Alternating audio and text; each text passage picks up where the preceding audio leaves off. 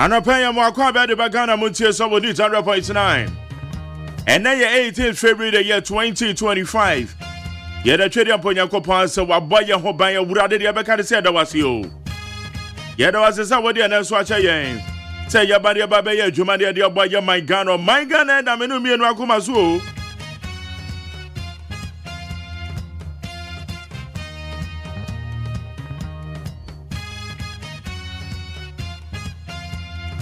Eti yenyina no se ye beka bom ne ye adwuma ne de aboya man no aya na bo hwe wadwe so man no ayobi e no man no ye de asi ni konso o man na esi menu mienu nyina konso enu ti na behwa His Excellency John Dramani Mahama bread ni si ade so a o man inaugural address no o se Ghana no eye ne dia eye wodia menu mienu ye dia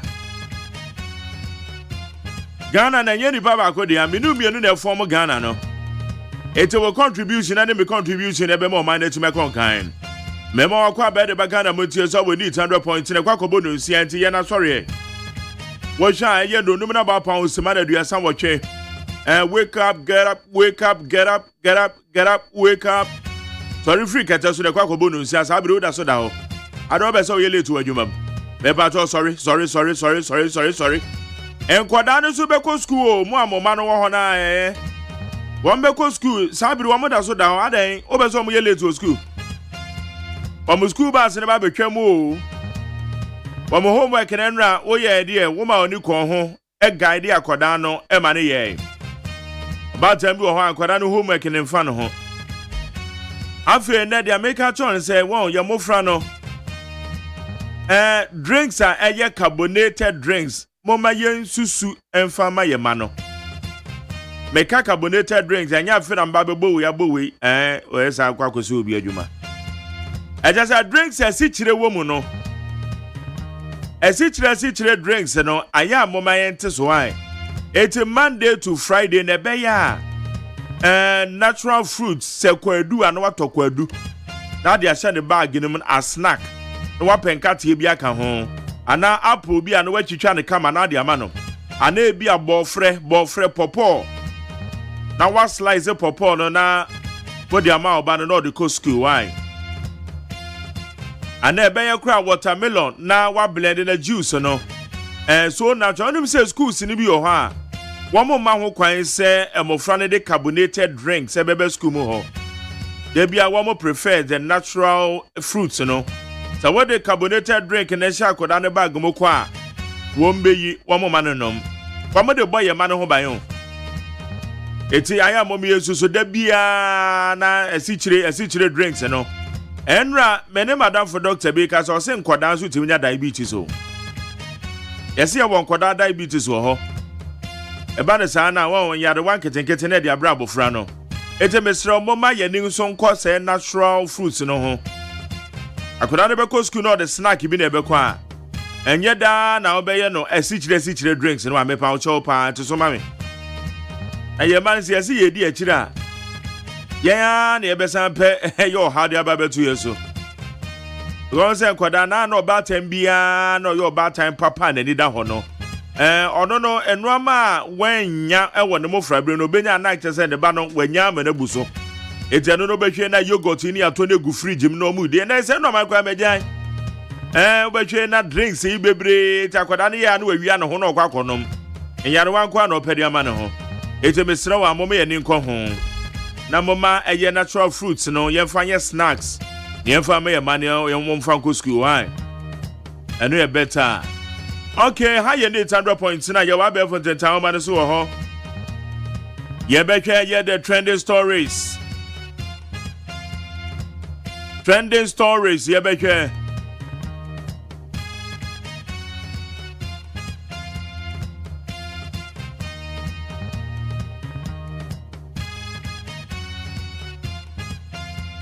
After and red channel, Sonny, yeah, beche, a year. Double bone crowd tell Musamano. Now you're quite in my bodo, see, and Yabeko piece 104.3 Yadicasiabono. Yadidia, I walk on the Yadibebro. And when you get the first bulletin, you can see about the can cry there, bro. Can see about the children, your best year about the one crowd to Muslim. Amasancha me kwabena for ba beje na dwa. Ye was solid interviews. Interviews a ye beye. Na ye de ni nyina bro.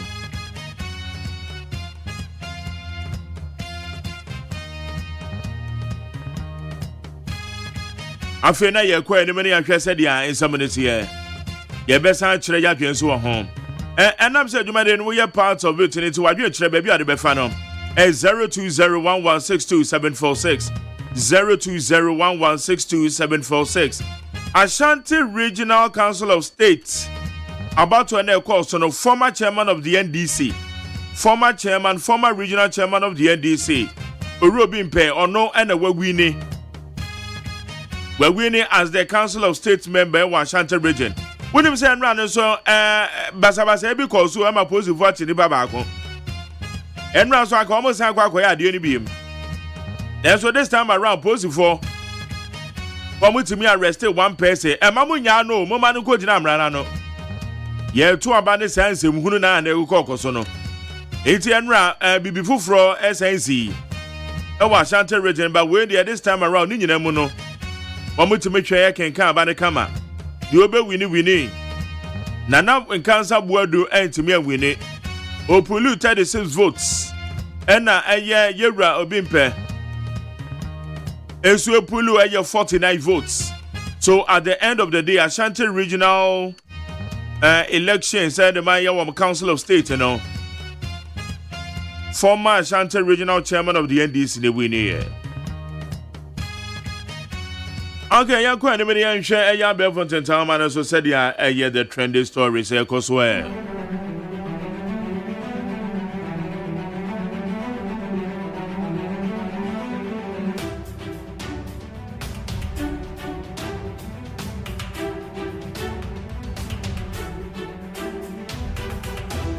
And up here, I said, my peacefmonline.com, citynewsroom.com, myjoyline.com, checkoutghana.com, StarFMGH, classfmonline.com, and any other relevant news portals.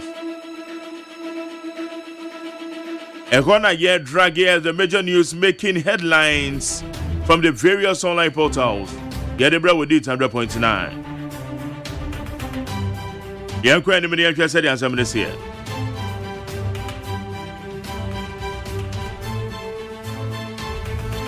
Okay, Yanko and then say somebody be. To. One arrested in Council of State elections rerun in Ashanti region.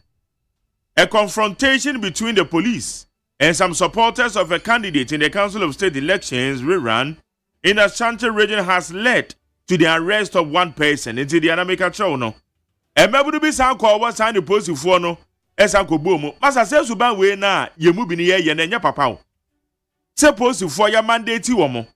Say woman shall about to so now you're quiet, but say you know boom.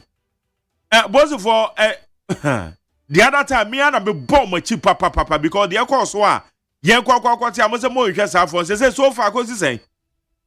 So far, one more Eddie kind, one more quiet yambran samako says and no ho. Woman post for the co boom. And yet the first time and now Council of State elections in Ekoso. I was anti-mantam. They say why no much no. Yenu su de chira ye bisa. But enra de ane de police for to me chinipa baako enra de course so was anti-mantam. OSP issues wanted notice for ex-finance minister Ken Ofurata. Rade. Special prosecutor no. Special prosecutor no. Obedjuma. Enra yanka bi shemo. Special prosecutor de ababehwim. Adan also Ken Ofurata say we declare wanted. Hey, I did Facebook on them out. Anti Facebook for them say about YouTube and the ba YouTube and the ba. YouTube and the ba Facebook no. Inti ya na ma check why. Moko YouTube. When you go to YouTube, ubenyame. Facebook and my own say Facebook and I said yeah man. Okay. So, yanko anymore.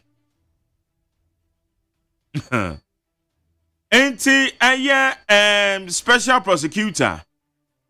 Orakisi Agyeman this time around we declare eye Owura Ken Ofori-Atta as wanted. Na wonim wanted na we declare no say yemu bia ye nim baabi owo no yemfrɛ. But special prosecutor so ho yen wanwa.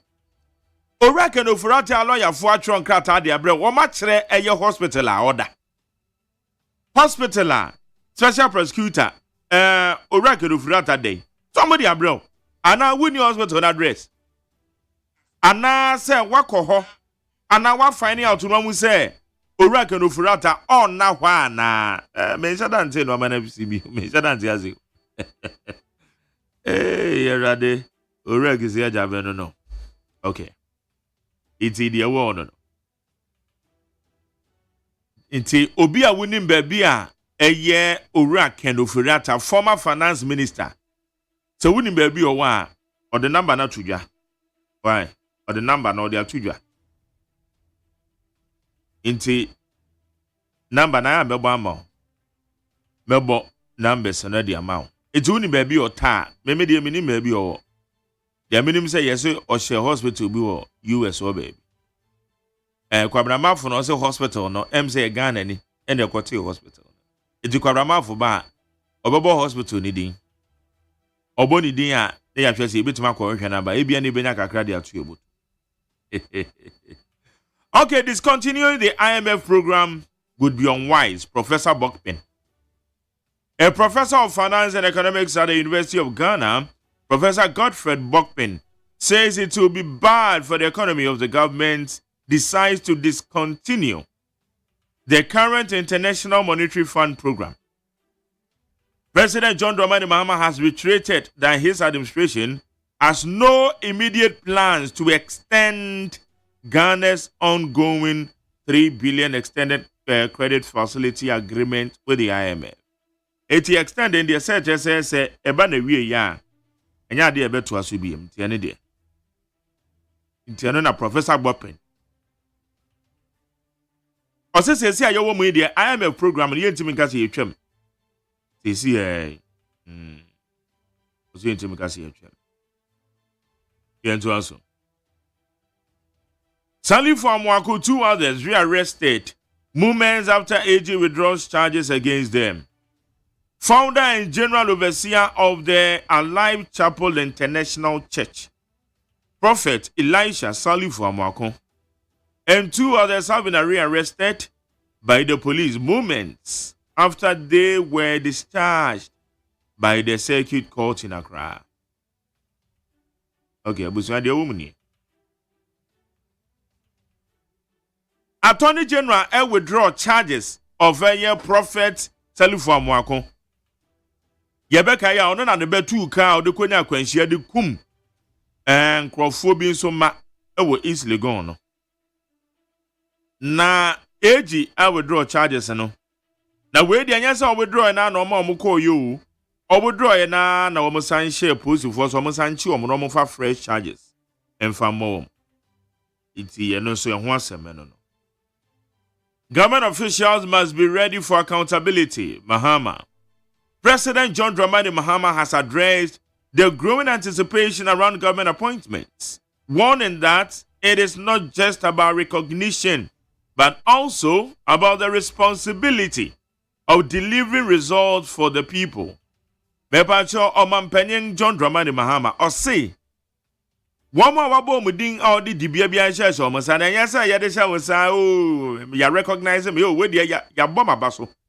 A busian and ya just say, well, my busiani any appointment. It will be near 2 pada, so in pada. Near 2 pada near the gum. So, hey, when appointment to a big woman say, be through Abba. And no man penning John Dramani Mahama say, hey, and your appointment kekeso dia mamu. No mum. Bubebu akonta e de akyere yen. Bubebu akonta de akyere yen Ghana fo. Enti mema wani enje se o na menya appointment nti e. O say bubebu akonta e de akyere. The munshano nso. Fuel prices dropped for the first time in 2025. Some oil marketing companies have begun adjusting prices downward at the pumps following the commencement of the second pricing window of February.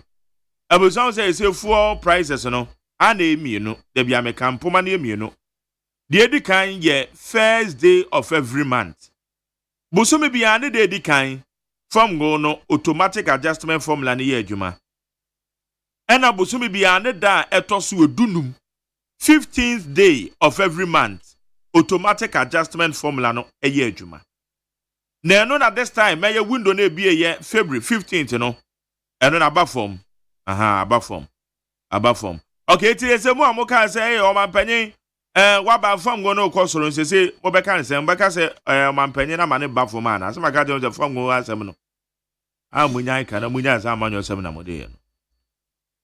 Ade aban bi betimi aya ne se eye eto a ededa so no ebi ode ne sabeka. But apart from that, se ebe kwosoro, se ebe gina ba bi ejina, se ebe ba form no. Say formula na ye use no de anya aban bi asede. It won't be farm says for born and farm my baby as I say we my kind years. Na bigusuka consistency moment year juma. And it's now more can on my penny by yana from go walk across na maka jum say masa. Me fan was president no. Na and yes and year juma. Do bet to my and say to a was no. Obetwitwa media free so. And you be say okay or the nesaka. But apart from that ye automatic adjustment formula. Okay, here we are. Yedi asidama peacefmonline.com, citynewsroom.com, myjoyonline.com, checkoutghana.com, starfmgh, classfmonline.com. Any other relevant news portals? Parama vumache? It also bright. As in? Okay. I'm Adam Boko. Oh, that's very good. Yanko and Miniambos from family to you for Kratano. I was here for the Baka time a day, Mamu Atiamamu Aquaba. I the Baka tie a friend said telegraphic ya. Nanim one must say what the His Excellency turned to Amani Mahama Foni Abatua. Addis Ababa to media be a coso. And water near Mammy and Sir, a bet me assessor a baby my sabre. Dr. Dufour and war to a buy for say. Governance yan Casani Urono, a bet me I am fancy and anonymous funsa. National Education Forum Womu Biano and ne. Asante Northeast. Ejebo. Omo tumi akwa to aba. Eyi Council of State for. Manson kwantamra sebedeni. Ena wasre aban. Se Ghana yetokreti no. Ebetumi de mfaswa Brian pa nti yense na yantoto ho niyama yie. Ghanaian Times de Bokrata anenim ha. His Excellency John Dramani Mahama ana woni IMF wo womo saying was IMF program ni ebe standing no anase ebre no so payawie en wasi da bi ebre no so a eno anu no yen standing no nko ba bia afi dagbon ohimpopra wo honom wakwa akosra na nanom ayemfoni adese e wo gonja we ya abakosem de edikan kura ebi ensida afi aba target sebeye 10,000 hectares ya ewa amantem wote womu ba bedua no ba ibebre aban beboa wonum prophet sanifu amuako ena nipa mienu bi eka wonum ho ayama wonum bel ena court case o we kura de yeja wonum nti womu nsanko yeja wonum ape ena yasachi wonum wo court wonum bi ewua de bokra tede ho asem aba na teleguide anim ha yewura sarifu amuako wode wonne ne yiri mfoni aba abeto anim sei ebra yeja wonum ayasachi wonum no eho asem enie afi tokreti asem ana meken tenebu akodu afokuo en wo sra ban se yantoto ho niama yie ebetumi de mfaso tuturi di ede abre wo man futum Office of the Special Prosecutor ede abase ononyamfo kan wo foriata waya wanted yehwehwe no enti watratre sede ne tiri hote watre sede ne nikola te watre sede ne shutie enti hunhunu a obetumi ate no aba Special Prosecutor tere so wonyare hwe ya tonsa frɛnum wadada wonum saa enti sisi ade wadikra no wanted yasi aboni pensi asombo se ye pe wuro ejimayefo baabi a yetua wonum ka no wo ma ye fraud wo honom a amu o meya boka yasi shama ejebo wo manya wo ma hene foforo enti wode na namfo ni abetu de bokrata enim ha overseer de bokrata na enim ha national security for kire se ebra japa edi adehye enim ko nenyamfo kan woforia tafie no na omukuta arrest warrant ya enam so a omu edekọ ho yase atoforsen Bright Simmons na eka yase wo pe obi anko meyi enini ye kura titru MPP abanya na ya atoforsen esanse papa yi womu nimpote pass wonya hye en womu de ne to watankuru wom womu eta papa ye nia ose shocking revelation bi eba said ye afremo so pare former chief of staff and the children na was so pare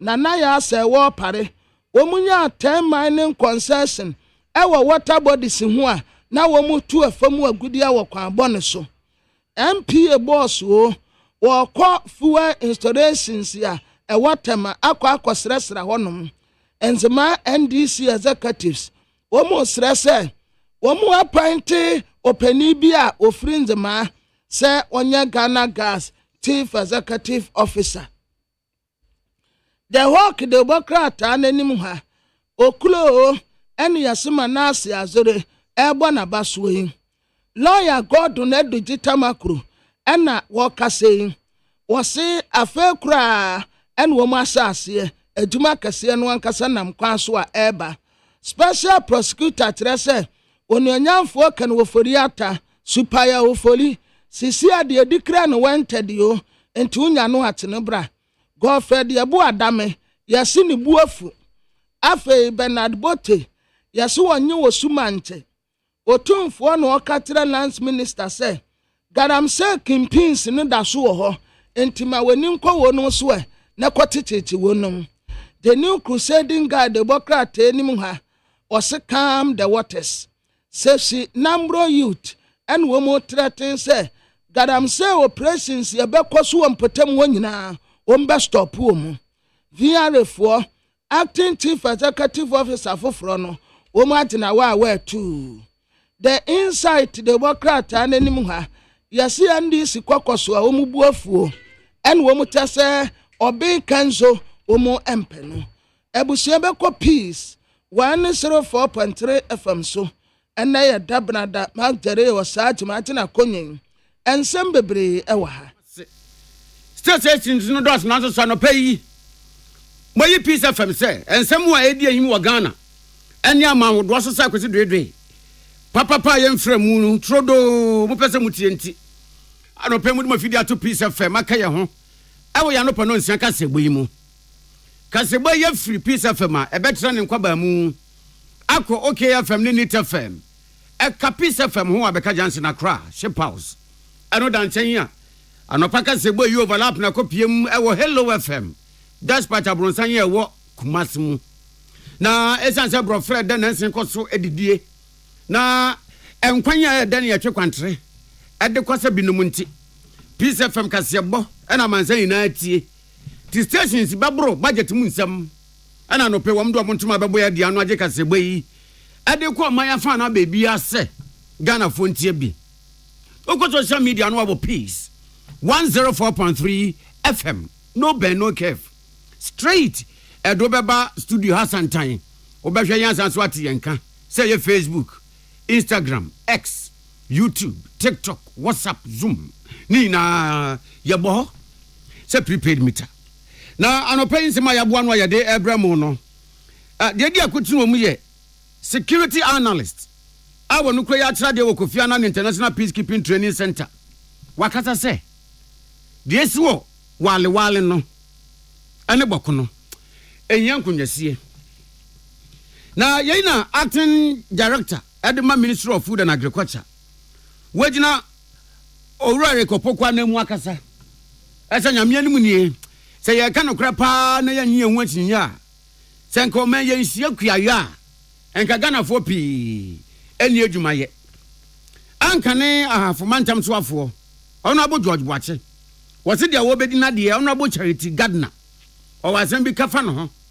na sasem na wo kafa no ho no na nanamo hemfo eni ade se wo ahafo ene anope yi wo monte wo maso na wakase bokura ya mu no bete sɛ ɔmayimu yɛwɔ Catholic Bishops Conference and the Christian Council of Ghana eku kɛse mienu aka bo matintim krata de aba abɔnten sɛ abanye to anamon bi wɔn ka so mani gye ho a na wɔn boa na yɛbɛkɔ ball bom na ɛnura sɛ yɛ ma referee na wɔgyina Barcelona ne Rayo Vallecano match ne mu wɔtumi bɔ na de to free ɛyɛ awam ɛma Barcelona winning 1-0 no ɛmu nkyerɛ mu nyinaa wɔ ha UEFA Champions League ɛna no wɔkyena ɛbɛba so na deɛ no yɛde ni na bɛba enyimako yɛda Roma J Binding Company Limited sɛ kane no ɛna na wɔbɔ paa ma yɛbɛsiesie ofie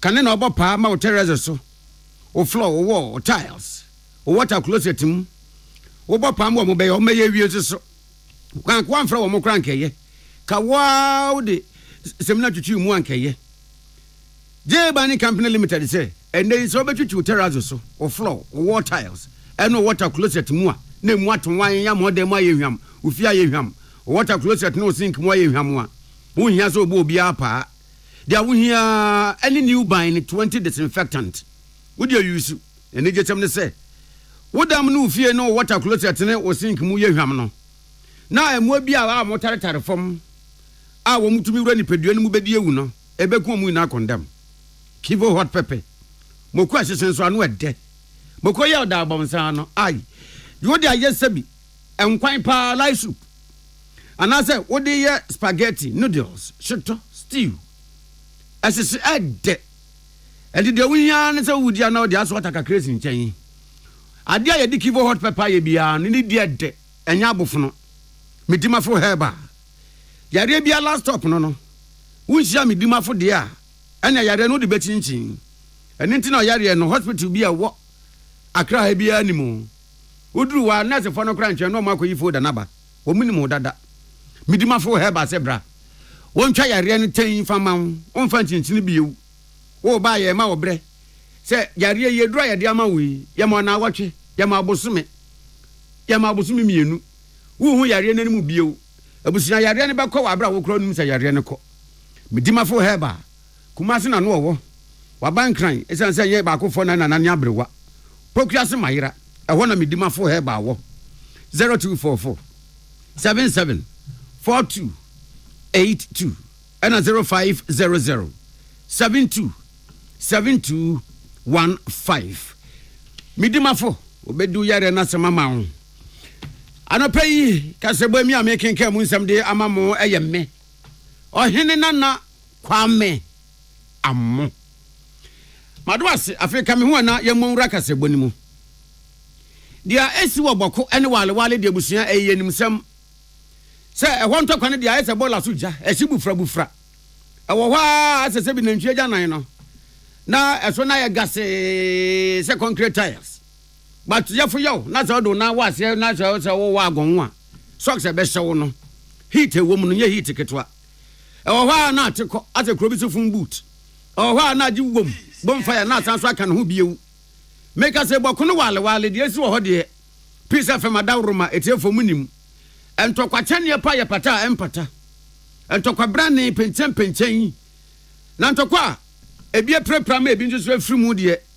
wei anya ntokwa ya kopata izewu aya ntokwa kese pa na yina anam so ama asoye ahwe afi sembambo wo nsam so ede wo beda ntem curfew ato boko ene wale anopa no nsia kopema nyumre no nsia ema obi endi across okrum ema obi a kotra ne scorpion kra ye mpese be hu wo mo na yina peace fm ya ne security analyst awo nukra ya lecturer awo Kofi Annan International Peacekeeping Center Dr. Victor Doke ya ne tetwen komo na Dr. Echiremu se obeda ntem curfew no eye pa titu ne dia efisem bambo aso ye ne dia to wale no eye na mom no curfew nachi ewa na monto bi a wo se efisem bambo so aso ye no enu amamuni na etuo na ne na wo kyerem se curfew nachi die hia se ye ne se yesin kunwa e wo se kunwa sie koso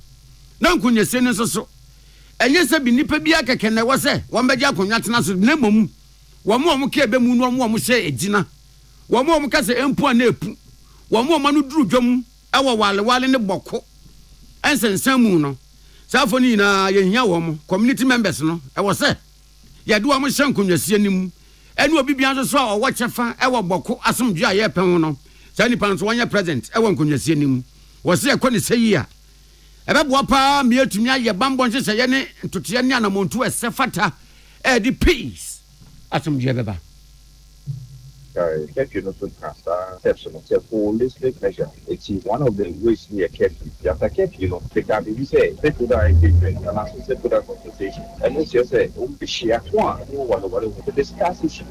When you say, possible, mobile, I am to take one, and this I say, the easiest way is get, but then, if and solving the main issue. That's just solving the main issue now. Top of get, also we don't want to say for the when we implement it, we're looking mechanisms to address the issue. And it's in a conversation. And it is a kept, then I say 1 month, and I say few weeks are. Say. Now within that few weeks, I want to say, address the issue with regards to the market.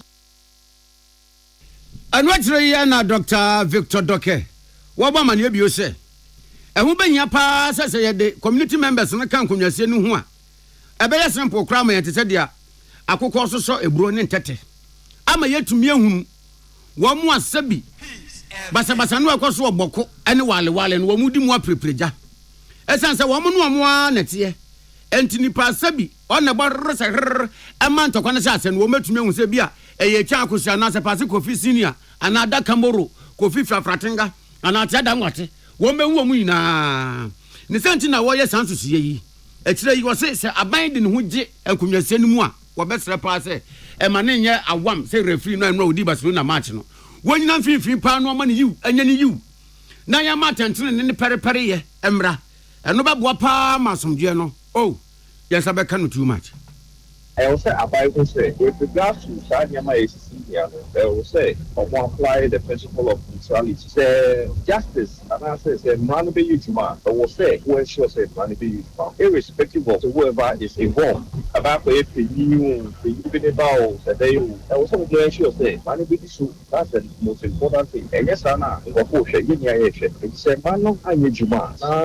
The complete issues of move that we need to move at us. I don't know the man proposed to say. Okay, that's the idea. Yes, we have the farmer now. Actually, it's my idea. After the Pastor and possibility, there should be neutrality, also more sure justice, fairness, and equity. Nobody's above the law. That's what we have to understand. Yeah, security analyst. Bambo Munimudifo, or Sazo Tradio Kofi Annan International Peacekeeping Training Center. Your friend Dr. Victor Doke. One piece of FM, same training, man before Abdullah Dasmani. And a bon comoy. Yet, Waka se bonoso.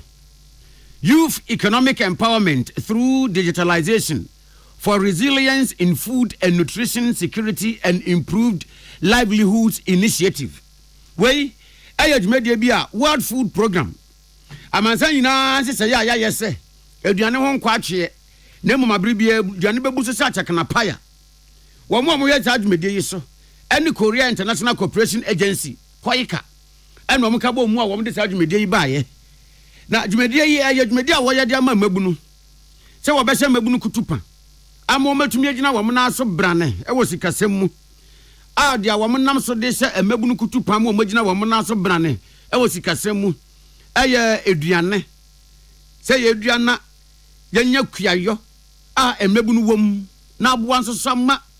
And we are a prime money per ya and what they in Yanuno.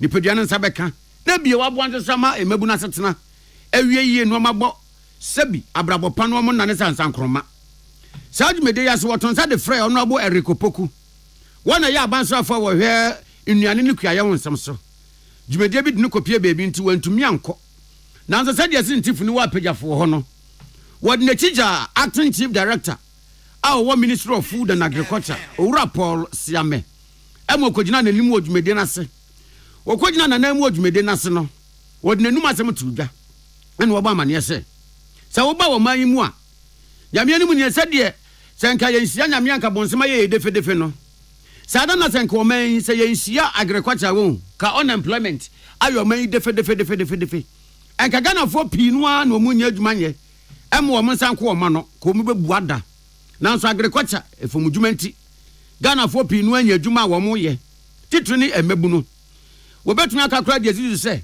enemra se bejani o wa ya waso awo no kura ya agriculture asia ya na abedi akire John Domelo sei abrantie mujamono hwia wo ya nya kua ketwa wakase wo ya list na daje bebo yen wo se boa papa nanzo so oha ba akumienu bi a agriculture wo man mu ekom ba ku ye abafu kuayo akade modern technology no na afei ekuafo pesika no mo de atre wo mo mpe wo mu a edin papa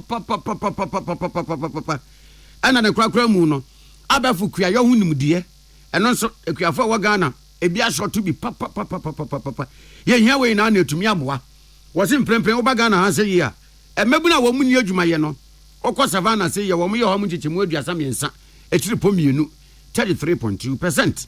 okọ atibi de mantem northern regional emebuna wo mu ni adwuma ye ayo ha mo chichemu aduonu nsia etiri pomiensa 26.3%. ena north east mantifia pieye emebuna ni adwuma ye aye 26.2%.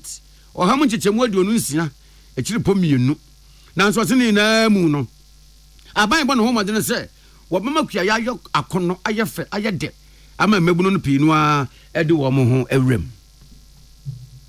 This project comes at a pivotal moment when Ghana is facing pressing issues such as youth unemployment, food insecurity, and the increasing impact of climate change. That's the adverse effects of climate change on agriculture. Ghana's youth unemployment rate is a major concern, particularly in the savannah area, the northern sector, the northern region, and the northeast regions. These are the very areas where poverty and food insecurity exceed 30%, affecting the well-being and economic stability of thousands of households. First, through enhancing access to digital technology and services, leveraging technology for social and behavior change communication, providing technical assistance and policies, particularly in rice productivity.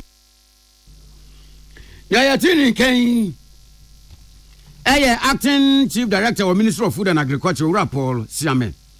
Wojina Nabo Eric Opoku Anemu and Kasaye. We are head of business and transformation. Our World Food Program. Eura Jacqueline Namyalo. One se Kasaye no so media fine pa. Na we say ebebuama emebunu. Enye adwuma ye ato nchen a. Ebiew ebebu sponsor so amagana ye we. Said the honorable Kase. Eduane ho ayeden. Oh, eduane bebuso. Ebe chancha kanapa ya kura. Ama enye nuane keke nemum. Enuane a enuane nuro wom a nipedi a obenya so mfaso. Utilizing functional government solutions, but in a way you're educating them. We will introduce a loyalty platform, we call it CESA, where we will incentivize behavior change, and the users will be rewarded for good behavior. And then finally, there's around food security monitoring. We will support development of a solution that will facilitate real-time food security data collection and analysis at the national level. And we will even get interns to work on that project so that they get hands-on experience in monitoring data processes. Head of Business and Transformation of World Food Program. Eura Jacqueline Namyalo. And yet you are not so neno. Sike yim. And a piece of FM yensem training a man before coach me dey say. Our day a man boy ebaye. Na Honorable George Wache. And na wa ye ahafo regional minister NPP amanyuko na mamu abreso. Sabe ya wodi nedwuma di ato. Aba na wie ye ama ahafo enya mantam so afofo frei.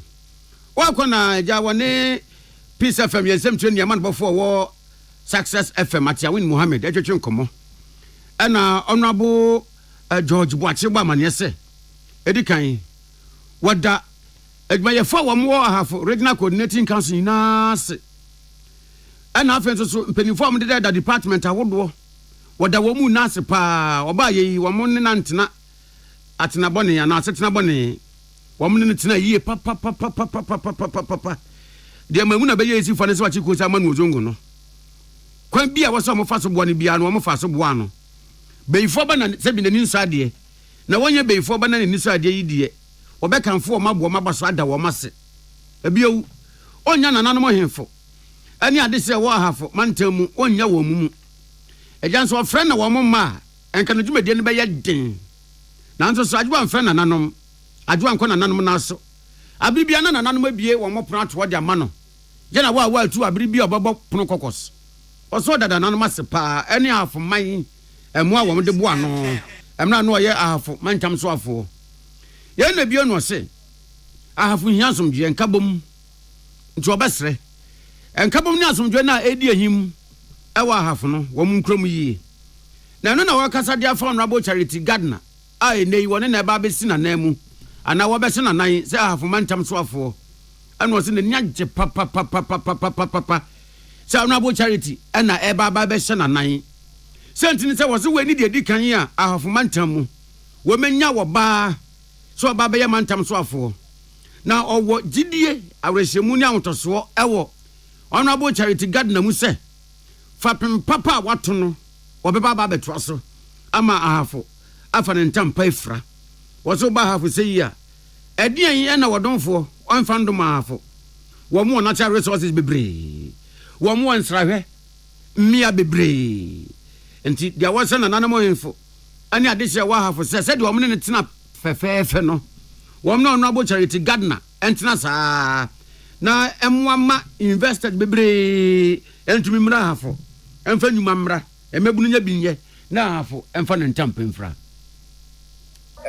we are first time ahafoa yɛnya ɔba regional minister na me kama sɛm sɛ yɛto ɔba wie a ne yɛwie deɛ aka no ɛyɛ development nti wɔ sɛ yɛma ahafo ɛne hia yɛ nti me nuabaa no a waba no ɛm sɛ ahoɔden bi a ma wɔ biara no ɛne ma wɔ bi a ma wɔ biara bɛtumi ɛde bɛboa no ama no adwuma a ɔbɛyɛ no ayie ɛm sɛ hafo foundation no ɔna bobo bi na hyase ɛna me so mbɛtu bi esi so ama ne duru ba bi a adu sɛ ye take off ti ba bi adu bi a no minim sɛ at appropriate time me ne be hia ma kyerɛkyerɛ no sɛ be ya we begin from there na ba bi a ɛkɔɛ for investment drive ni ma ne ma nyinaa no ɔno so ahunu wato aso yɛnya investors aba hafo ha ɛnam so ama mrantier ma ba wa yɛnya adwuma yɛ enti me de makoma bibia mpaebo nyina bɛta na chi Serabaya, Jumadia Obiti, be. Nayatine Kenya, Honorable George Watche, Ankane, for Mantam Swafo. At Sawin Mohammed was success firm, one in a church in Sankomai. Now, your concern for Francois Ghana Catholic Bishops Conference, and the Christian Council of Ghana, Etintum Krata. Now, Krata, you meeting to me penny for in a woman's Shasie, Most Reverend Matthew K. Jemfi, or your president at the Ghana Catholic Bishops Conference. And a right Reverend Dr. Hilard Dela Dogbe, or a chairman of the Christian Council of Ghana. Na Christosum Kukese Mienu, Ghana Catholic Bishops Conference, and the Christian Council of Ghana. Wamokrata Yimun Sami Yetiawa. Assembly na say, a Jaya Naya to Ghana, ha, and Abayaba man, yes, say, National Education Forum be eba. As Ajmedi, and before Wamu and Wumesium. Ane wɔn a ɛhumasia wɔn ayɛ sɛ pillar egyina wɔn so no wɔn mu behyia na agya nyansa eni nipa baako fo tirim nti wɔn bɛtoato adwene ɛde afa Ghana yɛ humasia sesɛyɛ na alteration anybody works ne service na wɔse yɛ obi wɔ mu no yɛayɛ na Ghana Catholic Bishops Conference any Christian Council of Ghana say ɛyɛ ade papa National Education Forum no ɛyɛ na mmom wɔn di yawo ɛne ne ɔman kan no wɔn boa wɔn nyanya atwemo nyade a wɔn de bɛhyɛ wɔn ho na yawde no makuru sɛ smoggy goods na wɔn akasa de ahyɛ wɔn hwenim da bi kana wudi ɛyɛ kyɛ sɛ ɛhyɛ wɔn na tete wo enti Ghana Catholic Bishops Conference ne Christian Council of Ghana so wɔn bɛka sɛ National Education Forum na ɛbɛba so no Emra Education Ministry ɛton sa de afrɛ wɔn a wɔn bɛba se bi no awura wɔsɛm ne sɛ wɔn Ghana Catholic Bishops Conference and the Christian Council of Ghana yanton san frɛ sɛ bi ɔmo watchman po clean and power wɔ hɔ mpo ɔmo anton san fan frɛ wɔ mo ɛna ɔmo bisa sɛ bɔne bɛn na Ghana Catholic Bishops Conference ne Christian Council of Ghana wɔn ayɛ education ministry ana aban ba bɛdi dwuma ɛte sɛ yi na yɛyi Catholic fo afirim ɛyi Christian Council afirim na Ghana wumesia sɛbi wobɛtumi aka Ghana wumesia wo nsɛm wɔ abere a ɔmfa Catholic ɛne Christian Council fo nka ho na Ghana ha sɛ woyɛ Christian Council ɛne Ghana Catholic Bishops Conference wɔn mo tra wɔn nkwa ba mu ni ahwɛ schools awodo a efifiri wɔn mu aba ebi ni yɛnhwɛ wɔn schools awodo a ɛwɔ ɔman yi mu na yɛnhwɛ boa wɔn de boa Ghana wumesia na sɛ yɛba bɛka wumesia wɔn nsɛm a yɛmfa wɔn anka ho wɔn si wɔn yɛ ɔde ni wɔn nka ne tintintin bia akyɛ mu yɛ ebi a na awurefie hɔ nti ɛfa Ghana Education Ministry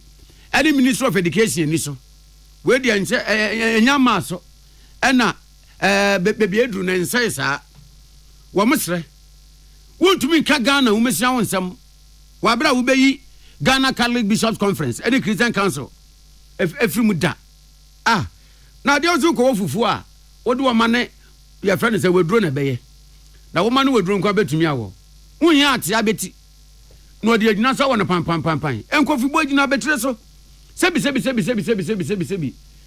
atopa kesa so gina sisi den so sana Ghana wumesia wɔn nsɛm so kan so agina Ghana Catholic Bishop Conference ɛne Christian Council of Ghana so wɔn kan hu bi edwaye nso do so adwun so frem entoma sɛm wa ne sɛ wɔn twɛn wɔn invitation yamre wɔn invitation wɔn mmerɛ bi because wɔn so wasan kapa wɔn schools do so na wɔn so fa adwen kyerɛ ne mmra na yeyi wɔn firi mu saa no a nyame anim nie ɛha adwen papa wɔn sɛ kata yɛ wɔn de abayi a wɔn mama titru peace FMBA a yɛ kan wɔkasa boy mu no wɔn gidi sɛ ɛbɛso aba pama Ministry of Education ne Ghana Education Service bɛte na nanu wɔkyene ya wɔn saka invitation no bi Ghana Catholic Bishops Conference ne Christian Council of Ghana wɔn krata yi so na ebegyina so na kasa boy ya ho mesoro twe ho agye abɔ fan krata ba sisi a yɛ ba ɛbɛkɔ amono ne ɛne ball bom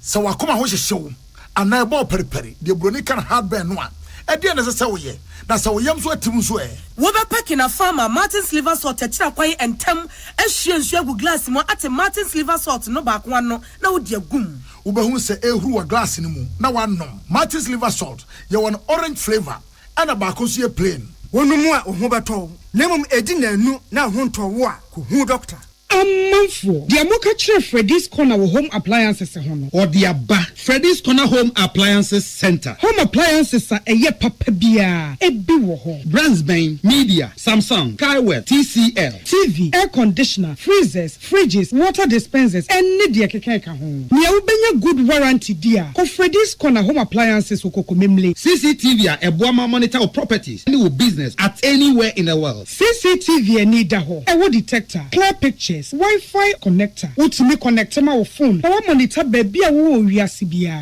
Freddy's Corner Home Appliances Abeka Freddy's Corner Ejosua Hodwa or ton phones any home accessories no. Fresh 0544 959195 and 020 7937323 and now so Brako Komemle City Light in Chehwa. Na ya can discounts any achadia. Ubetiasie. Freddy's Corner. Home of authentic home appliances, phones, and its accessories.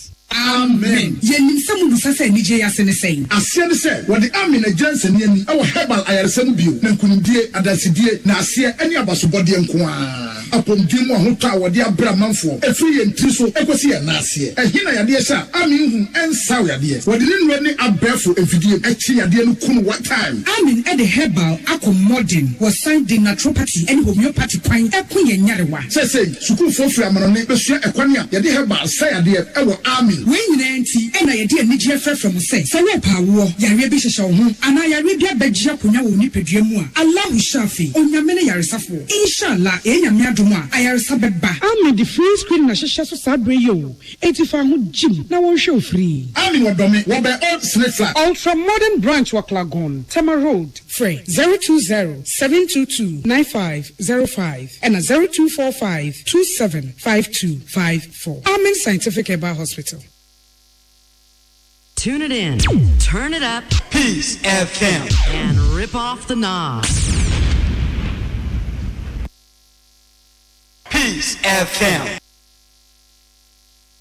I'm sorry for your mama kwaba. Afi ye call agudi nsemu. Enra Spanish La Liga koso. Na Saturday and Sunday reja wo mo boy ya na aka ba ko so mutinete afri ho. Na na man say na any disa ball against neti. Sanse na Barcelona na ebo. Na ense da nya akense bia na ehu bia na emom dia na ma se obi beka all eyes on you. Eni na what akense so ne say.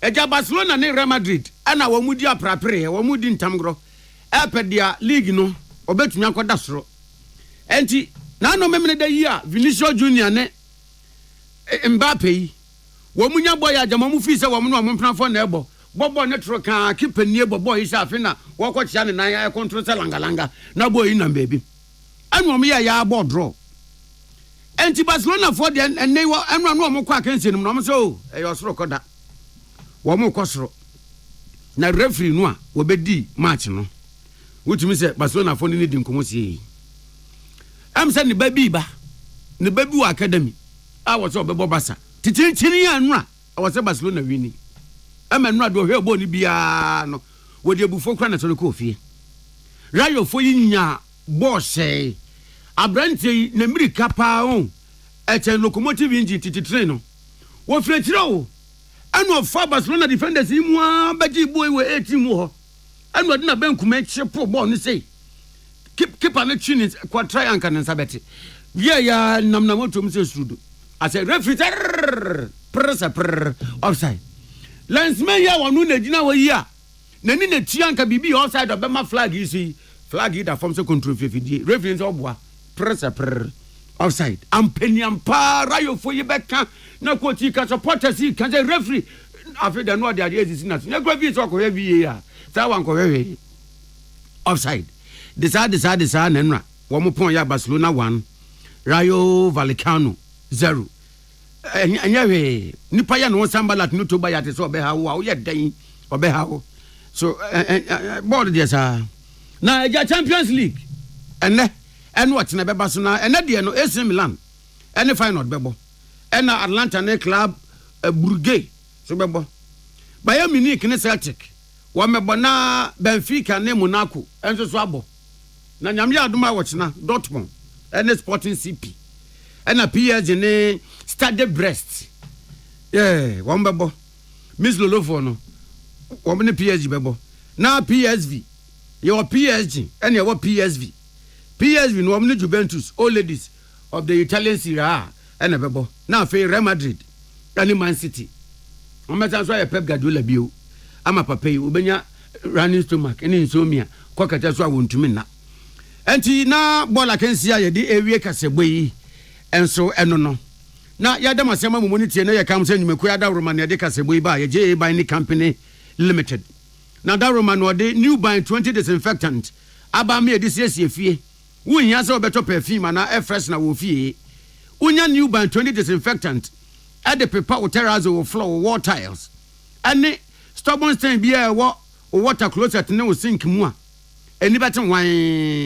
we wunya betre ne scrubbing brush and san wa hu atua dabi kivo hot pepper mokoya sense we de pa wo de ye aduane a noodle spaghetti shito stew enkwan e mani nyanyan e mani ye de pa bidimafo heba for yare bedano besama wo yare ma midimafo heba obeka wasma ma ho obedu wasma ma ho amwonya yaresa ya nya se edro ikonom ne ya hwe se ya hwe de nyambe ye dabi ya mu odro na kiro se na wotwe ana don hwere mienu yare ne beko asempa yare ne beko ama wo ho bedwuru ye wo pokura se mayira e ma yare amfa wonto ananom wo United States of Asamado brane hwe na ho beto 0244 774282 and 0500 727215 and me kwa da romana ne ene bina February boso me da to so dun wo twa no pa no saka sebo ade fa peace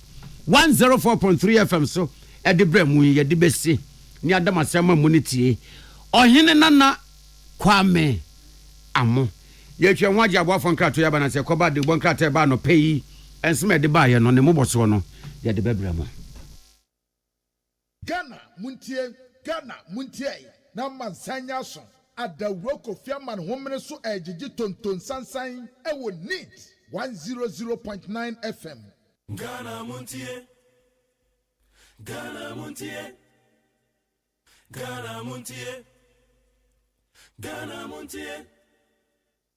Ghana muntie Ghana muntie na mansanya so adawro kofiaman homene so ejiji tonton sansan ewo neat 100.9 FM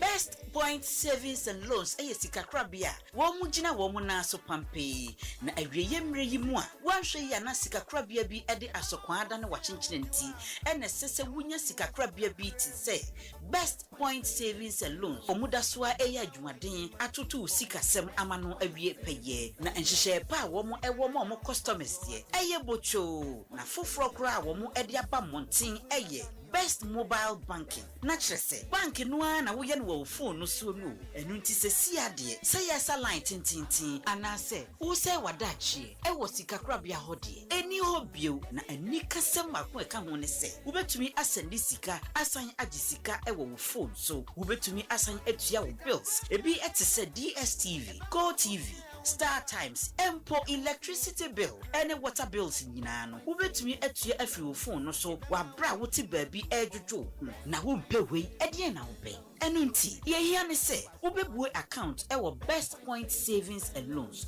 na wo wi na wa dial *277# na wo demukra Washe, banki na ye fofofo sa no. Best Point Savings and Loans. Ya makofa Best Mobile Banking aba. Jimmy so say, wo phone nie, wo sika suni. Best Point Savings and Loans. Best Point Savings and Loans. Your dream, our business.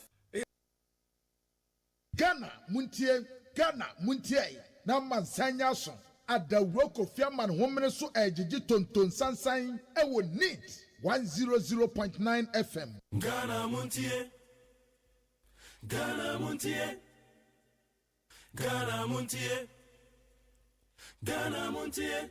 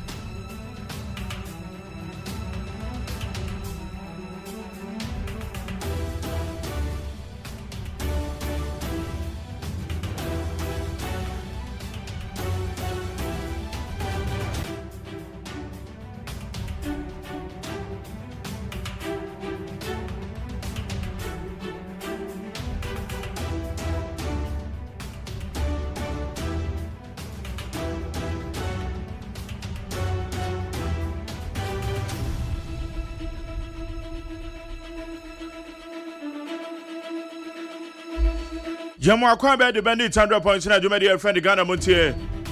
And ya Benada and then so the 18th day of February the year 2025. Now when it was a February day I am now or your busumi bia. A leap year crown mpa wakwa ya 29.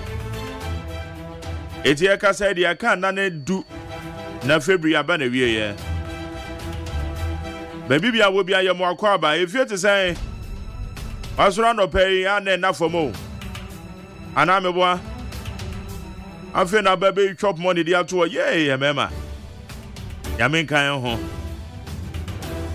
oba no so be wo bere ne ho a oye we make us enkwada won be bia mienu miensa na e ba kopempo na for mo obetete aduane ama no wo mesu ano obeduare duane no o tete aduane ma no kwa no Sunday ye no ho o ndidi ntem so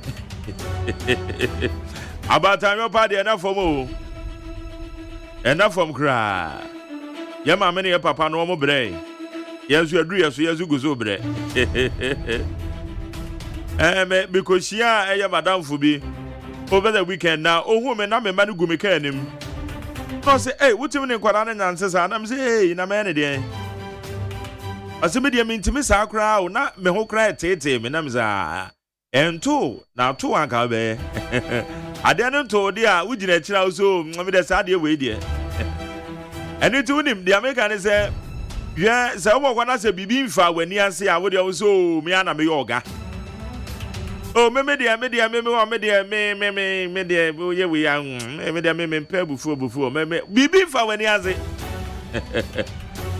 efa wani ase a wa na bo anyway how you did 100.9 be the luxurious OSEI AGYEMAN ya ba be hwe nsem akodo ekoso OSP Office of Special Prosecutor say woman ya declare ayo owura kenofurata wanted woman di phone ya ba beto abonten na woman ka kire so bibia obehu ba bi o hye no se wuni ba bi akenofurata sha woman dey aso be friend numbers yi aye dey besi na ehu ba bi o hye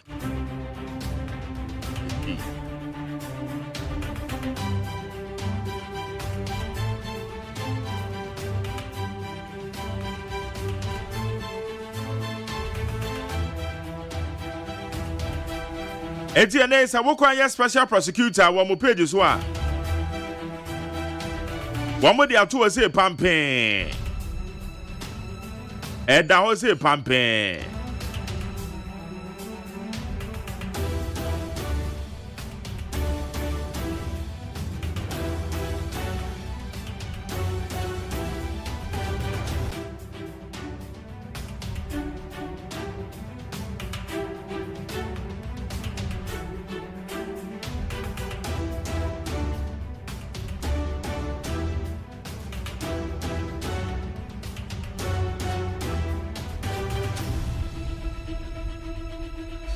Etienne say woko eye office of the special prosecutor dia watro nie o say name Kenneth Nanaya Ofurata, date of birth 7 November 1958, age 66 years, gender male, eye color black, hair color black, distinguishing marks not available, complexion brown skin. Hey, special prosecutor.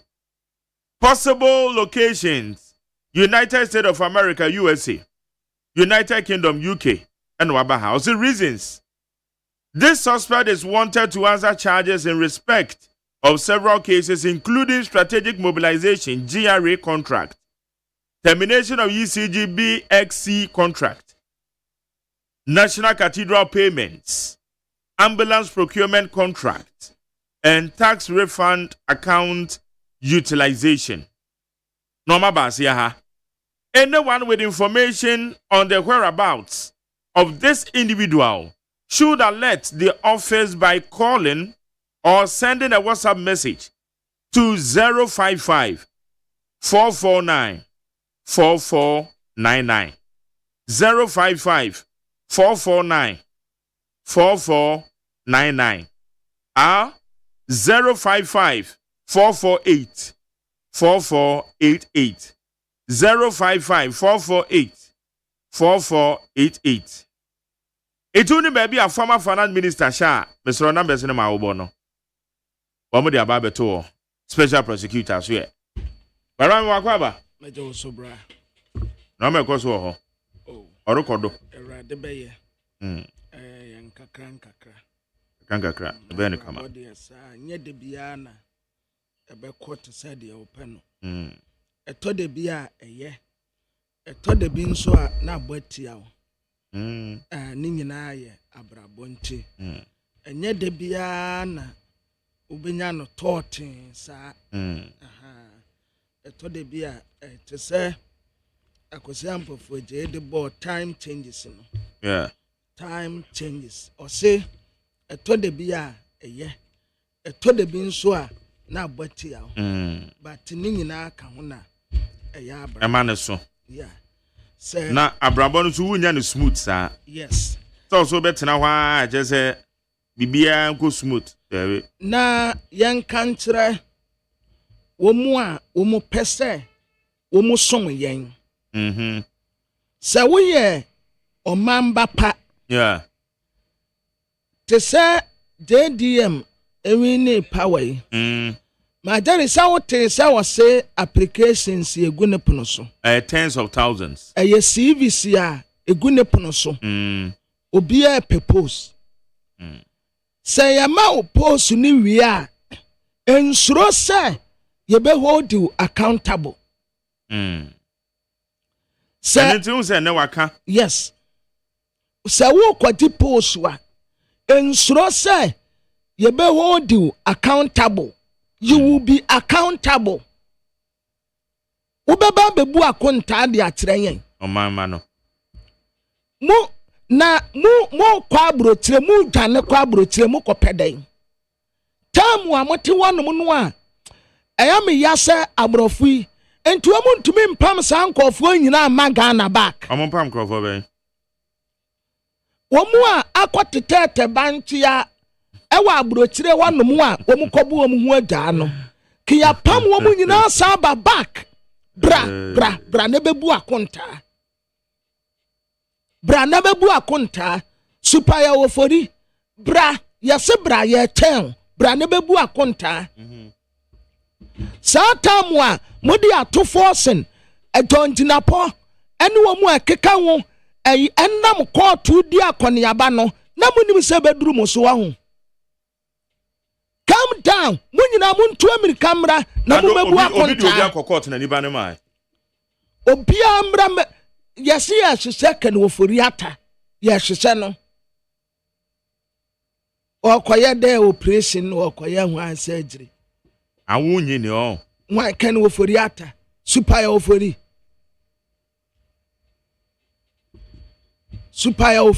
na OSP ono ote wa ye de wo mo ntro nkrata anya wa na okra wo kwabna ma vokwa so ni hospital wo so oda I will say Ghana ni see me mayo hospital no wo say hospital ko Ghana ni dia wano an letter wa de ba ye say yes what da mayo hospital and special prosecutor go we what da him for hospital there be special prosecutor so wano an kasa super ya ofori no what da hospital kwabna super ya ofori say other hospital so na hospital ebia said ya wo kwabna mafu wunyi ni na ka special prosecutor obeko over all the network I we declare sisi ya we declare no wanted yan san kwasi this week ya na next week no so we seto kromu krampa me ya sure so obetra ma interpol so omo mfa no mra satamu a wo ye national cathedral ho asem a wo justify no SMF wo de wo GRA sika ekọ mu no ma jere wo de ma me nko papers no so mra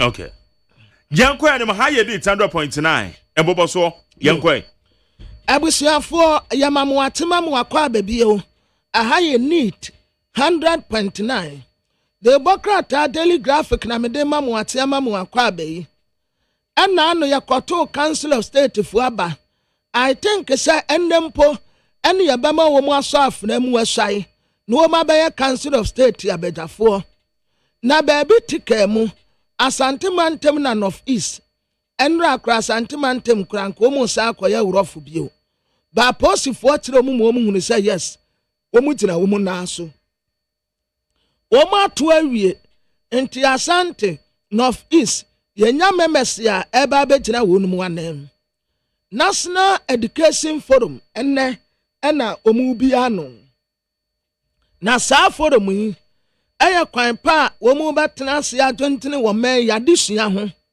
ekwan ba ne ye befa so ye betumi apia kwanim menso me de me input ba mesra mo empanimfu a mo kwatena se akwadwo nwina de sua hoyi mum yenya theory bebrebe no na yenya practical yemfa yensa yeti yadwene nya bibi na munya de bia theory ya yesua gu yetirimu ampa yewi a na yewire fie no yenya de wonsa no practical works nti se mo kwadwo nwina de sua ho a momfa nsem Dr. Kwabenadufuo ena wotufuo yi wasi ebetumi anka governance role no yemfa nsa nananom ahemfo nsa His Excellency John Dramani Mahama otu kwa wakwa abrochire wakwa Germany enu wo free Germany no wasaba Ethiopia Addis Ababa Ethiopia fo ena anu say ya meduru ho na moda trickers no wa ya no basabasa te say ye die ya difference bi anim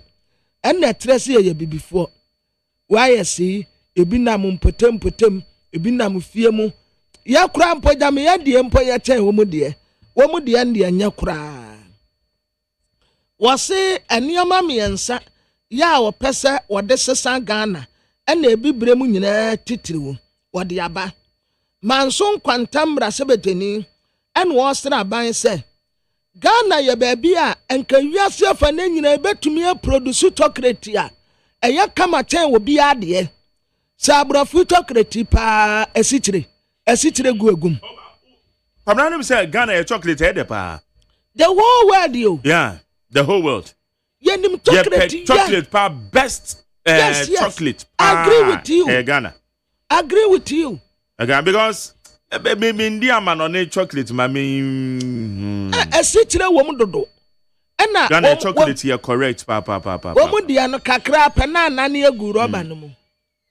Womu de kakra na anane ena esichire ni ye bebre dodo ye ne ye chocolate ne ye kama pa chen womu nyina ade enti wo se ye chocolate no pa ye ma ye ni akoho isi akora ho na da chocolate ya no yi chocolate dem set wo chocolate ba ku bi na first no wo bre ye chocolate na neje ni mo awon wa na da so ho debi onana kra de se okokra da kra nza ye to aba foforo na abaho bat endi eno ya aban appointment ana wo mu ana ye wo ma o se kwaye woni nyina nje aban appointment se CPC Cocoa Purchasing Company yeah CPC eni ya nipa wo mu de no beba ho no o ma na ni nko chocolate no ho ye je sa de mra se bedwani no de adesrede tu nanim no yeah afei Speaker of Parliament, Right Honorable Aban Kingsford Sumanu Babe,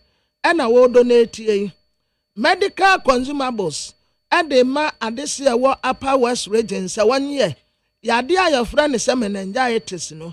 Cases in the kwa na kosro into 1 year 1 fan kra one who kakra said the beya one who behari one. Ghanaian Times yanimuha. What the Honorable Erikopoku Esuna force out to Mrasebeteni Mfoni Abetua, one way agriculture minister. Was say Ghana ya shabre besisa, na ya agriculture ne betumi aya sa wendes no. Ediane bebusu abu ne sa wonte. Amantem ba ko enwote ye be boost honom agriculture production no na peja akosoro nti 10,000 hectares ena abaya target ye yasa be ma wonum nsuo ya wo be pompe de egu ono bai so a entimo de moma ye bere wotia wa bi aduane bebusu wo mai mu Prophet Sarifu Amuako ena ne yere eni nipa mienu bi e ka ho asem no kura na minim si ejeli ne ba no ntia tu atwa wo mu si wo mu court say ye ja wo mu acquainted and discharged ye kweti wo mu discharge wo mu apɛ ena posifo saati wo num ye se ye friend re arrest e wo ho no mu a dagbon overlord ohene popro wo dagbon wo si we ya bakosam kase pa e bi nsi da se wa kwa akosra ohene a wo gonja enka ho no no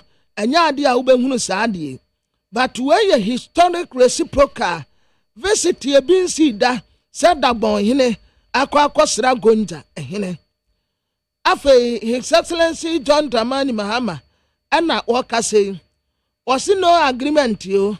Womunya se IMF program no. Wombesa stand no akwa anim. Enran so wale oh. Enti dia pa na wale fo mo ye mo hu. Passenger fo ade bus tu kwan. Den na mo kwati passengers ni wo kwam. Eteja tu bus mu sin oh wane. That's independent me no kra na ewu yo so den. Oh, enti bokufo enti mo memra sebedafo ni atitiri bebre ya mu wo kure yi mu. Enti muntumi nsha na asomdie makakra. Majari bus ya wo kwa ne baabi o. O tu kwan ne passenger fo akwa ne baabi. Mo de se monya mo ntokwa na mo ko a. Monya no mo am ho. Funtum wo sa batatene. Obi a wo tu kwan akwa ne baabi. O mo de bus tu kwan akwa baabi. Mo ate bus atututu agumu prepre nipa bi.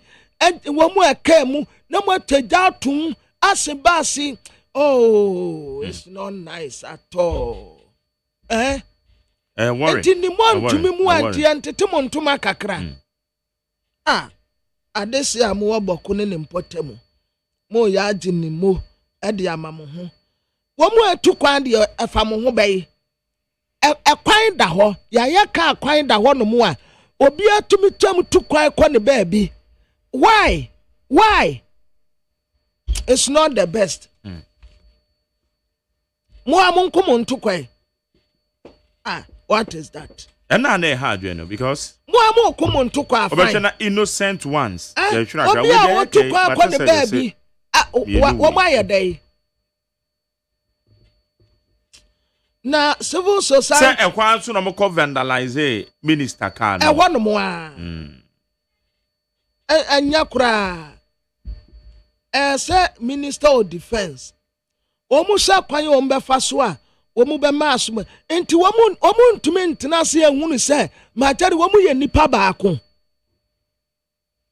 obas ne de kwase se ye kase ye nipa nson na ewu wa look at this enti womu ntumi ntena se ehunu se womu ye one womu ye busua enti womu betumi ase maasum diaba fitibra womu start kun womu de na womu anya fitibra womu start because of politics ya ayansi sha ni muni nipa bone semunti fitibra mo start samo ko mo amumi samo ho ade achievement be pa ne monya abasobo be ne yede amamo ka be ne yede atemo ade be pa ne monya awards be pa ne yede amamo but adisia na mukum wo mu keke omo gina o mana na omo sane etu odigu omo so omo sen twa jade to baase ne mo Abusiafo do bokrata ya friend said daily post na me de to aso yi.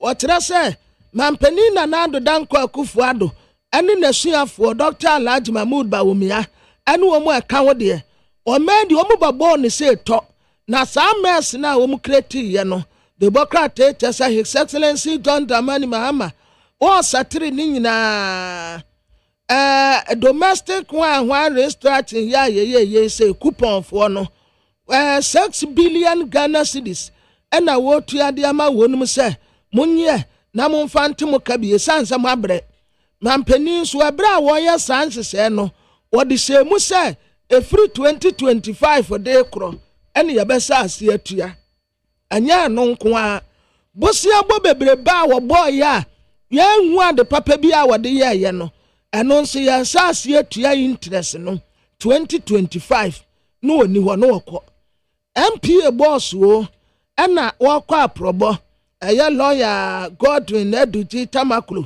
okọ akosresra ne mpotem wonom enwuma ehya na sinyina okohwe sede ye wonom adwumaye esitie yase Richard Japa ye binum se no okopeden okene ofori atafie no oye director special operations ewo National Security Secretariat enti adwuma ese Richard Japa sentia wode ko supaya ofori fie ho no enu nie Office of the Special Prosecutor en wode abeto abonten se ononyafo kan ofori ata sa ya frane nanayaw yase nanayaw ye hwehwe no waya wanted enti obi a wani beta nanayaw so no pattern is a special prosecutor. Ehia no wa no de ne na ya hwehwe super ofori. But special prosecutor say na why we no court na sem so no na de ne peye. No na de ne to me no. Me ya sure say obefa mra kwa so. Obefa mra kwa so. Super ofori. Because said they all can nyina say super ofori mra no beboa na onye nhwehwemu. Yes, bra. Aha no nkyere say obi akwa discount. Wo mra. Ombeboa no onye nhwehwemu. Ai, wo mra.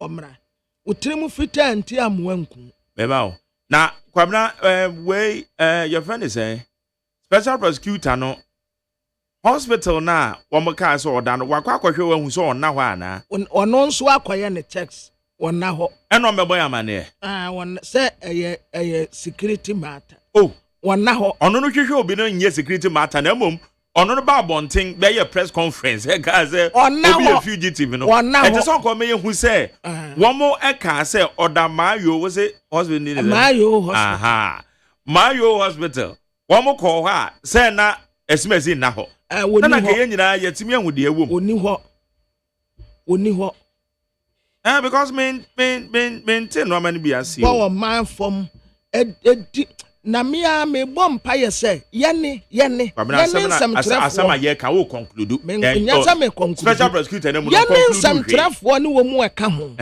yemua aban bi obeba konya so say obi a ye dibre se ne nsa na otutu wo man niam basabasa no ye wodu nipa no accountable na why no so on hold obi accountable na wanye no ho asem na bibisa sese dia mi bisa ne say said ya wo kan si ye hold you be accountable one special prosecutor a lawyer for a hospital order and no I tax was one na ho o ka kire wo kwabena manfa no be boy yen Ghana vama ne ma jadi hey my yo hospital one super yo for woni ho hey no way away one dia wa yira no one anim be bia wo it is special prosecutor say wa ho no oni ho me question na me bisa no because say your accountability say yesusu say nipa no wa form isika good eso ba be yi ano yes say dia wo kan pepepe na mom de ye bisa ne say special prosecutor what declared wanted say crowd the wanted no aka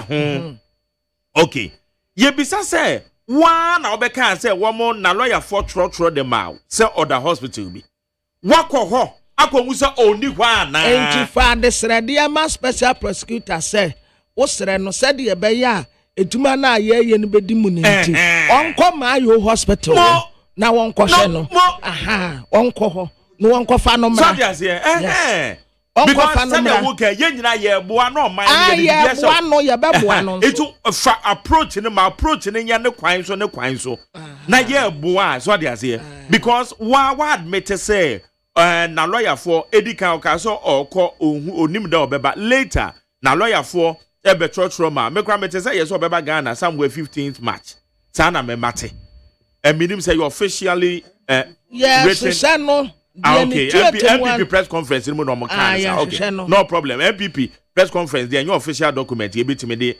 a related special prosecutor. But ebia that's what track command there but there may be some say nipa na kire ayaresa bia oda. It is special prosecutor wada room wako ho akwa because kwabna unim say there ye kan ho. Ye dream mienu. Kwabna nyamke. Ye dream mienu pa. Anything ye bisa some of the questions are special prosecutor wako hwe say esimesi ni ho and for that matter when declared wanted say obi hunu bia onfa ne mra want no mra when intelligent ya no special prosecutor so apeke matrama say me fie what taifa okay bete taifa me matro de abrewu wo ma ho ma be hwe wo ba de hu se wonko ho nko hwe na wo so be de no hu se wakọ na se won wo de intelligent na ya dwuma be de no hu se wakọ ho akohwe enti wo fi special prosecutor enya information bia nko be declare no wanted na nyo no be press conference no press conference wo be ye bibia no wo de batuja oboya mane se wakọ hospital o waka wakasa on the hospital bi oboya mane se wakọ ho eno okọ ho no oni hwa na enya bibia no wo de batuja enya bibia yenia yemua wo mu na yemua wo mu na bebia wo bia hye esese wo babebu akonta akyerɛ yɛn no nipa koro omra ebra yesi ye jedi sadi nam tamakru hwan meti hano mebo aban na baso mesi wa ya ade pa na sei na sese yeye obi biara na sa stella se wadwane kura wontumi nsi Ghana ha odu ha ye de ne betu special prosecutor on to obi asosa and ya be support no meti wanu mu me mpa me ho asem nti sa wo mame abanya adwuma asem nkogenya me mpa fa me kofa me bra metime ba bi me nso me dia metumi aye nie unsura accountability na wo kogye abanya adwuma ya and NDC for nso a wo mote so sisi ano monka hunu se te se de jedi am ka kire mo no monso obi abebu akonta mu wi ana mu dwane kwa brochire mu beba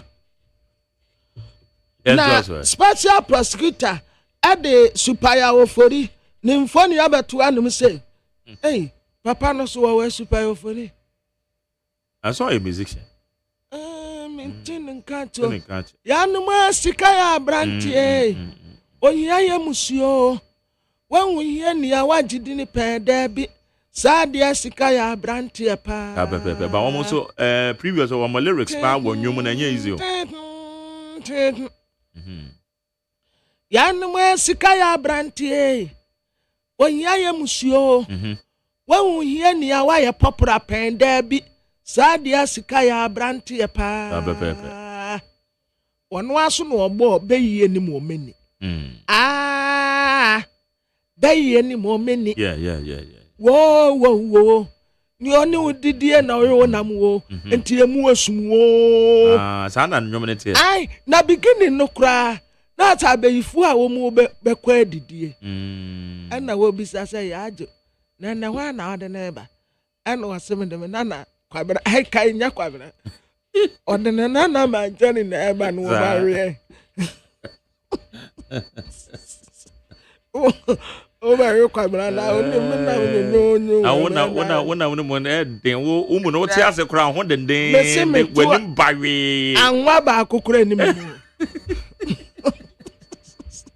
o ti ase kra o we de na bawe na wo mo sai koche na wo metumawe anwa ba akokora ni mu ma za musiabo na ode special prosecutor mfoni abeto anum say ena super ofori da mensani mfaso ode nensa sum na notice obi a water awurade anim wose super ofori yadikra no wanted baby a wo se bia ye hwehwe no samafo anya wo ma hene foforo eye osagefo akwa freku ya otoso enan ena yasi nipensia ne ya charge wo mu ye pay wuro sana fraud ne dream wa wo mu di wo pay wuro no mu no anya asem ketwa indom Dr. Pakwesindom Pakwesindom se udru elmina kotobinsin ehwo na wote enam so wa ya popular wo no mu ade o mu de kai no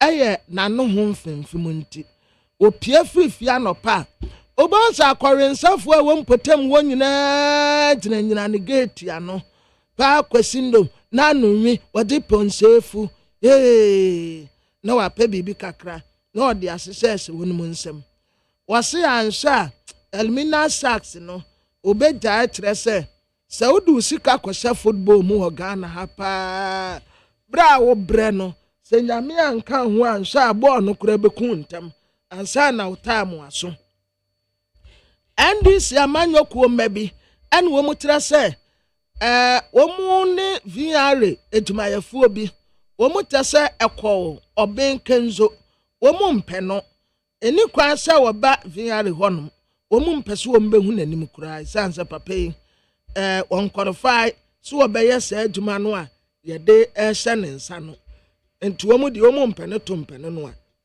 nipa wo fa na aduma no on san empam no ya say excellency John Dramani Mahama ɛna watɛn ye na wɔse wakɔ akɔpɛ military support wa every United States of America for nkyɛn ɛno ɛna yɛde ba bɛyɛ yɛtuma nkakra asade akurakura yɛn ho nkakra sogyafoɔ yi ba wɔn tɛ sɛ wɔn bɛtumi aboa yɛn ɛwɔ akwaniasa bebree so nti yɛbɛgye asogyafoɔ no awa atu de ubakra ta yɛ frɛ ne sɛ enkwara yɛse His Excellency John Dramani Mahama watua bondholders foɔ no ka ɛyɛ 6 billion Ghana cedis ɛna wɔde ama wɔ mu bɔko chieftaincy basabasa yɛ ɛkɔ so Defense Interior Minister wɔn tu anamɔ ɛkɔ hɔ Dr. Edward Omane Buama wɔn si yɛnya Gregory Afoko ɛyɛ now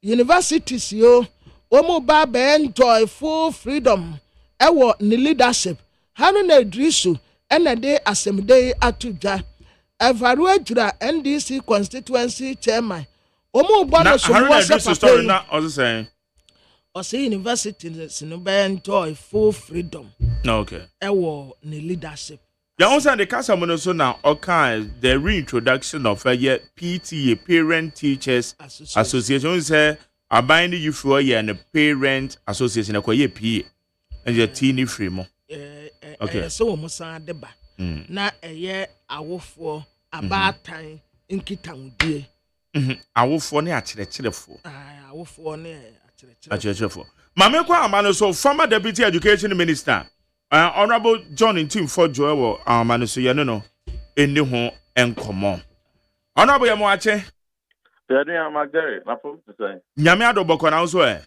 Nyame ado mesme ho ye pa na no pay opani komamafo animo 2 years. Amaya kai isusa na na e concert no. Super for the concert. Honorable no oba praso a wo ho. Na ye concert ne wo baby a hospital no won actually wo concert house. Oh, okay. I want na ne ye no. Na me ma ye MOTIE pen. Our concert in him. I play him. I na aye wo ba je adofo. No be fa kwa MOTIE. I mean ye MOTIE na AB Grant akwa Isaac nsume ye obofo. Eza. Na no. We ye guest artist and answer na ka wo team ne ho amoko round. Na me ye obofo no a na me kire akwa Isaac kwan de na akọ heaven. Enti no o se wo ka o team ho ana se wo na promo ba no wo mo hwehwe ye ne ye nketenkete no. No mo do ma e. Ai. We acting. Ya go bo. Ana ba promo ko de. Ya de ya go ba sem. Na ba en bisa wo e de na ema mu yi PTA free on ekwaye PA as a churchfo na enimu ye nei Honorable Haruna Idrisu Education Minister say ehun behia say be sign dia baby yo me da se de di committee atifu nyina de ntia de mawo na enya no kure se MPP aban yi awofo si nchen se ye mo endi juma ewo mo emma esukukum de na ewo eye PTA no onhwa na womo etwa efo to ho a PT levies na dia association a eye voluntary de dey na friend abano eto gigi a eye compulsory na sa eto gigi no afa ba kope na netia eye parents ne pen netia teacher fo ne no mu ntia bi na so mu tia bi teacher fo no no mu eye ho to tia bi a and the Coba said, a crana and school fees, every crana what do pana ye. Said be our the cat LPT levisa. Yeah, man, pro exams, final exams, by man, yeah, Pamano. Not the dancing in a bono. 3 years or goody who in an ayapa. And the nearby and so, where voluntary association, so dear. I will say, yeah, ma, our phone client, 1 more form or 1 association. A teacher for so I won't come on queer, 1 so I will modie. Me no it me a couple edinkita home from time to time at the bois and westia and untino obekaya ye friend ye no parents association Obia ne Bako school free SHS from 2017 and 2024 via virtual every quarter via your friend Momoko Parents Association meeting. Now, so Momoko Parents Association meeting, one kasa every omupem, will contribution be on person moye. The library no person cinema school no, dormitory no person cinema school no, ebia niania would be no person one semo Canada school na. One kasa. One voluntary contribution and coyeshe and what be that 1 year I may abdom oneself. I will be no. Want to me at the continue to the boys school. Yeah. The PT levies no. I buy tram. The tram would say free SHS. I call my body. Yeah, the school for no. I send it from recurrent expenditure. Yes, send it from time to time. The commerce school no at the school in home brand. Yi sa PT levy ni free ediko share ho nti na oh awesome.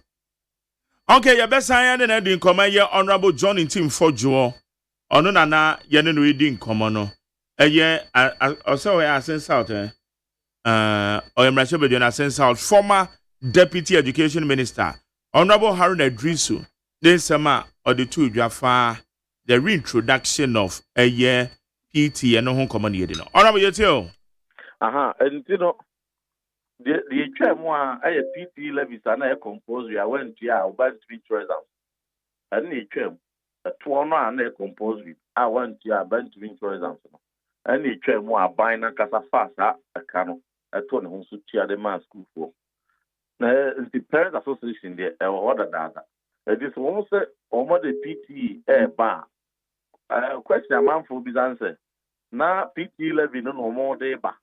Na kwa compulsory say awofo ebetua atubi na so bantia wanwe exam kra ye ma no entru no mo stand ya ba na so ko ka awofo nkabom kuo a wo ne teacherfo edinkita ho wano eboa schools na enwo masua akora ni mu dia no ye ntwam we call it Parents Association.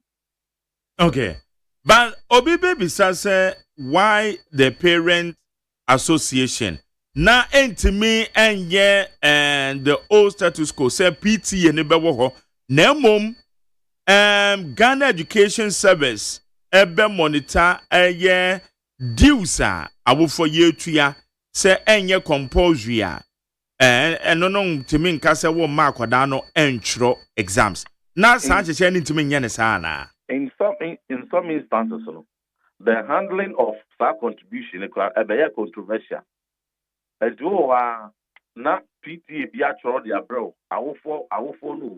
Actual their bro. I report to headmaster and the teacher for me so school way. You want their platform so be entire 20,000, be entire 1,000, be entire 500, be entire 1 city, various amounts. Over more not acquire. The Bibasa over teacher so that you medium man so be so in your way headmaster no deny it led to a lot of controversy. And in the administering an association ye contribution no every also any year compulsory here. Let's say you think to say banner levy and answer contribution be person or the body and voluntary. The quite voluntary. As a teacher for ignorant time, now I will for Nankasakusia. Now, so I just come and prove say, the BBC is in the library. Yeah, the computer center BC and it's yes, and you are between be a fabra. No more pequia, or major Montoboa. I'm managing at the ISR project now, and no trust me. What the teacher for Vata one? Hey, be crowned teacher need be a subject, or not in the baby, no be. The asema akoseno so no na wakwa akoshe wo so muntua ana so mutua ne kra no ono na sika no kusi ne so sika no ekofa baby enti se awofo na ayo mu contribution the aba be boadia se e ba no se sika se no teacher for eyo mu every sinchain the whole trust of PT sika sam the year kan na because honorable me person metias ya ne say dia wesi suwe PT no na eyesika sempe because it is an nkutan wudie ekoso a eye beyond sikasem Sa kita wo ntwam. Ano na me too miraculously say obia ne wo fa ase ne ba bia ko free SHS from 2017 to 2024 bia no. Be ka chiro say wano awofo ekuhia ewo school ho emo mo ne teacher for the management. And yes, be a teacher for but key management team from teachers no. Any musia edwin or more kasa mpempe so mo share do problems you mo face any more awofo betumi afi o mo pem aka wo abom aboa. Wo bi so bi o the back of Wesley Girls. Obi a the back of Simmons Secondary School, Prempe, Achimota Nomni Adia, Brain in various schools. Sankita Mudi and Chat or more Sabi NCZ, they even have their own platforms. And you know, Sankita Mudi Piana DTA4 ADBR. It went on. And so yeah, Ben one say Banisika Samoa Parents Association and PTA. They also Sikasam na the major bone of contention. Na afabi aka won sika bom. Na se no ebeba na echinye bi ba beba ho se a ekosi hwan so hwan na hwe so na hwan po na eka se ye nyeje na eno de teacher for na kwa koto asemu dia ada ne ntintamu na wofo na anya wo Sikasam voluntary na eba no the compulsory PT anu muti adia ana mchiri mu se abai try no a ono akasa fast akọ ma body no they can recurrent expenditure ho burn every bia no need to adeko and you know PTA another work involvement any meetings are from time to time omoku share with school adwemi omo ma no omasia ho ye ntwamu da call so be phone lines are many will call and attest to that. Okay, Musha eye PA said ya ukano no ena ne yenim se PTA ewo ho ena ne education minister kwa so de benti eno na ba ne sana ye nipa adwen se mwayi sade ne from so the name change in itself no enka se ensakraye biblia akoso not even se eye siketua ne nko a ensakraye dem bi because what was the essence of PT? PT was all to the purpose of say one measure to boa the aboa school no me kanko na say how be near day in the school ni one o ma dream e ho converse so aboa no one also taking interest in the progress of their work so I get a ho di ni nyina akoso the twa mu ana akoye nsusa ye levia you can't say there more be tia compulsory levy because that PT levy and I'm for tia 2016 and before that I buy 8 year we are no free more parents association functioned our money school management a dinkita as we speak there are various school be with the parents association our more active executives the chairman, the vice, the treasurer, the trustee, all of them will call in to tell you. Okay, it's a basa a year a bay in assign the baby. Now, fee a coco basa levy a walk on once a me woman maintaining Monchesia moye, say levy wouldn't be compulsory, but yet one with the PT, no, abba, let us say, one decision, no. We beka say ebiana eno na ntimi amwa. Say womo eba no so master nobody can fault them. Say omo na wa bam. And you know they have their own decisions to take. No take care, nobody will fault them. But they can say on the matter of PTA reintroduction, it is a matter of nomenclature. The son say obia am ban parents' involvement in the progress of their students in schools. Obia ambane the awofo ntumi from upem emwa the bane ya makatero. The compulsory levy no any bane. And it's almost the PT asamba. Question man who be answer. Dear be for no babe and answer PT levy no. No Monday babe the compulsory review. I say awofo kete say monkutia every semester be an academic year piano.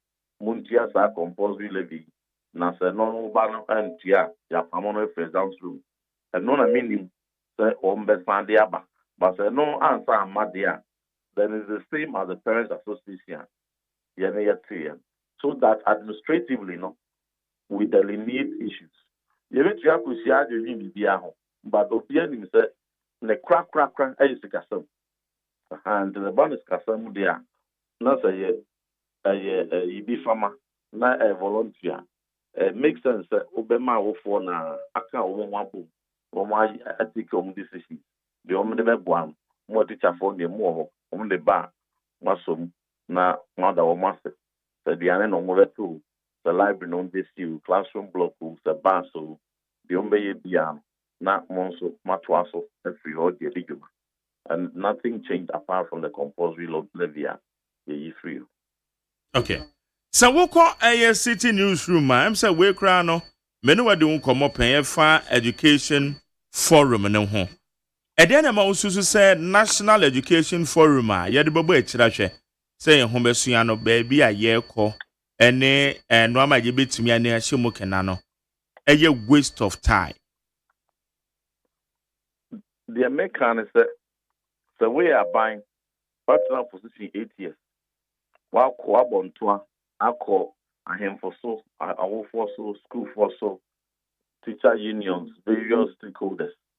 Now, say, office, well, how be ever, museum. Now, no, Dino, why your policy alternative? Me bar, that can with my fossil. At the absorb how I may and a man for a catcher. Now, crown we na me fossil and metal to me near my name is say, Minister, do me. Then no na me ba be yama umusia ya kono. That's a man for sure 6.3 million to the mouth because also and it's what you be said oba man free teachers no atwaso na mpono watremu akọ private schools na mpono anuane ana yene aban dada no etua 30% edema school for so monya no perishables 70% no bafa for so ade komawo also with the other system now the 100% ni nyina we transfer in direct at the coma body na my headmasters na could do muja direct that's what France boss said we try double track mu buy I be try double track as France boss do this die ni biaka ho as a boss o buy ya obi a okọ university bia na first year fees there obetua ni nyina one year public schools no obetua one more public tertiary institution na fees at the amount and then they can't one. And then you have to set emotion. So any swadi now what they say manifesto more. You have to translate it into actionable policies. 2025 budget year ever be to March 11th. Ghana for her news say that promise is now. I bet them and to know any swadi that damo. And now what starts yeah. Anymore. It be 6 months or 1 year into the implementation. No, our friends stakeholder consultation. So that they be a no. So, so the ultra sending to the actually. Say a massage, then so I do a massage. Move compo. My mama me feedback. I may heard them me more a beboa, and I did me twice or a baby. Sani, na so cafe. Oh, by what they will promise is to change. Na say, and I'll quack sinkunya. I must say, good I be 2 for actually, and it's what you want to say, would it 2 and amount there? What's the traffic? Men no, yeah, dear. And ye, professors, teacher union for international partners, development partners, local partners, CSOs, no many idea. Model more campu my binimu crampo manfrewom the Christian Council manfrewom Catholic Bishop Conference one and a St. Augustine to see once St. Roses as or once St. James or once schools are public from primary they come to tertiary one more Siapon Wodo schools at various levels manfrewom they are complaining. These are the same people. Afinia Biano is here 1 week every November. Biano, the National Education Week. from 2018 Eddie Benina Via so the Beya Wom Bema comprehensive critique of programs and the policies are buying a year. And they measure it against a strategic plan like that. Our money and the same stakeholders here. One airport, one cap, you hotels, and then home the 30 year when idea become we every year, from 2018, I almost set the education strategic plan from 2018 to 2030, from primary, kindergarten, and university.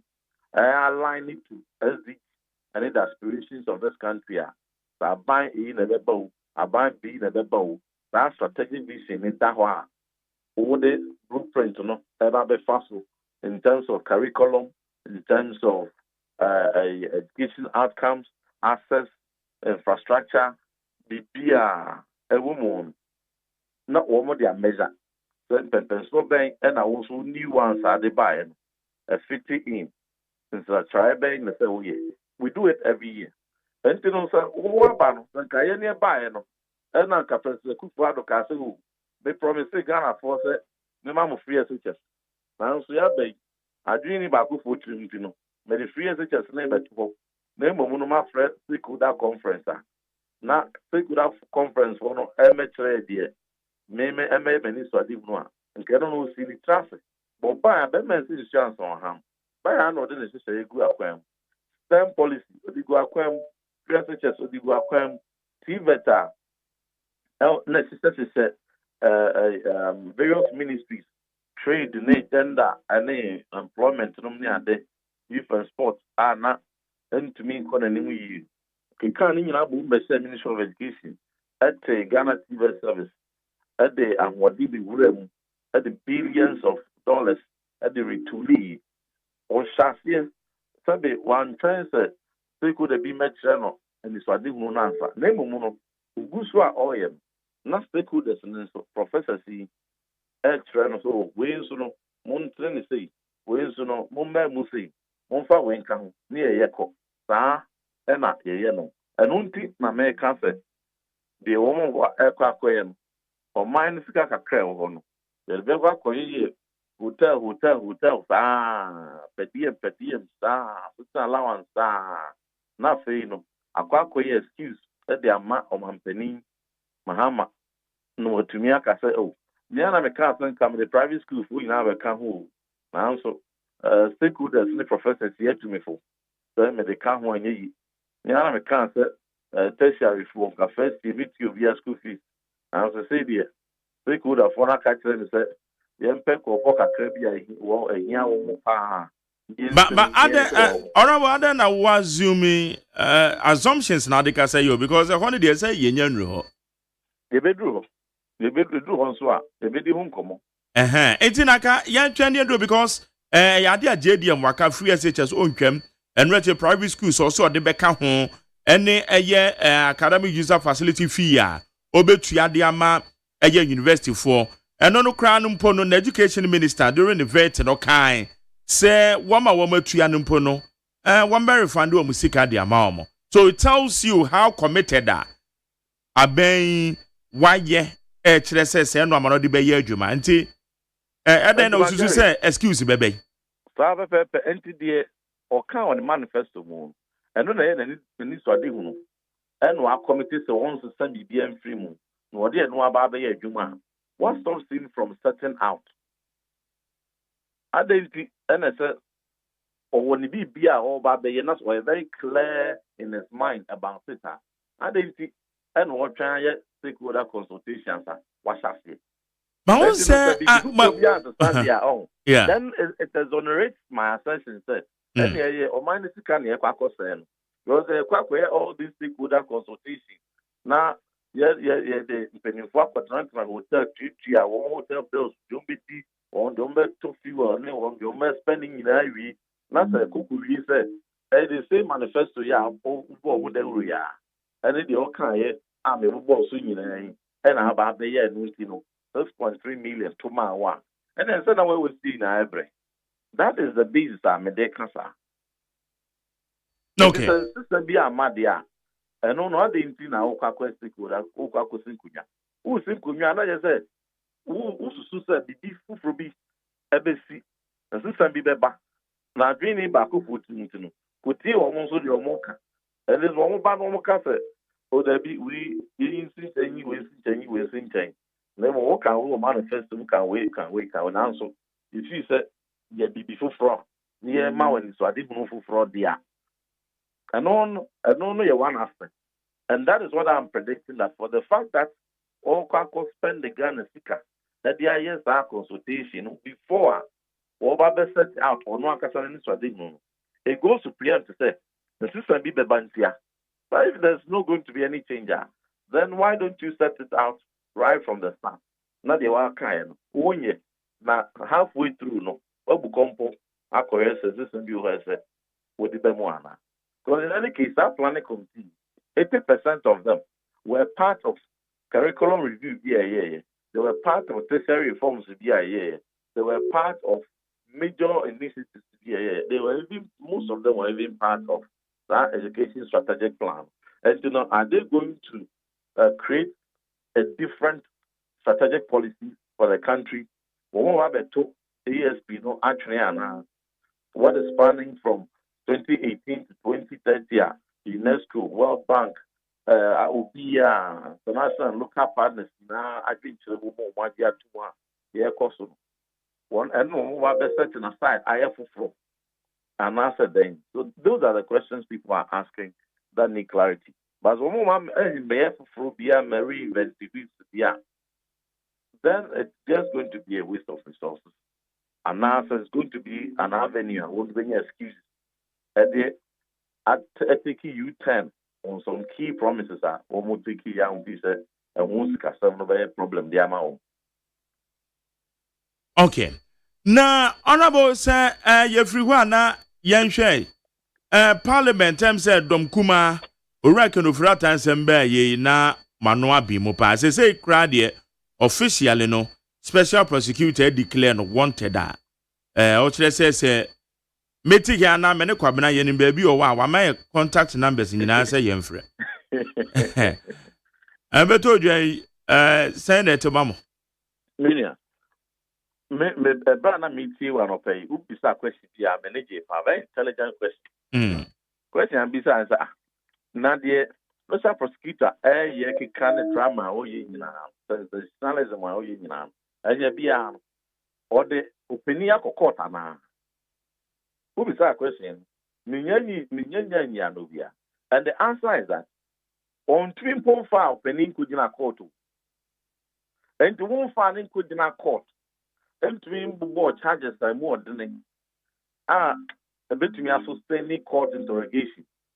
Not court to be a alpha wanted and to not court to be a to some friend said, but a bit near the 2 o kwadu ba ku mienu miensa ye dia bo na ontwin fa so na nkowi se court no ama bench warrant se won fa enkochi ne mra ana se court no pronounce se da bi won tumi hwe se bia won to nsa de frɛ papa yi afiaba nsi mienu atwam wonye na dwen se obeba enti no won declare fugitive na bibi sa enko bae no enyina so ban na wo special prosecutor wo so be declare obi fugitive obegu obi animu ase ebu na time wa bra wuntumi mpo emfa ni kugina court to me ya the man special prosecutor the creation of the office of the special prosecutor act no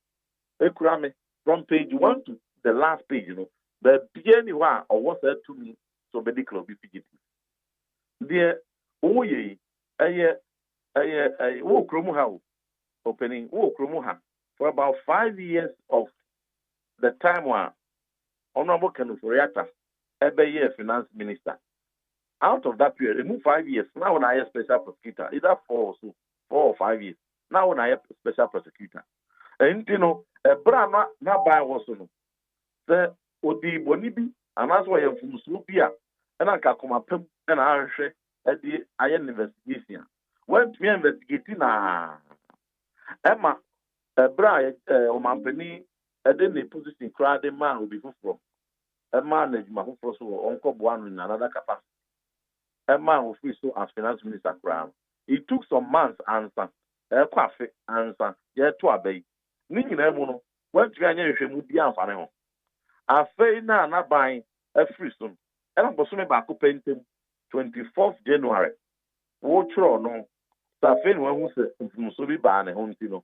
Omra no me yin sendia no 24th January na ho chiro no sabre no no akasa no odi kan etukwa akọ amanane a okọhwe ne ho ayaresa na ne lawyer for chiro wo se sabre oni Ghana oje ne ho ayarehwe na brebia na wo mitumi ehu ebra obeba ombe ma waso ate na watwe baako entem eno munya abi free hospital wo se hospital doctor no pese or tested or nyoma bi ho a monitor no na possibly no or surgery or just surgery somewhere in March and you know or the medical report can and it be kwan so and almost a lawyer for ya actually bros a client no the doctor ekani and this a more panel and ni and the home investigation mo schedule no after March na sabra ni the this be na ne ho ato kakra mo tumi aba we eya ade ese nipa no adwane anase wotrim ko bi se oma ema o medina investigation ano ana sabi ya eno eni na nsa eno mo esman ko fokoto share the fees na sabi ko investigate obi ewo charges bi a ewo emremu se esa fokoto share the fees wana me no I am not against any investigation be by an answer organ of state be a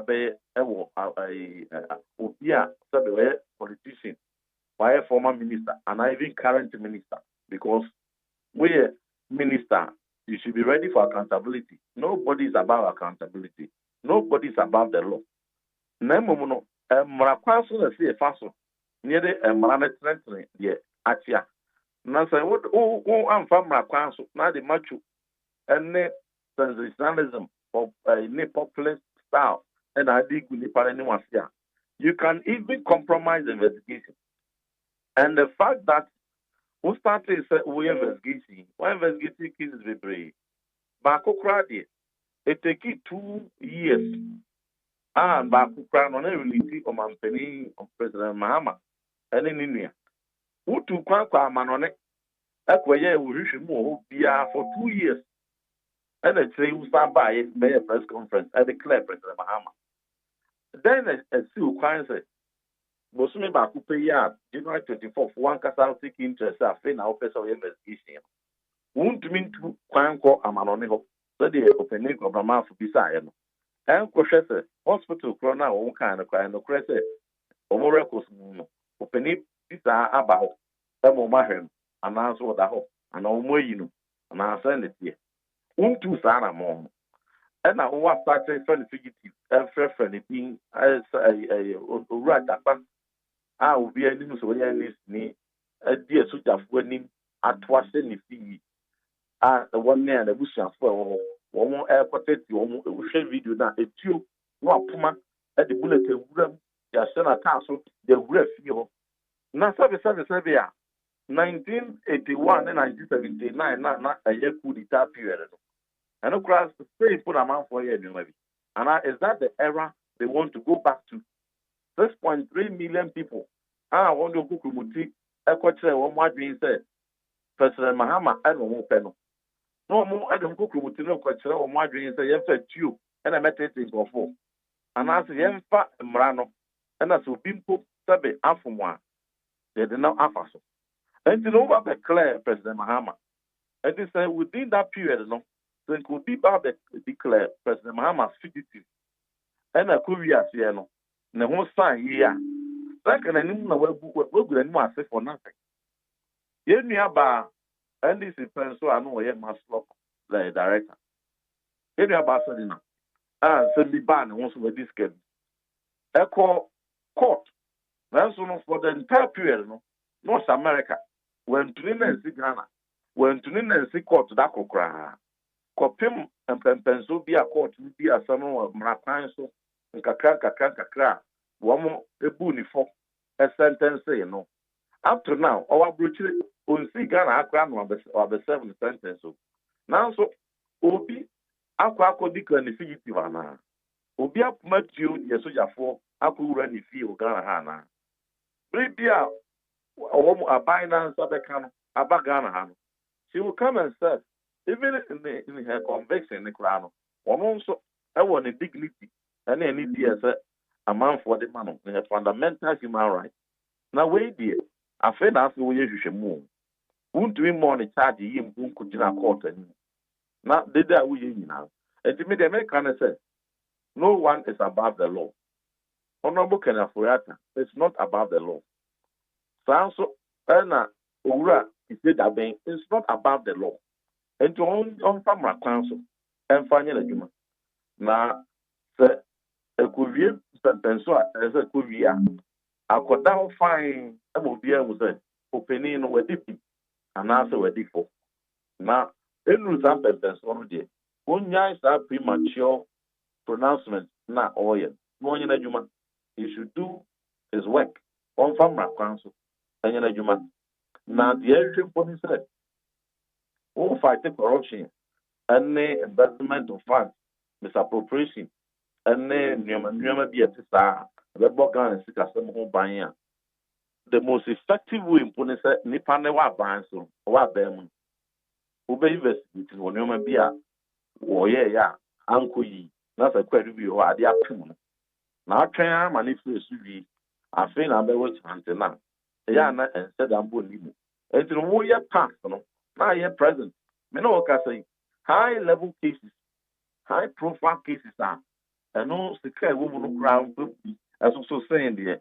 One also said and no a foreign who rack in the frata or more very should be. Makumakosa do me, NDC officials be a who born more a good court, court to Busua or Yanaka cram.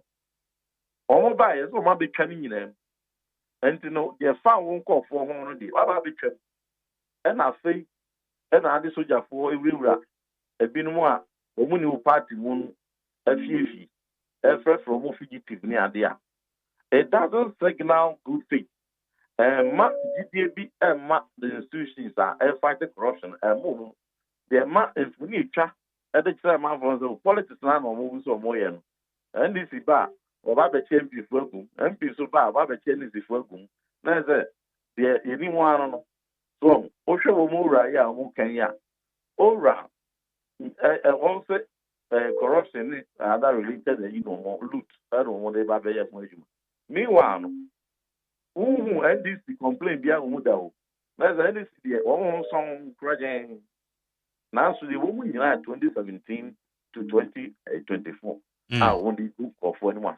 So if they really want to fight corruption, now one feels that a number of Riata, I am from Subia. One fat my council, yes. One more from my council, one casanso past officials are one so a disca, and also who can be found one something. One case of which Nolly prosecute no more. Nolly prosecute now won't file again. One san real estate near one commitment say almost a kind of a trap funny affair. Okay. We end this now this car a big cow. We MPP needs this car a big cow. All right. None of them are gonna for and also my serious say all my boys got some over. That's Honorable John in Team for your that's a person here in Como. Yamin Sharp, Yankopon in Shrawan song. Enti yane ayem rasebedwane ewo eye Asen South on the end din come Honorable John in Team for your or ye former deputy education minister yane akyerɛkyerɛ for no so ba bekasa na ye bisa se eye PTA ebeye PA and now education minister say obe reintroduce eye PTA na emunsem etesen yane akyerɛkyerɛ for no so no eba ba bedi ho enkomom ha ye neat 100.9 jumedie ye friend Ghana Muntie amazacha me kwabena mafo boame a enkrata no so ye mu adwuma Ghana Muntie Ghana Muntie Esunia will need 100.9. Kwara fine na young girl name.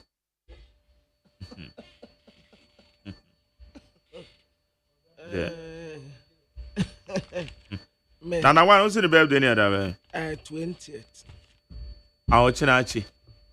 And the date is and then 18 too. And I was me a done. Oh, I quantum. Who compared to January no. January they send you in any.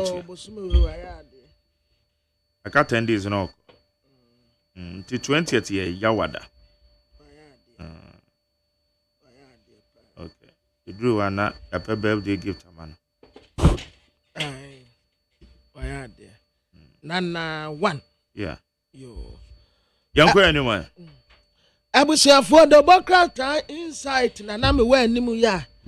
And this if we be na VR my fortress a kwa Kenzo, woman penetrate pape, woman test some time ago.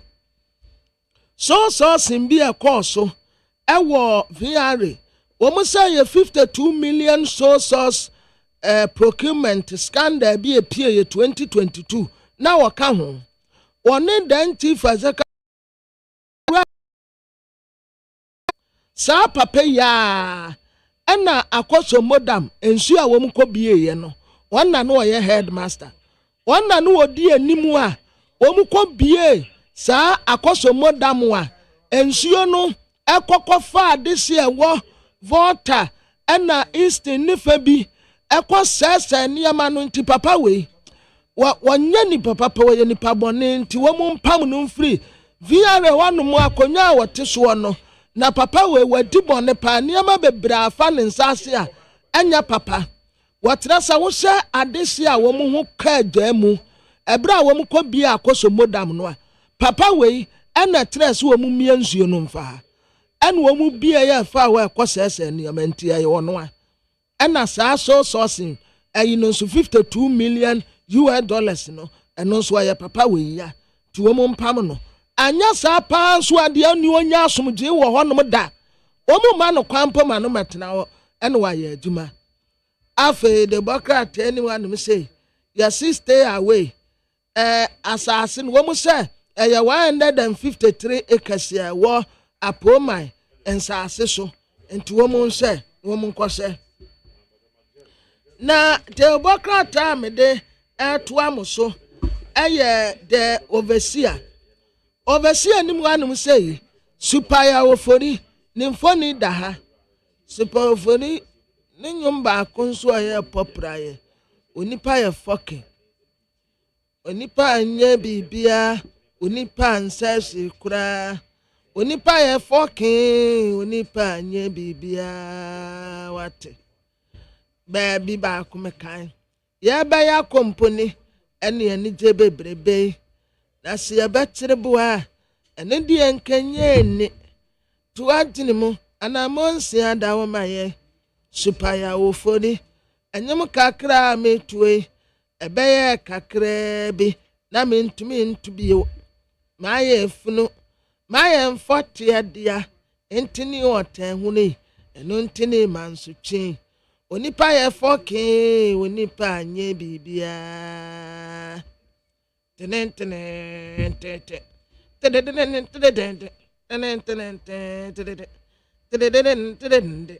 onipa anye bibia onipa anzare kra onipa ye foke onipa anye bibia wate na Bryce Simon and water say enkofo ye nya atompa ebra gofred ye bo adame eche atofo se na abo so atofo se nya ahwio anya sa atofo se akodi bone wota hunu ne nhwehwe animu nti wo mu de atofo se wo mu toto ne so owe anam ekoye westi ne tam kwa etire kwa to se ato nya ahwe nti won fa ne hu nkodi enne ye wo mu bia wo mu te wo ne wo mu kem kai o se atofo se o penipa ba ko a wa bre ewo MPP aban sa no a na ya atofo se nsanse aban no bo ni tirim se kwan bo ni bia so wode no betum wode maame akosua fremu so pare ne mami enu mfoni abeto ha wo saa obesia we wo ma na wo ka wo mu asem no wo ma mami enu na wo ka wo mu asem so no mu ya garamse no wo yo ya wa asem wo why neka wose maame akosua fremu so pare ne mami enu Pamna na ase ne na ya wose no menkampo. Okay, yanko amano so ye need the president in the ma National Association of Graduate Teachers NAGRAT Yera Angel Kabuno yene nkomo. Enda no pe mwachi o. Me ba chana pom ti se no pe. Ye den yakopa ase. Ene education minister Edia Tudwa se womo be reintroduce PTA. Na mo achechefo no finding out say Ebrana PTA wo ho edi ni beda ne ye PA anei yes I be facing the reintroduction not saying an etie. Well, we are your parents teacher association. Anyway, I don't remember when I'm say minim say we you we ya. Hello. Okay, but your manager way okay. Okay. If we have to be for any of the for a phobia or more friendly PTA parents and teachers. Now a full way no the relationship between teachers no ne awofo no ombody omomba about say montiti omomba o inkonana eba school no opia won physical and psychological challenges. So you over to me unkoda 200 in a uniform almost almost mathematics, English, and science. Now, so they are not the same. Everybody has his or her peculiar challenges or personality. They say you pay attention to. So I will only or for we ever together discussing in Kodano or in PTA any their forward movement. So that is what PTA is all about.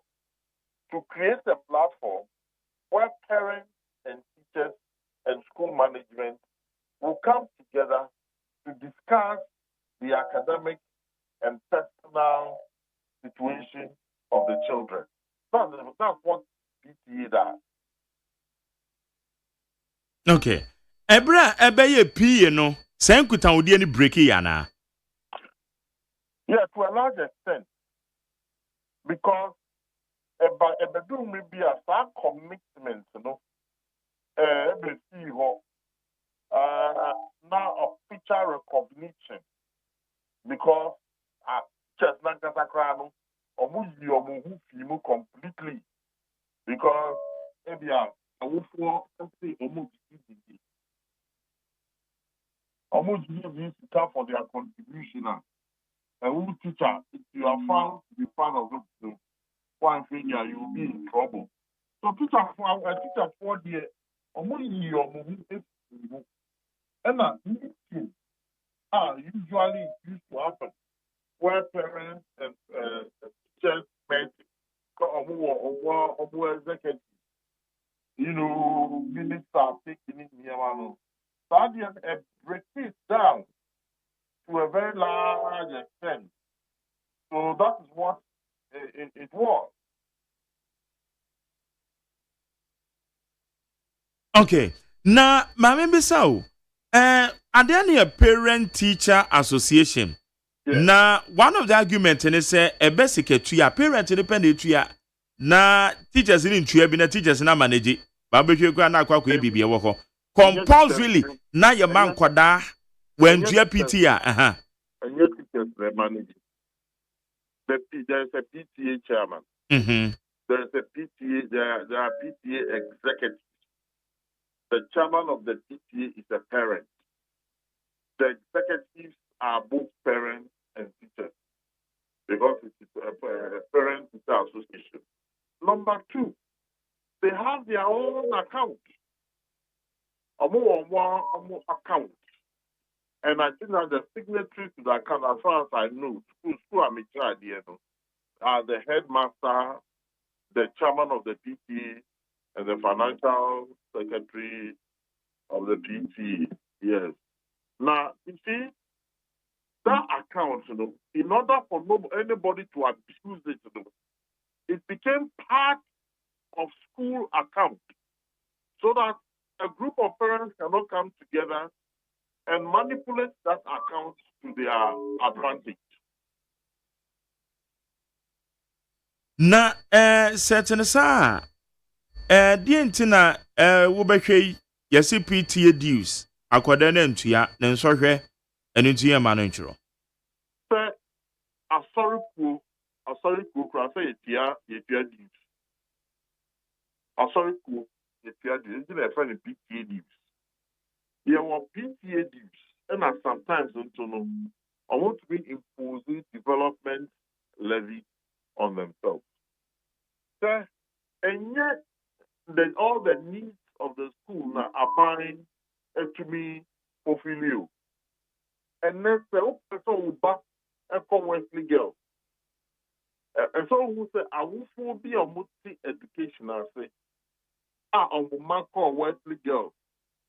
Ɔmo sacrifice yɛ provide certain amenities ama Wesley Girls ayɛ Wesley Girls mene wo yɛpɛ sɛ yɛn ma ɛkɔ hɔ. Sɛ wokɔ a school like Prempeh or Mfansepem, and so who say awofo bi sacrifice the two almost to say ɔmo contribute to the education of their children and also children who come in future because they understand the essence of education. So ɔmo levy ɔmo contribute here. Emma school no agina hɔ me no person yema ɛkɔ saa school no. Anka nyɛ saa ɛba ne sɛn ɛna schools nyinaa yɛ government schools. Schools need to work facilities thing ebi. And so we say, for me, St. Mary's Secondary School Accra, Home Economics Department, I've donated gas, cookers, and all the amenities for the cooking department of the Home Economics Department to be what it is today. So it is about sacrifice. There are some people, their children have left the school, but they are still contributing to the school. So that is what makes the difference. Vanangel, there near person yet here once and say PTA dues no enye student in the say tua. Eye obi ohwe no and obi tua. Anything aban who say aye compulsory kwada na ntua na nsɔhwɛ kra na abɔ no. David, that is not true. Oh, that is not true. Which one is not true? What you are saying. Sir, it is not true that students are denied writing exams. Angel, any day no correct Wadaroma. Because you should be. You students paying there one day. Let me explain the situation. Okay. You see, the school, seeing the vital contribution of the PTA dues, have made the PTA dues as part of the school fees that they used to pay. So, they will announce Mr. Udika 1,005. If you are 500 now, I can't 1,000. PTA dues. I get it. But so you see, with school fees 1,005 bar. And feeding fee, nutrition fee, any PTA, na akabo. So we 1,005. It's not Jibra.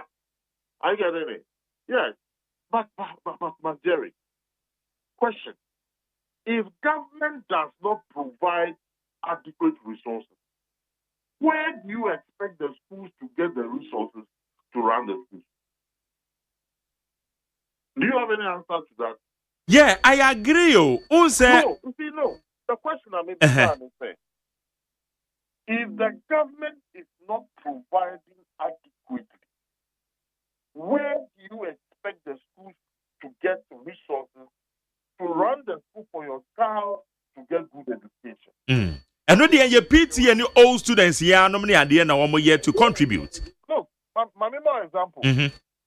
Oko school is at the side of Cali. Yeah. No, for what idea? All students, the staff here, PT and I got down. Idea all students in here, you will have the shock of your life. Open a school like in Francis, open a school like Wesley Girls. But you see, it is not all the schools who have the privilege of strong old students like at the Sada Wesley Girls and the Francis. I get it. Who see the crowd, all students, their majority are unemployed. So they are not able to match up that. Look, my school, we have what we call the risograph. Risograph is the machine that is used in printing and examination papers. The school bought it itself through the contribution of the PTA. So when we are about to write exam, we don't take our questions outside the confines of the school for printing to take place. This risograph is very expensive. Some schools don't even have it. And it is supposed to be provided by government. If the government doesn't provide, then the school needs money to go and print the examination questions from somewhere. There are schools that print their own objective answer key, which is the same as WAEC. And you need money to do that. The money ought to come from somewhere. If government does not do it, should the school leaders look aloof for the children to be disadvantaged, or they should rally the parents and say, look, it is your children's future. Time and tide wait for no man. So this is the situation we are talking about. Okay, Angel, they are working metawasio. Say all students and a PTA. One more bear contributions now one more they are so school no more. But this is the case, Ayana aya compulsory. And nothing about the you free was say it shouldn't be compulsory. Because ye can P and one on the crown. I will for a contribute to at the year no matter the boy school you. Jerry. Yes, bros. Me know you are secondary school. Sabe pepe. If you want to me in school, when you see me. Throughout the ages, the situation has been like that and it has helped. Look, there should be some level of compulsion.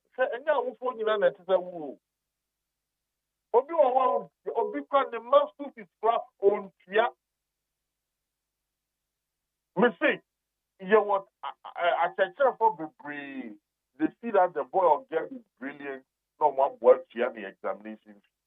Let's be realistic. There should be some level of compulsion for parents to wake up from their slumber and know that it is their responsibility to contribute positively to the education of their children. That is it. There should be some level of compulsion. Then, was the situation better in the last 8 years? When we knocked out the PTA, was the situation better? Are we saying confidently? But to me, the answer, I can say, yeah, PTA is with you or how knows what after that. Let's be honest with ourselves.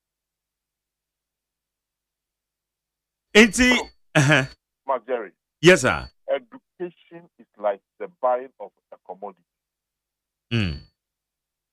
If you want good education for your child, you will have to make a contribution towards it. I am against the situation now. Yama schools to free hand, where they put too much burden on children. I am against that. I am against the situation where some schools were charging unapproved fees. I am against that. But I am also for a situation where a parent should know that once you bent down one night to produce a child, you have a certain modicum of responsibility towards the education of that child. Okay. Enti yeken na yebisa se so. Aban yi free wo se enye compulsory. Ente se ye compulsory no. Ene ya Orua Haruna Idris Education Minister wa henti ye se womo sign de bebe biem no. Womo ma PTA levy no enye compulsory ana. Oh, there is no direct relationship between the re-establishment of the PTAs and payment of money. The re-establishment of PTA does not automatically mean payment of money. The primary purpose of the re-establishment of PTA, from my understanding, is to create a platform that mobilizes both parents and teachers to be able to discuss the welfare of our children. That is the primary and primordial importance. In the course of discussing the interests of their children, and they realize that there is certain contribution that should be made about augment education delivery, they can take it at their meeting. If there are people within that meeting who don't have the financial wherewithal, that meeting can decide to give exemption. But let me let you know that even in the days when the PTAs were active, PTAs do not charge fees without approval from the Ghana Education Service. Who charges fees that is not approved by the Ghana Education Service?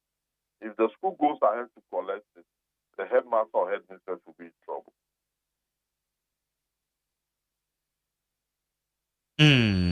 But Angel, Bepacho, what share a year this contribution a year came, and I said teachers, woman so woman could town the money I will fund the bay no.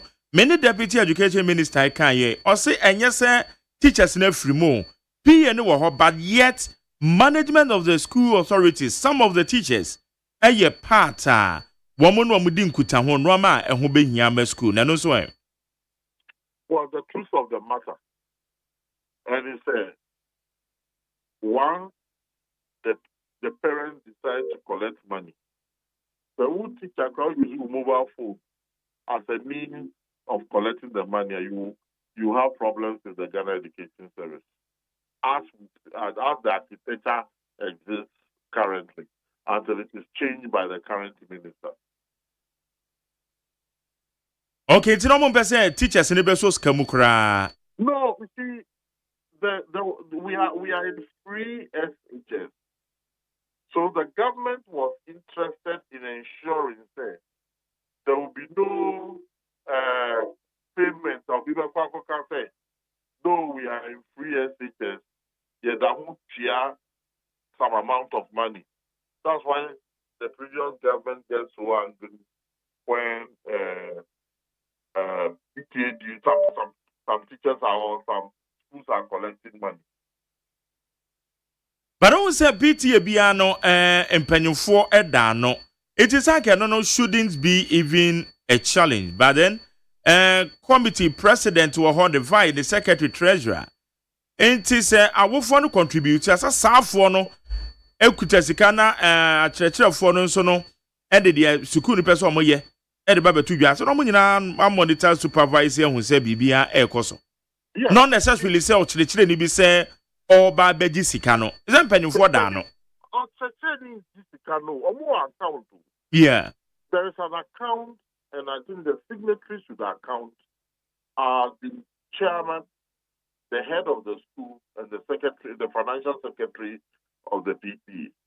They have an account.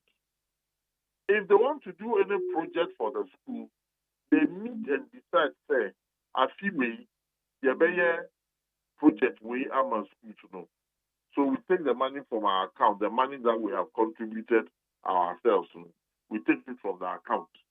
So the school teachers, no, they don't come in here. I will for oh, school roof no early in dormitory B. So mobile re-roof school no dormitory B. What is the cost of the re-roofing? 100,000 Ghana. Okay, you levy a one. Will be able to 10. Looking at the population of the students, we should be able to raise 100,000 Ghana in 1 year or 1 semester to re-roof the leaking dormitory. That is how it operates. Okay, because now abuse being caused. Yes. Hence the decision. There are excesses. Yeah. And certain institutions may be abusing into the disadvantage of the students. So let us look at the abuses and correct the abuses, but not to condemn and destroy just because there are some abuses in some institutions. That I have a little problem with. Now, education minister, akase ebebe biemono. Acheche for the na mo hwe ni mo sakraya ben. That it should come with regulations.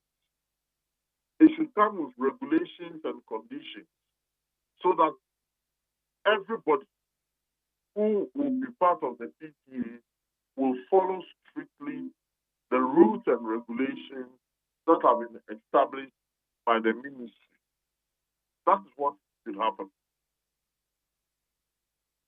Okay, internet has regulations, ebeye blueprint. Every senior high school, especially, so mo JGPTA be a guidelines that huni or be able to follow suit. Absolutely. Okay. Absolutely. Not only senior high school, even basic schools, yes. Yes. And even private schools. Na National Education Forum, I shall say no more. My reps are there. The country who will say, we want our education to be like this or like that. So, forums like this give the opportunity to varying interest persons. Obia dina dream, ebeba, ahimfo, or chechefo, or sofo, and all manner of people.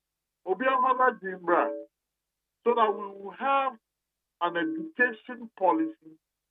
So that we will have an education policy that addresses the needs of our time, that is acceptable to all.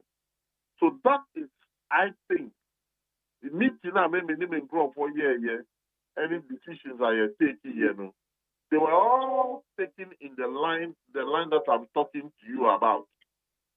Say, the education forum offers opportunity for ideas to be brought to the table to see how education will be administered from kindergarten level to university level. All right. We'll share a benny swadi who say private schools won't be a part of the free SHS policy. Medi say sad discussions and say it to me a course of ye. Ni who kwanya by the befaso. Moshe bibi say him. I'm sure because they've invited the private school association. Yeah. So I'm very sure that government will have to put before us how it is going to do it. And let's see how private schools come in.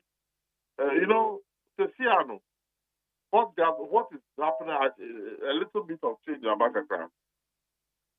In the past, food items and other things were purchased from the central pool. Now they are giving the money to the schools for the schools to purchase the items themselves. So I'm sure. Yeah, I think that allows various schools to be able to get food items according to their needs, and also ensure that there is some level of variety in the food that the children are fed. Because I've seen some of the students posting certain meals on social media and so on and so forth. Because I buy the centralization, and now you due to the year can you. And no maybe an ekosua, and ye beche na headmaster see matron see. One more the normal and I must say, even a buy centralizing the cry yet. Then you will say, church of Fuibi, one money, one may in charge, one more to me, yeah, no maybe. It's I don't know how do we regulate sa a hononson? Yes.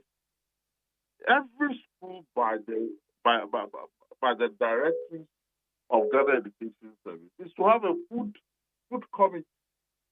There is a wrong thing. The headmasters and headmistresses are not supposed to be the people who will be purchasing food for the school. Every school should have a food committee.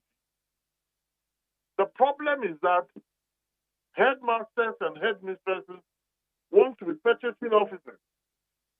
So, over centralization in the hands of one person breeds corruption. Well, so it's now up to the Ghana Education Service to demand from every school the membership of the food committee, and then ensure that what the food is supposed to do, they are mandated to do it. It should also be constant auditing to ensure that X amount of food and X amount of money, you have used that X amount of money to purchase the food, and now the food is in the school for the consumption of the students. We are in a human institution. We are in a human institution where there will be some partners who want to take advantage of the situation, and instead of using the money to feed the children, to be siphoning a percentage. If somebody is found to do that, and to serve as a deterrent for others not to get themselves involved in such activity. Okay. And you major crime bisa laptops are abandoned. Yes, so the Bamam Munina Mosaka Modiana. Well, the government have distributed the laptop. Okay. And the company that was mandated, together with the Ghana Education Service, were responsible in the distribution of the laptop. So that is where it is. Me, as a union leader, I couldn't count the ADs, but as far as I'm concerned, the report, the Ghana Education Service, they are mine. And it said they have distributed the laptops. Okay. All right. Sana yes we are thinking na MMB sound because en komobia me na many di achire pa ba ne chance say all ye no. Yeah, I think the whole issue at that time was even blown out of proportion. But well, it's all well and good. Okay. Enjo anopa ye dan say when you din komo. Yeah, me that one. Don't you foreign to omu wi a ye beba mo nan so na de be free ma ba bia no. Ye de hon komo. Yeah. That's right. All right. Yane aye Angel Kabuno or ye president at the National Association of Graduate Teachers. Ono na ye no edi enkomo ni nyina ne fa aye the reintroduction of PTA I kan na ye PA. And no can say in fact PA ni be mu na sa chechefo no involvement no from nti sana na akwakoye. Yana na obi nso and I'm a deputy education minister, former deputy education minister, Kasano. No, say na PTA, parents in it, yeah, and church phone in Tia, Angel so. I just remove at the end of bar. Watch a chain in the crown and this also be more. Ugo so my been a problem. It's a J. It's a cyber and guidelines, okay. I church for moon, levy the moon trebi. I will phone you to your guidelines at down here. Let's just say be a air cord or record. Okay, how you need 100.9 for a drink them. FR 0201162 746 0201162 746. Wotie Ghana Muntie with neat 100.9. Bidi the Mark Jerry OSEI AGYEMAN. Amansancha me kwa mafo so ha. Da ubon krata no oyumu adwuma. Ghana Muntie. Ghana Muntie. Ghana Muntie. Ghana Muntie. Wamna yafa enkrata ne bi ntoaso. Yo. Na the Bakrata Daily Das Party anim ha. Ana NDC Amanyoko lawyer Eduji Tamaklo and Obisa MPP Godfrey Abo Adame say wo si memo no kura unibi na memo no eniwo it does not exist.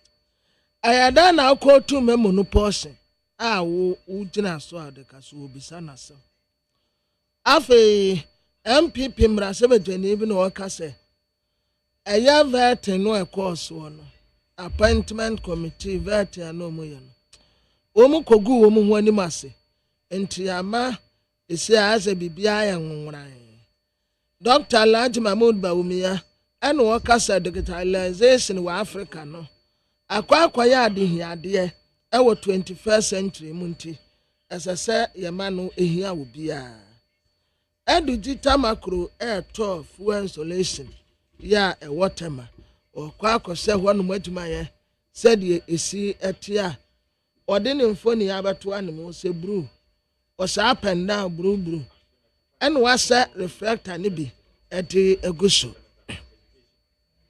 na the hawk the Bakrata nanim ha Linda Okro aye Greater Accra Regional Minister ma mboyo good morning oh honorable Greater Accra Region ma okay a light okay street light na noko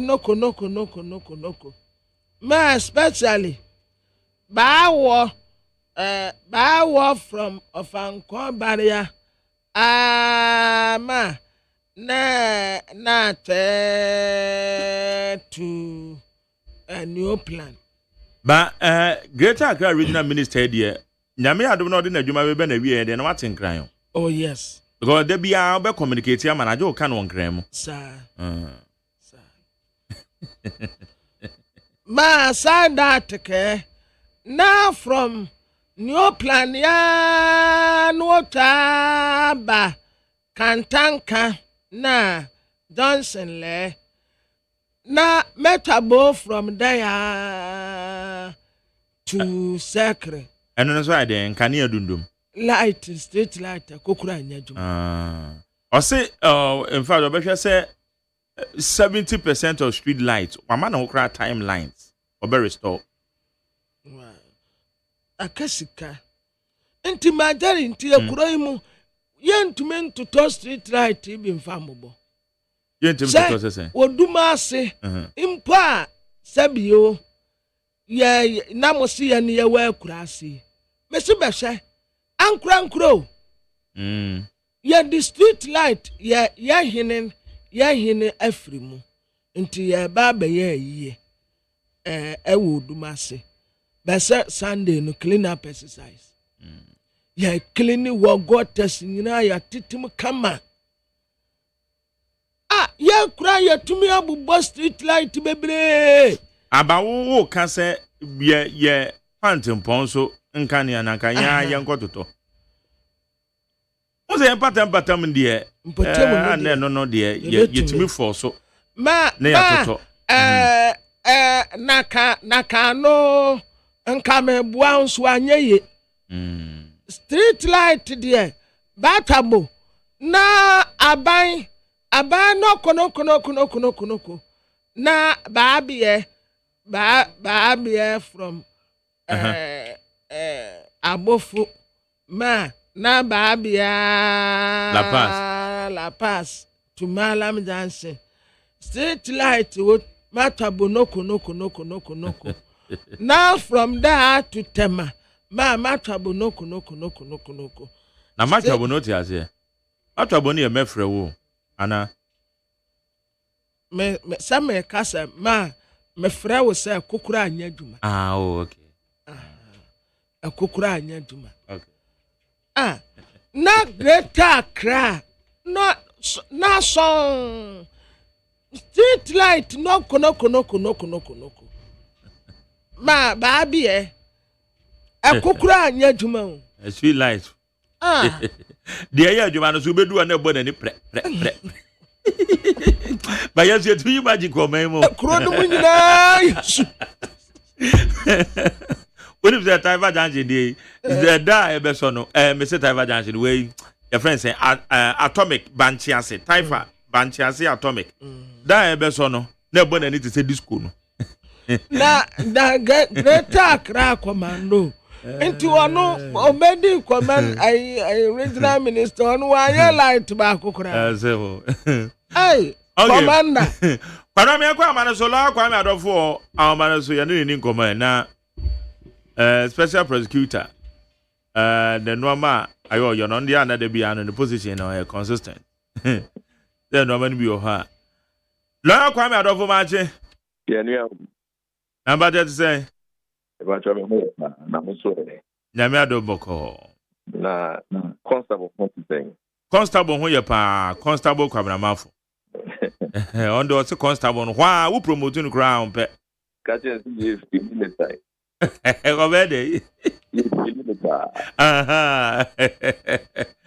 Okay. All right, lawyer. Yembi say special prosecutor na bontu a utufa ura kenoforata hu. Saying the human know you and I yente no maybe I say. Look, you have look, more followed me for several years now. I have been consistent on my observation of that special prosecutor. I started back from Tamo declared as issue. Wanted Charles Bishop in the was universities I was in the you declared him wanted. Honest. And it's about this other part. I'm still other part. Madam part did it. You did a one just Massa. Me know me you be 10,000 or the $11,000.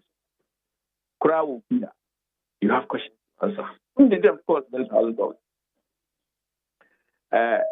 For you to travel, you cannot travel out of any country in the world with physical cash of more than 10,000. And instead of saying that every 11,000 example, it is even $11,000. Oh, yeah. You have a question to answer. One, yes, yes. Two, what your taxes on? What is your income? And for you to have gone and said Ghanaian so over $1 million. Oh, madam, that's a big. In the end, you know, you could. Was here the prior money laundering and yet bribery. And the money laundering they are what they call my yoke. See, what they call my yoke so one fact to be I check investigation the money laundering. And I'm described previously if you are ready.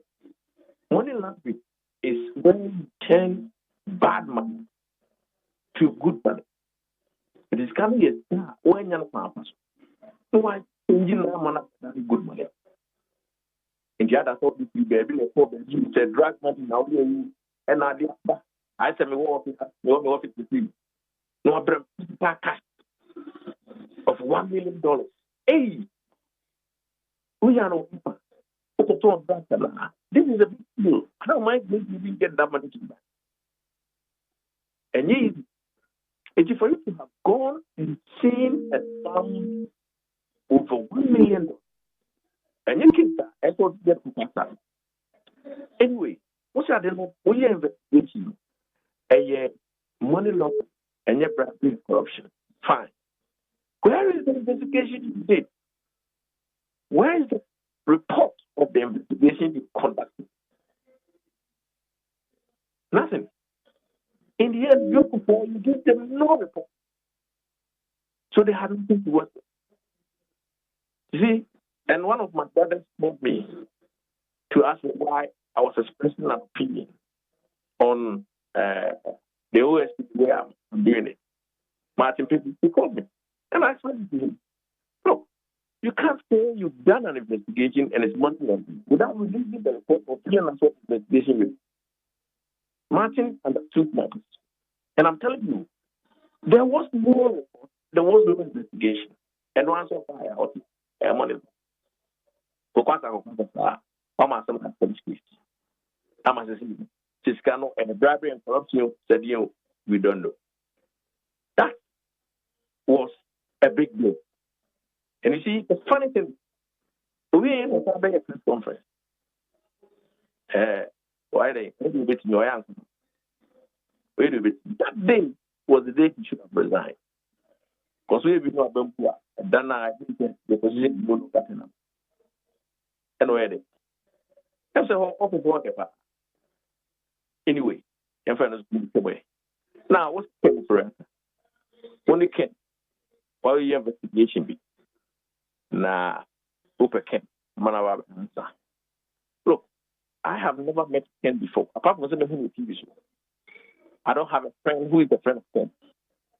But I'm telling you, say, from observing from afar, there's no law that says that police in now quite and so it is a king. A basitiana. Look at it. Also, you have nothing here. There's nothing you can do. And one thing, the investigation, I'm charging you with an offense of X, Y, Z on this day. Cocoa. That's all you can do. It is in most America. And there's evidence, there's communication between you and Ken's lawyers. Also, Ken, let's call it, also Ken was obviously outside because we had dinner. Chronology. Ufia second. Ufia second dinner. Time I was not even in. And then, Lord, I showed the respect to you. I don't much more.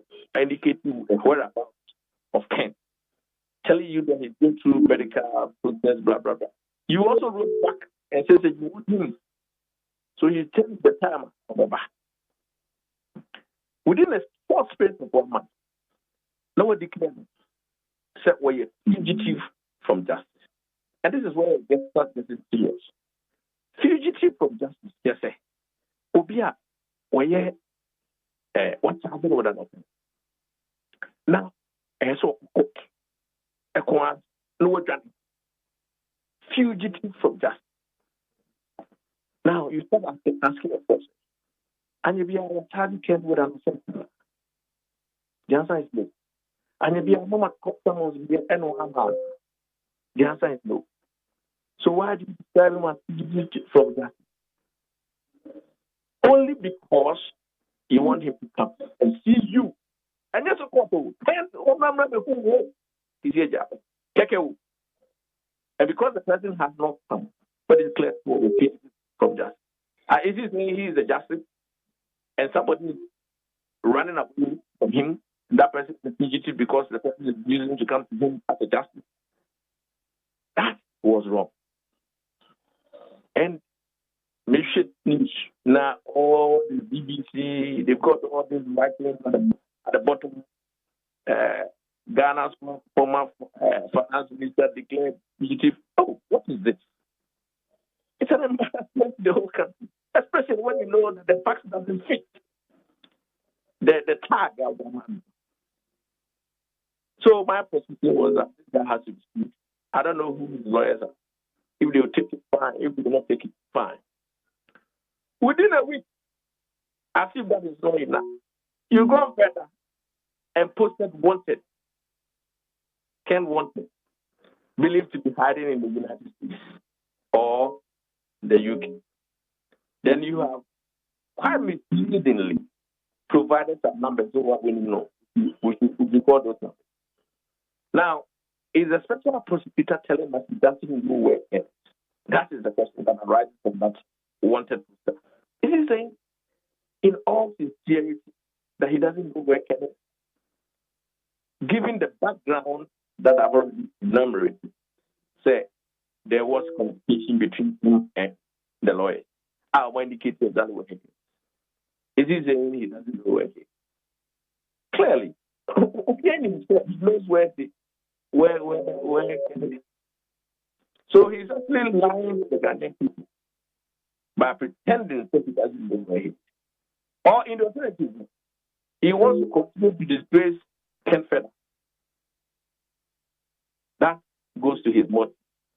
And I think that's where we are. And do we want to live in a country like that? So what you call him? That's the OSEI, who is an ordinary investigator. That's a court. Ordinary investigators often help.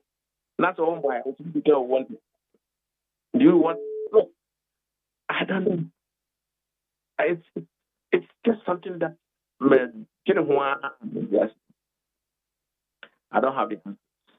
But my position is the motive is far more than just the ordinary motive of seeking the person to come and answer. And like I said, there's not even any element of compulsion on him to come and talk to you anyway. Legally, that need me to talk to you. So I declare somebody that doesn't even need to talk one thing. Maybe we find out from you. Okay. Inti say no, can we also establish say on court na? It's up to him to tell us. He has to tell us. And he would have said it in the press conference that I've been trying to get him to come. He hasn't come. And I've gone to court and I've sought the right document and I'm declaring him wanted per the order to listen. He has to tell us. There's no way you and I will do. Na eno ache no so e so san be explain kire yen se hospitals a a lawyer for no e kan se owura kenofurata da no wakwa hwe se oni ho enti na obeboy amane se yeni baabi o wa yemfa information mani. Mark, that is why I'm seeing the guy misleading all of us. And it's not as if it's the first time. Even the press conference out here, okay, he should be assessed. And the intelligence, his intelligence says that he's the raid on King's house. What did it? Intelligence said that can feel normal for no. It's said here. Now, is it true? We all know that it's not true. It was not true. National people have come to admit, say, it means that he lied. It's either his intelligence was false or he intentionally misled the people of this country. Now, should we allow you to live a life? This is the point. And I think either way, his position is no longer tenable. I mean, because the position was not tenable. But I don't know why people here did it so. I talk about my that the position in your tenable. How can you come and say to intelligence? Let's say, Ken Phoebe was staged. When you look at it's not true. Or even after it became evidence says it's not true. What have you done? He's hoping that within a week or two, another thing will come and cover, and it will become no, and he will go on as usual. And you expect people like that to continue to be in office. But they have say, and yeah, Kosue, I'm saying, Obia Canada. And who been here say, or reckon of Rata.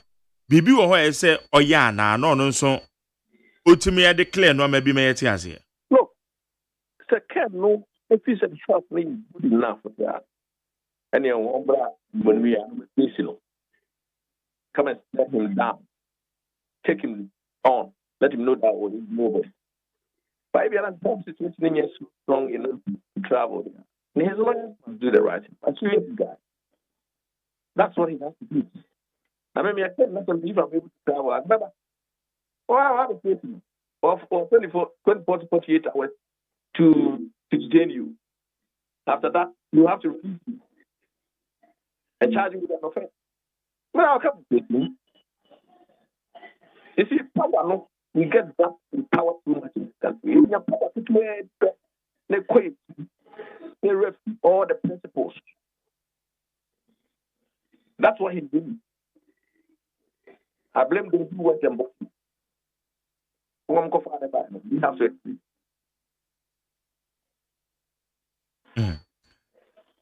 Say, ya came. Aqua say, politics and also the no Jim. We can na we can. Unlike say, you better share the substantive matter. Say, so reckon over ata, where do be aqua man, dear, ye win.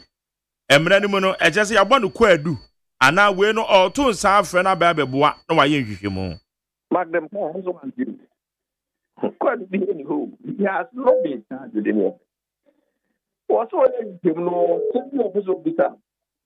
Every other time, like, you don't type entrustment because for somebody to come say intelligence, it means that the trouble is a lie.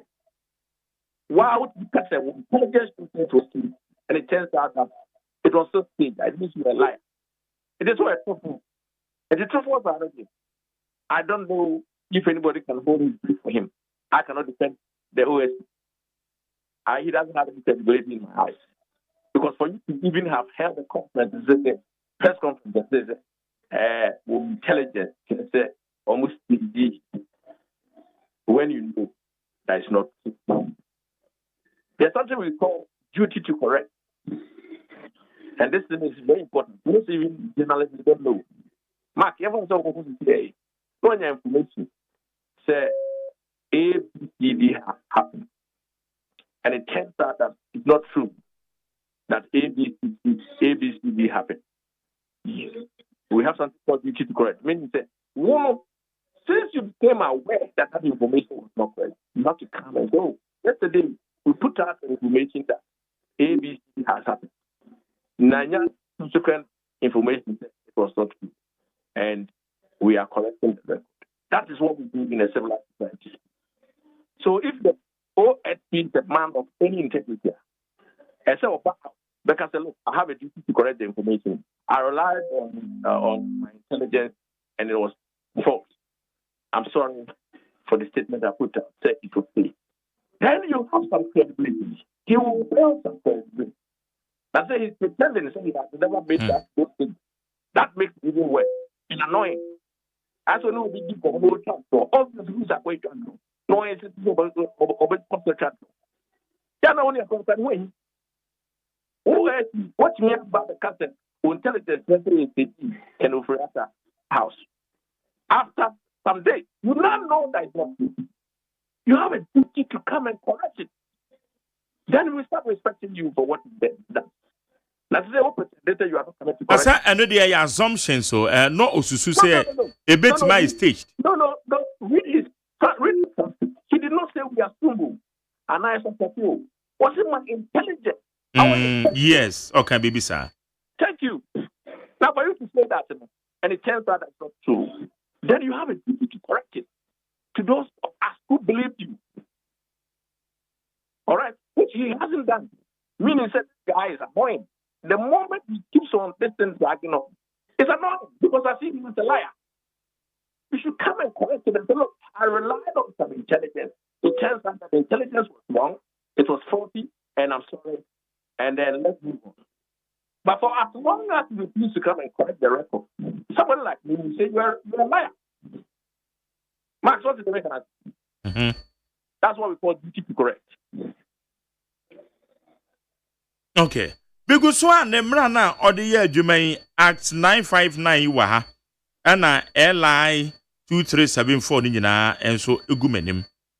na migusu a me hwehwem say bia baby wo hɔ a the to me na we execute no saying na etie information a ye behia ne say one wakɔ court na na court na grant no sa order no to declare Orake no Furata wanted edikan because wofa eyemra na or say se nipa no hunu kra na so apply ana bibi mpo no hwehwe na se ade no nya e so apply na court no e man order in terms of information we need na be relevant to the general public na afia so me mu ba kokra mpo a me bisa ne se hospital la yeso Orake no Furata da na lawyer for no trouble no so wa verify ye hu say oni ho a onhu ba bi o wonti a odi abetu ye nyina ye ni menra da we declare wanted say ye mo no hwehwe ni ya na em say we ni nyina relevant information pa but wo number another the spokesperson Samida I heard him Samida kuna my friend ever since I we year but he sent me kan because na me hia no now me bisa the questions na ko no na timi ya clear no ma bia mai but unfortunately yentimi nya no I saw him on John rambling on.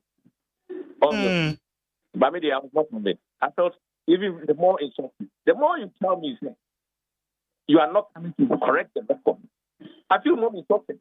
As we talk to Ranzoni, I could talk to Locos for typical. I want to talk to they just on and on, they don't care. Blase, just tell it, take it on video power on time. That's exactly what he's done. Especially when you come and say you're intelligent. That's very serious stuff. And you can't come and correct the report that you're intelligent wrong, or you yourself did it. That is what I'm saying. On the basis of that, he's a liar. Okay. Ain't for now, no, ye be jani say ya ne ya train Orake no Furata. And any further action be Mark, but obviously, I'm not happy at the moment. Especially when a public servant, officer, it's misleading you and I. I'm not happy. And I think the time has come for us to put officers back up. That's an argument move by virtue of being appointed as special prosecutor. Your law is just wrong. Wrong. And Ghana for now is hypocrites. The person will be we never and what you hear is of the contract. I mean, they met him in the contract. And that's what I'm doing. That is wrong. And you don't live in a democracy life when you think you want an unchecked power. And of course, former Soviet Union never now. That's why you be given unchecked power. But not in this country. It is more quite out. Because the China Mabia, Abidime. The two years now one come once.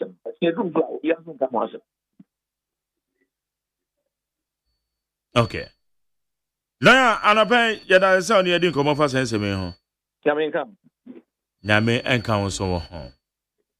Ha ye need 100.9 komana na yegusu a yedi wa ha na ye gina wa na mu na nsem no ye bisa na ye di amaw.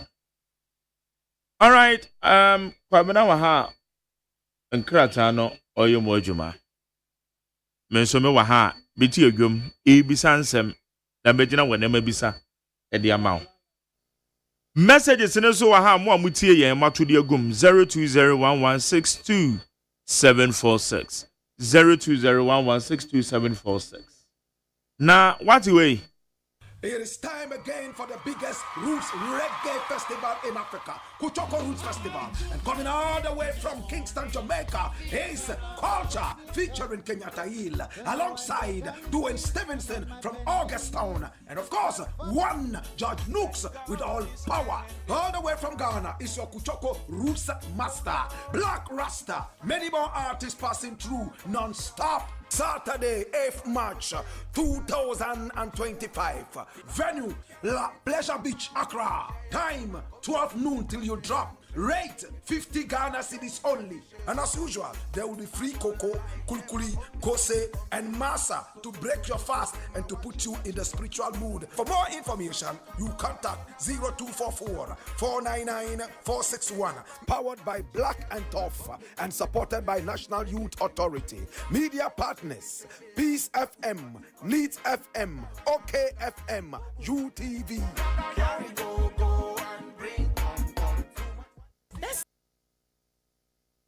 Okay, high needs 100.9. Yanko Maniswe and lawyer Gary Nimakon, Director of Legal Affairs of the New Patriotic Party. Yanuni Ninkomo.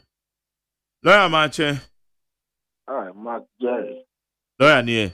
What you saying? Yanko Pandumo Nabachonzwe. Okay, official pa. I think come back to your pa. Fina Mafio. Yakasa Ajaga. Official kwa mentoka. This year, mentoka. Wait. February na shas year koya. 18 or something. They are kind of wetra. Kafra, mena ma akwada bone. I am very sure. Mate, which one? Mate. Up to Friday. When you want, I declare Mizumi wanted. Wait a minute, then I another boy anyway. Ahomachi medu ya nebo. Manufugitive. Amane. Kwabra na tano. Bra manufugitive. Kwabra de Dabi kwabra be microphone also anyam den. Bra man dikra no fugitive. Oye total fugitive kwabra. Aha, kwabra ti o de amaw.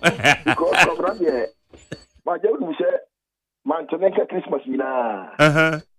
Men na ma me kokko tu yina man tenenka so kwabra he na kwabra wo obaji bunya de man tenenka. Na me kwaso amu. Bravo kwaso amu na simi mu. No buru nya ni mu na no otwe mo. Me kwaso amu na simi mu. Okay.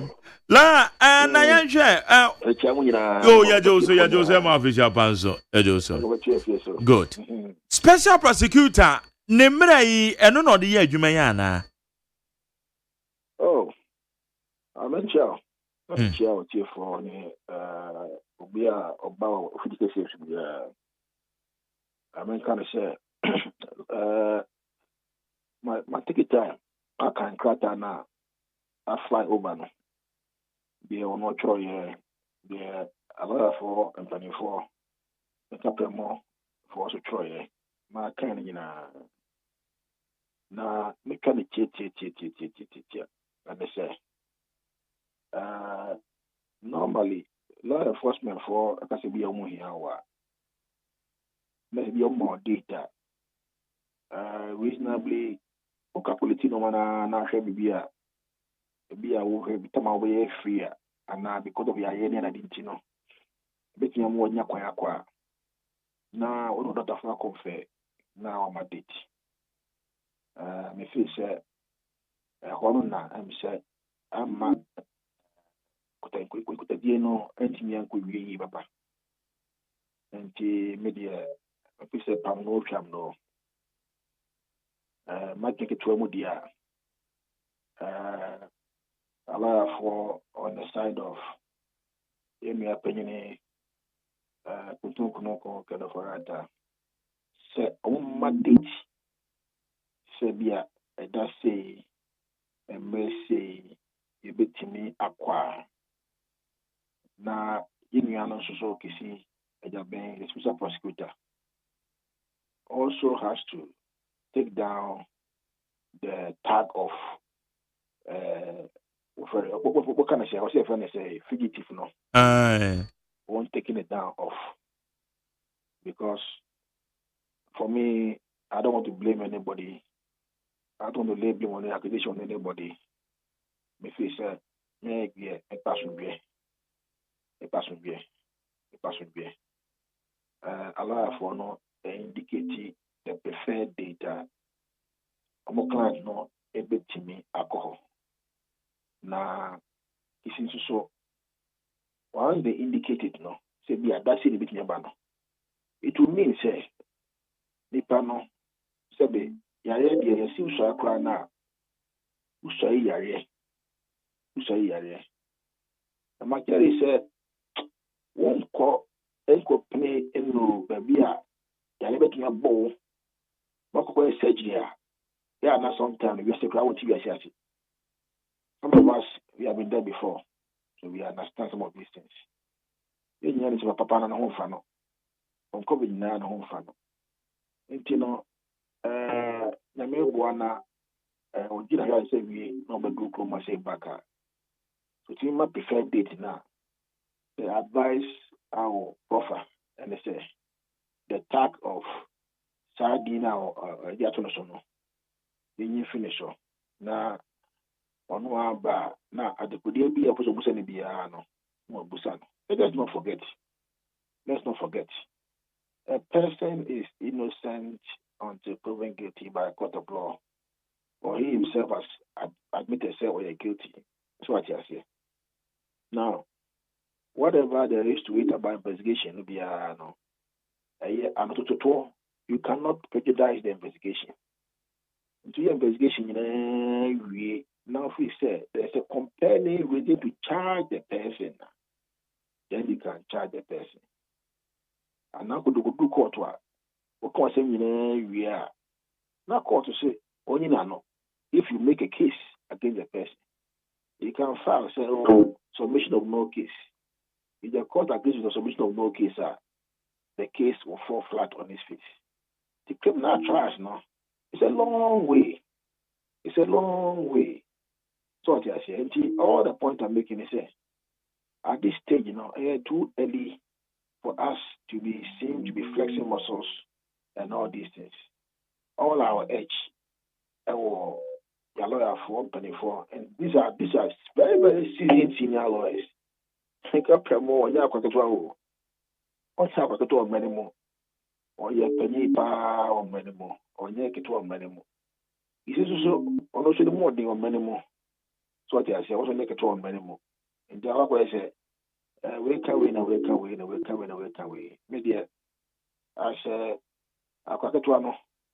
All I can say is Mesra say, or more for date, the preferred dates are the client will be able to come into the jurisdiction. It could be any date, or more say, upon conferment with the doctors, no. Doctors in the Bia, the Bay surgery, that's in your baby, or Belucupeti, or Lucupeti, we are. Then this time with your baby Ghana, you can do a surgery which means antimpo. My dearie, you can do a surgery which means antimpo. I am telling you, some of us who have been there, we understand these things. So on could be there on Tiasia. Now, why they give a date? Then also I will advise my brother Kisi Ajabe. Now also say once they have given you a preferred date now, or that Roma, you are the tag of fugitive no, Mr. Watuform, because what you said that say, be available to come and answer whatever question I was over answer. In any event, coming to answer questions does not mean say the party is liable. It doesn't mean that. Answer question doesn't mean that the person is liable. You can answer all the questions to explain. I saw the crown, ABA, the mechanic, Mentisa. And Brano doesn't work like that too. Which is when you know you Panagas, not the Panagant in the Wasi. So, if we say there be it is you can take another step. Another step, no, it is a court of law that will determine it. It doesn't lie in the province of maybe like if you say ABA. A judge, a prosecutor, and an investigator. It's on it here. They didn't know too much. And I hear a lot of people who are uninformed making all sorts of statements across the country. If we say, no, Ayana, and what, intimacy, say, as I've indicated, no, allow for one may indicate it. Why they indicate, no? One also stand down on the tag, no. Now, you begin on the clean slate, and then all these things will go off. Because don't forget, Minister of Finance was the face of the country, and international marketing. So what I say, And this is not a small person. Sabi, my father said, "Oh man, you know, dear, you make up Bobo Sia that day." I feel peer grandpa and so a fugitive. I don't use the word again because I'm not comfortable using the word. So no, intimate so that word no, and makes attack no. If they say they should indicate a preferred date and preferred date will wait me up. Now, he said that so on withdrawn the tag no. Since we all at that time be aware say and may say that say wait me up into the jurisdiction. Now at the could have Busano no Busano. Sabe Kisi Ajabe prosecutor cannot take him and put him into prison. Yes, I'm a manager. Yes, I'm a manager. So I don't understand why this whole hysterical and this noise is going on. That the procedure of law, it doesn't work like that. Law enforcement because when you are no man almost be a preferred date and time. All you do is you give a preferred date and time. That is all. Nothing more. What make us back while local come for no a money day. That be. And you hit me sell go back. It me sell be a mama tension I'm not from na young man you took to the end. Now I say be a fan of some Madame Michelle. Sometimes I say back the way we approach it, the way we communicate. So I saw one man on the ground. It in my bar a cotofum din. Maybe beyond the KKK. Na man be the social media, no more the attempt. Nina no M1. If we say where we are, and they say important that when they say give us a preferred date, Bala, but maybe some way quickly. Ain't ora a year Kisia Jabe, lawyer Kisia Jabe, or ye special prosecutor. Wababe press conference said your memuna kasa. Maybe some of the questions, sir, in my opinion, mean to me answers. Hence, the need for me to even contact Samida Kwa Minyano. Sir, na untimi moya mane hospitally address bibia wo na untimi nkyerɛ sɛ wa verify hu sɛ nipa no wo ho ana oni wana sɛ adwuma wo yɛ den ana. Oh, what I can say is I do not know the checks a be office no kasa yeah before coming out with that statement. But maybe if you ask me, I will say the timing. Looking at the dates, the days on the letters now. I hold the view say not a too short. That is the view I hold. Too short, and to have come to that conclusion. That is the view I hold, and that is why I'm saying I mean, I'm looking for our moment capremo. Among Fakrata command indicating the date. Any opinion, Kutum between a good coma. Now, one also saw the tag no. Make an was no. In feel that is what I think I can say now because I'm in a very privileged position. I said director Ligano. A lot of information come to me. For now, no, I do not want to talk too much on the matter. But also, mo party here press conference and the minimum say almost seeky wo audience your legal advice before omoba out. Oh, send an abi your lawyer.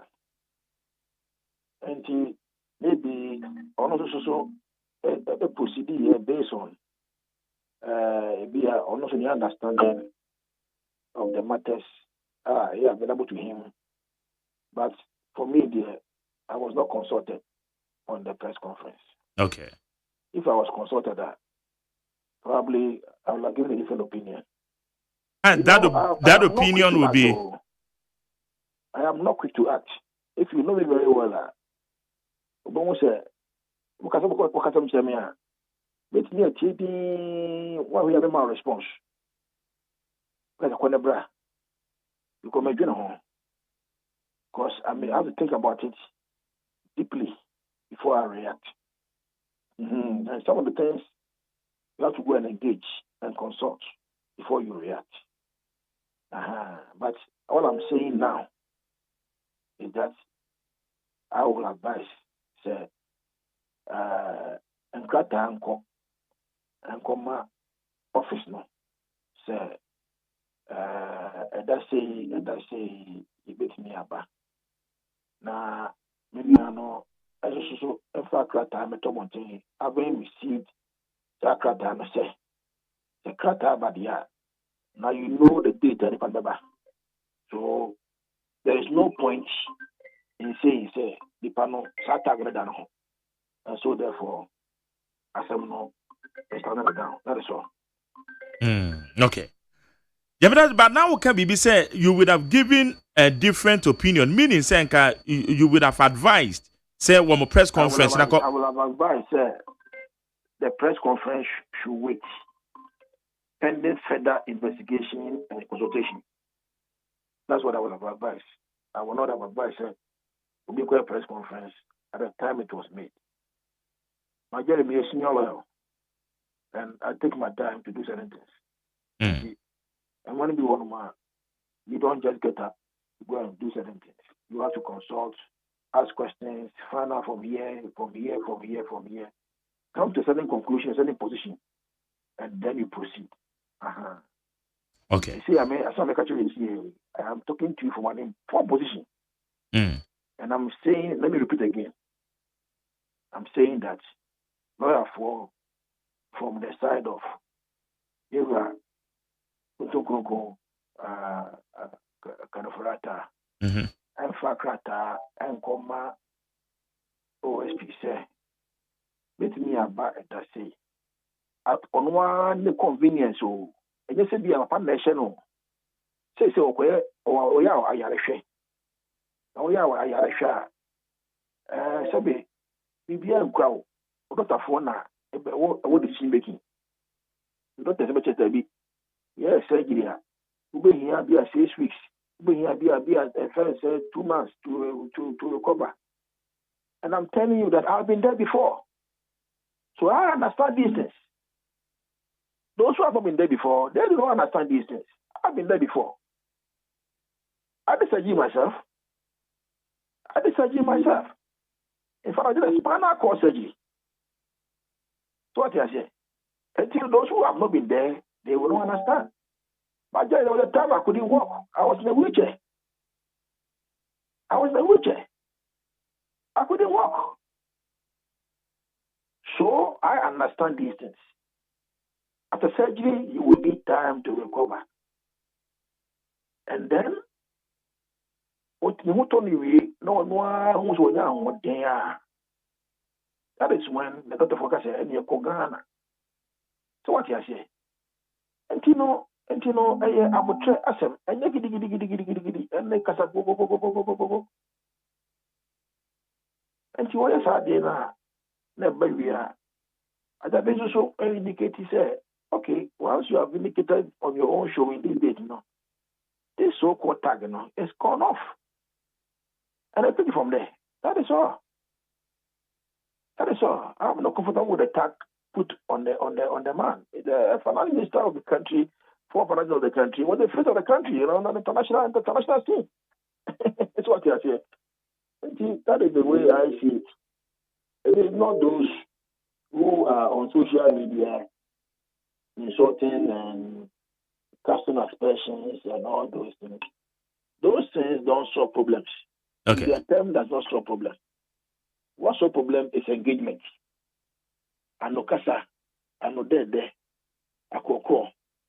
That's solve problem. And yet the attempt to solve problem. Those people who think they can be insulting, it's up to them. But me, I don't go about insulting people or casting aspersions at anybody. I go and I engage and I seek for clarification and explanation and reasoning for doing A, B, or C. That's how I do my things. I don't insult. Okay. Lawyer no pay that say so we need come on. My Jerry, and I say no. Name of my song. But by Friday, let's say Kwabana, and then we mean what you me declare more some more me you too preocupe papa me kwa me try my Friday ni ransa that's it I'm sure papa all right okay good bye.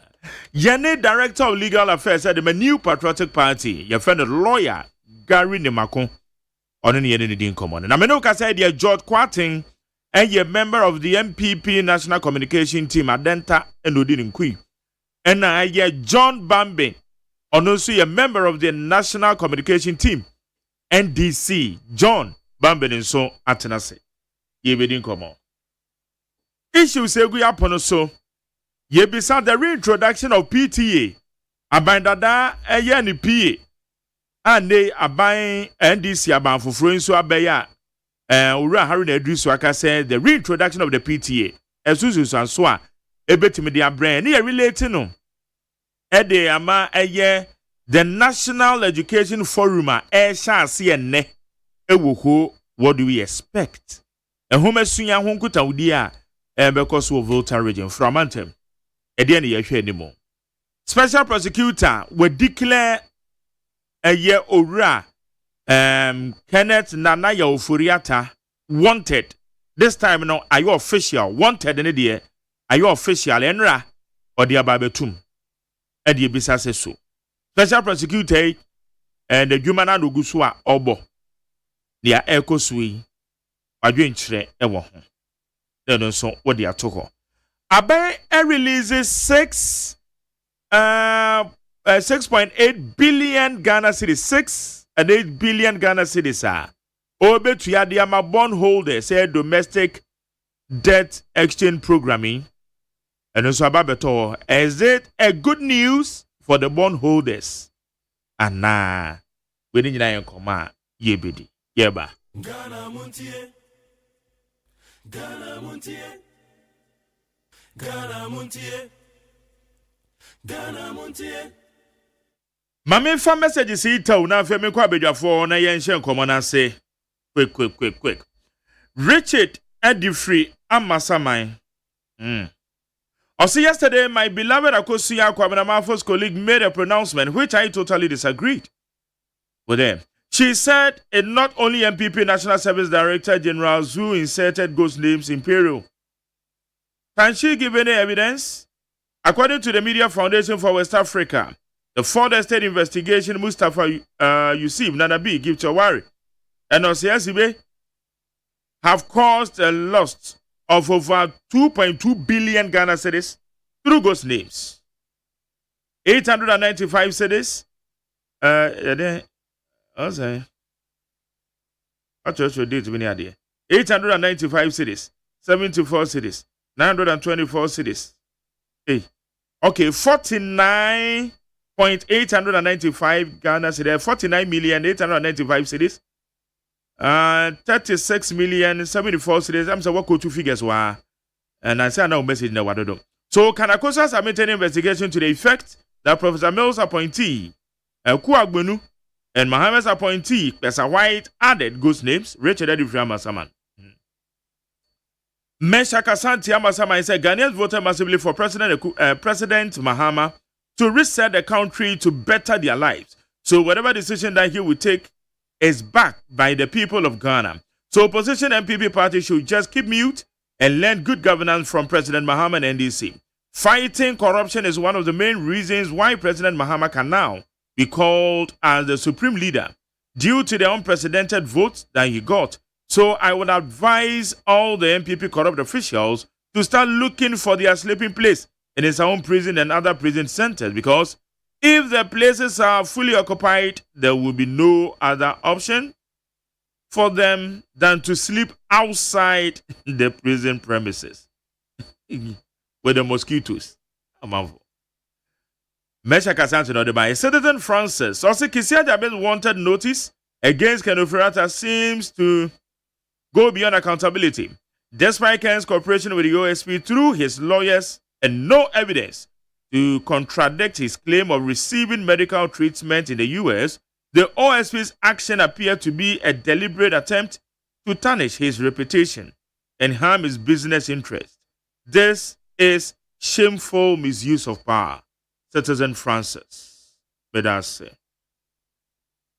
We say good morning to you, McJerry.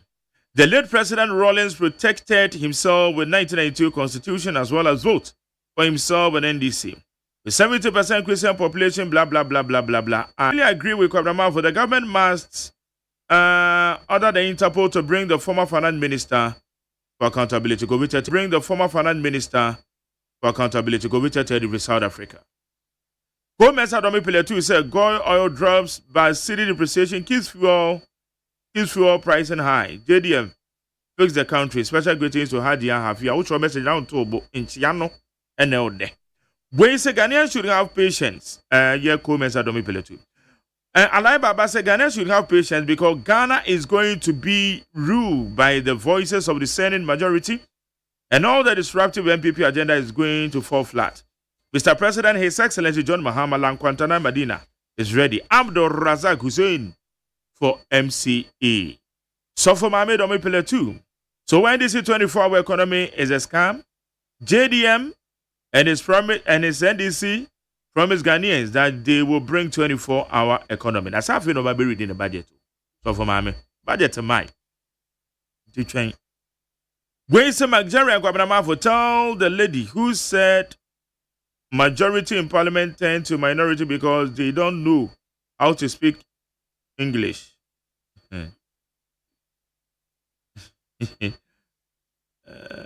They're sending me. Parents Association. Okay. Cecil, my brother, may check a document in Adia Mameno.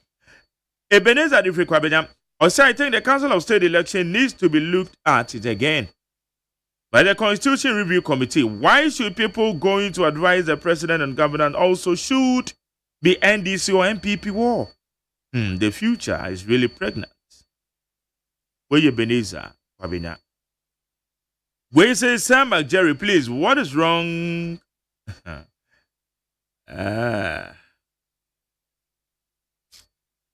Theophilus Kwakunya answer. Me truncate two message. Amana answer then also the OSP is gaining notoriety as far as Kisia Jabe's action and inactions are concerned. I have no doubt believing that this is a political witch hunting, aiming to get immunity from Mohammed's government. However, be mindful that your tenure will definitely come to an end and you shall recount for your ill deeds. Also, it's your honorable you pay. I'm an answer.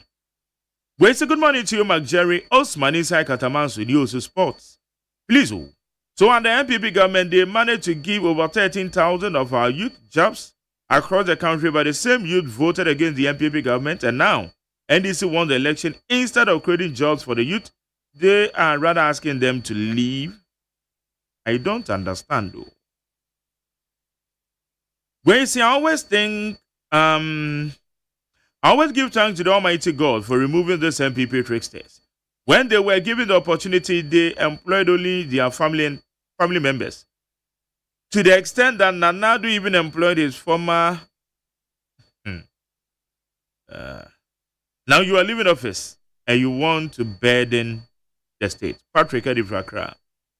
Eric Wakubu, they say if President Mohammed is NDC can deceive Ghanaians with a 24-hour economy, later turn around to sack the youth from their work, are they resetting the country? We said that Mohammed's demand for accountability from former government officials conflict with his decision to drop charges against his party members. What does fighting corruption really mean? Mohammed promised Ghanaians a 24-hour economy and job opportunities, but has he rescinded all opportunities made by former government? Sami Boache, Asamang, Kese. Pamelavi Pokiase Benghazi. Also, special prosecutor must investigate former NSS boss, the person of Madam Gifty Owari, Mensa, not a deputy director, for misappropriation of NSS funds and fixing ghost names to siphon money from the financial controller. She has caused huge financial loss. Okay, may that say. Where is Ogama Jerry? For me, I think the OSP does not understand the word fugitive. If he does, then I'm surprised. For the trumpet, Boboashi. George, Maje. Mark. Ezeyo. Nyame na dumo na onswe. Yeah, nyame adomoko. Yeah, better nyame ase. Ibi akoyo. Bibi aboko papa. Nyame ase. Nyame di achen. That's right. John. Mache, Abrante. Yenu ya na onswe. Nyame ado. Ibi akoyo. Yankopo na ado bara. Nzama rekodo kwa na. Yedo nyakopo ase. Good. Okay, Jody, mami say seven free or issues a media group on so Ganofrata declared wanted. DDEP 6 and 8 billion Ghana cedis to bondholders. Reintroduction of PTA in schools and the significance related to National Education Forum ECOSO. At the end of the year, Mark, Mamenchia, Namenchia, John, so say any first time I share. Namenchia a tea for ne Ashafuna. Samri will be OT neat FM now share social media and so. And over the weekend, Yenya Gasayadi, the former Vice President, Dr. Alhaji Mahmoud Bawumia, or the Nanimunyame Kupie, School Ponkesia, a war America Bruchi memoir, your friend Harvard, a honor or did Nanudisem Kotuja. Because idea a bit me ama Africa a tumpon and one is a yina ye be exploit the digitalization on a yet me de edijuma. Maybe any sense na me de nchianso ma abranti bi ye friend Kwame Sam. Mark Jerry or ye young guy or ye business in kakra. Na idea or ye no Mark so any papa as I say one day modern cameras no corner factory ho young guy no was setting up factories or ye printing near mana ye hu ye kwakra or China t-shirts near the idea nyina no ukono na ankasa ye bi da said da ha wonka say Ghana ha kra na ye no nanso ni nyina no or ye printing bia bi e wo Ghana ha nti Kwame Sam be bia wo bia no mechia na yakoso kosoa ne tokoso na ye na den a wunyame beto ni nhirapa agu adwuma a wudie so. Mark special prosecutor de na otwi yaka ne ho asem anti mi kra ya na me mpese meka ne ho asem bi esan se wo hwe ne a oye nyina bibia e kire se oni the honorable Ken Oforiata ewo personal beef bi a wo pese wo score esan se Ekwanya ofa so obeye press conference no. Wode tutu nsane ani a sebi ntiase bia nim. Enyina so bia nso nim. Ena ade pepe bia nso nim. Esan se yewura Kenofoliata sebi onye nipa ketewa okruma. Obi a wabedi finance minister for close to 7 years. Aside that, our big companies or to say data bank. Our companies bebre insurance companies ojane akwan na japade nyina wo kroma wa biebie nyuma ne workers ai wo Ghana ha no enya workers kitwa ontumi nka Ghana businessmen and a business akese a wo Ghana even Africa ombo Kenoforiata tini ontumi wo enterprise insurance wo data bank any other companies a wono awa ya fa Ghana fo adwuma je na chese papa yi otukwan akoba bia boni ben no waya to odwane. In any case court ben na approving say waya boni an investigation ben na establish say Ken Oforiata aye boni bi enunti odwane. Eye wo na wo say why cite corruption against him. And what throw letter akomane say or assist with investigation. Okay no opportunity. Nemmom ono so atwere letter se bi ne ho dodo no kakra enu nti ogie ayarese ewa amanone ena wa kire time a wodi beba o kire ye no wodi hospital a wo address nyina even po the doctor wo hwe no wodi na address nyina ka ho se sɛ wo further investigation and information bia so obetumi ana for verification obetumi atumi contact all those people no wanya information awo nenso minim de opie piano minim baby a otu mirika kɔ minim de oje a obeye press conference bogus press conference ebe declare obi sɛ ɔyɛ wanted ni nyina ya ade a ense na mfata na me no de oye no sabi obi a why political science even level 100 student kra bachelor say dey we enye nwanwa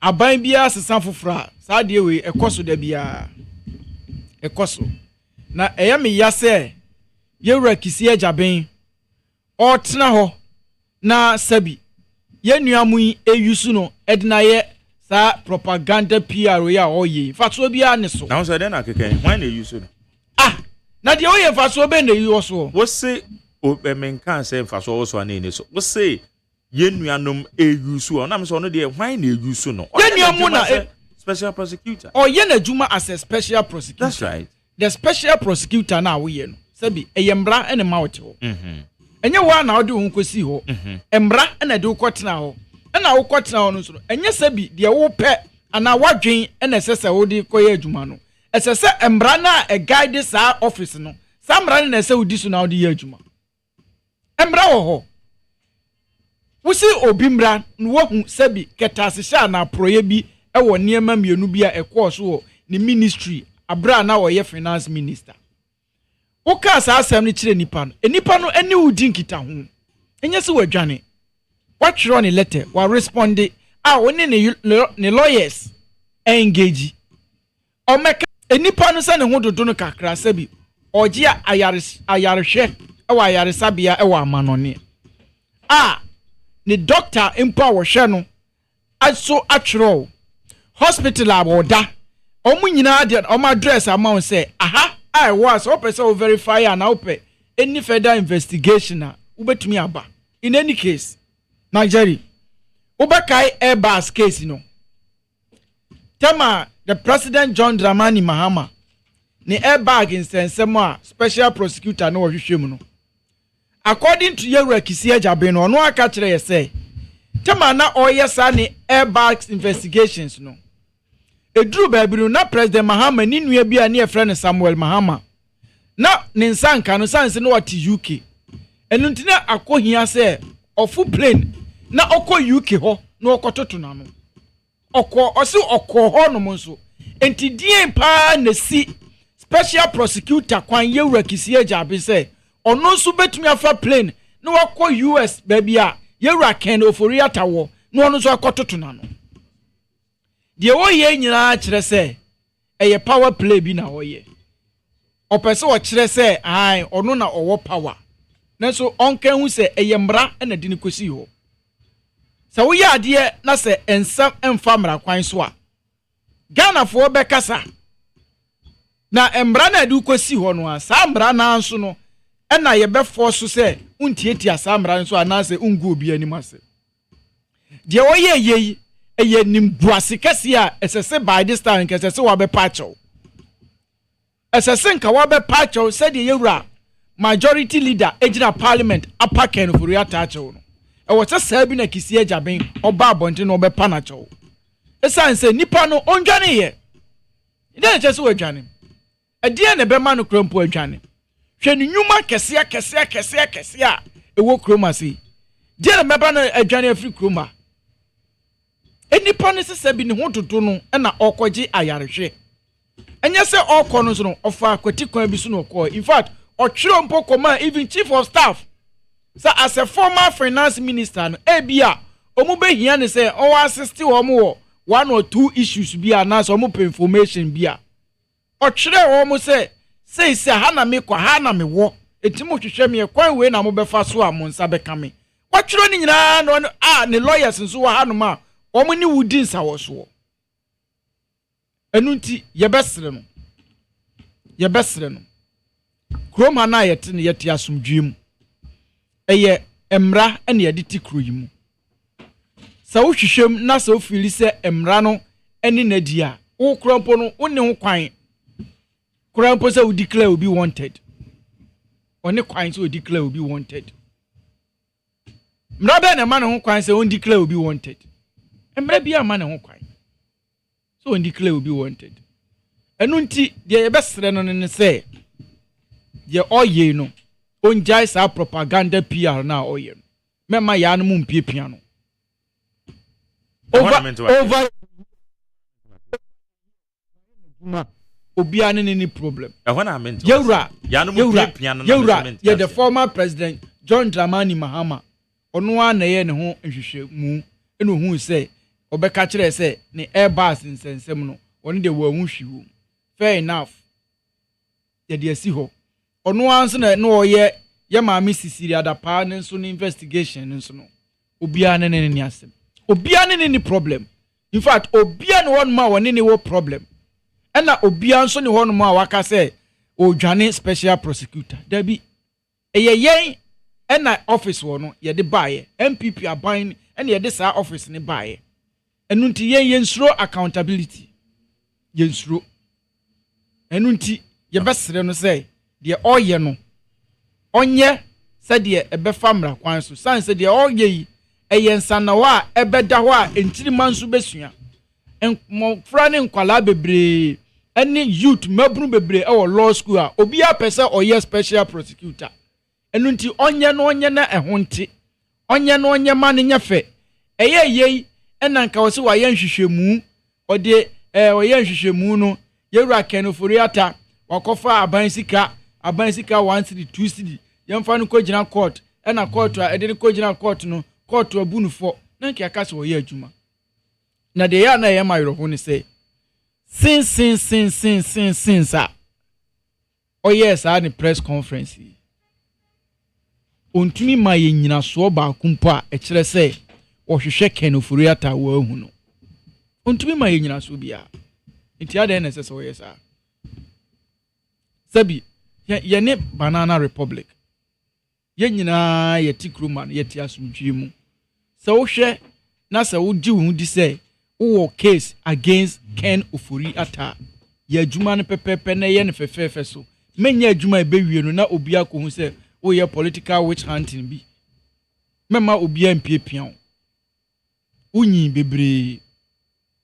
bebre a ye de sa adwuma die adi kase we animonyam we ahwe wo nsa ye mane nyefe na sabi na ye ne jadin kase bi to woni en kase that bi ye benya special prosecutor bi a ni ye frɛ no kisi ejaben na wo ye ABCD sabi wanya de a emfata wangu nipa anim ase keke because de wo ye nyina kyerɛ sɛ eyanim guase na opese ogu yewura Kenofori ata hwɛ even pose oye press conference we ye press conference ni wie no the lawyers are responding ama a whole political party to say New Patriotic Party a national organizer ejina domonim empo aye press conference akyerɛkyerɛ mu a respond to nsɛm a obekan ade ati ya no akɔ declare no wasan akɔyɛ flyer say wanted e de atom social media page eye papa enye papa de na agiro wiase ye nyina ye Ghana fo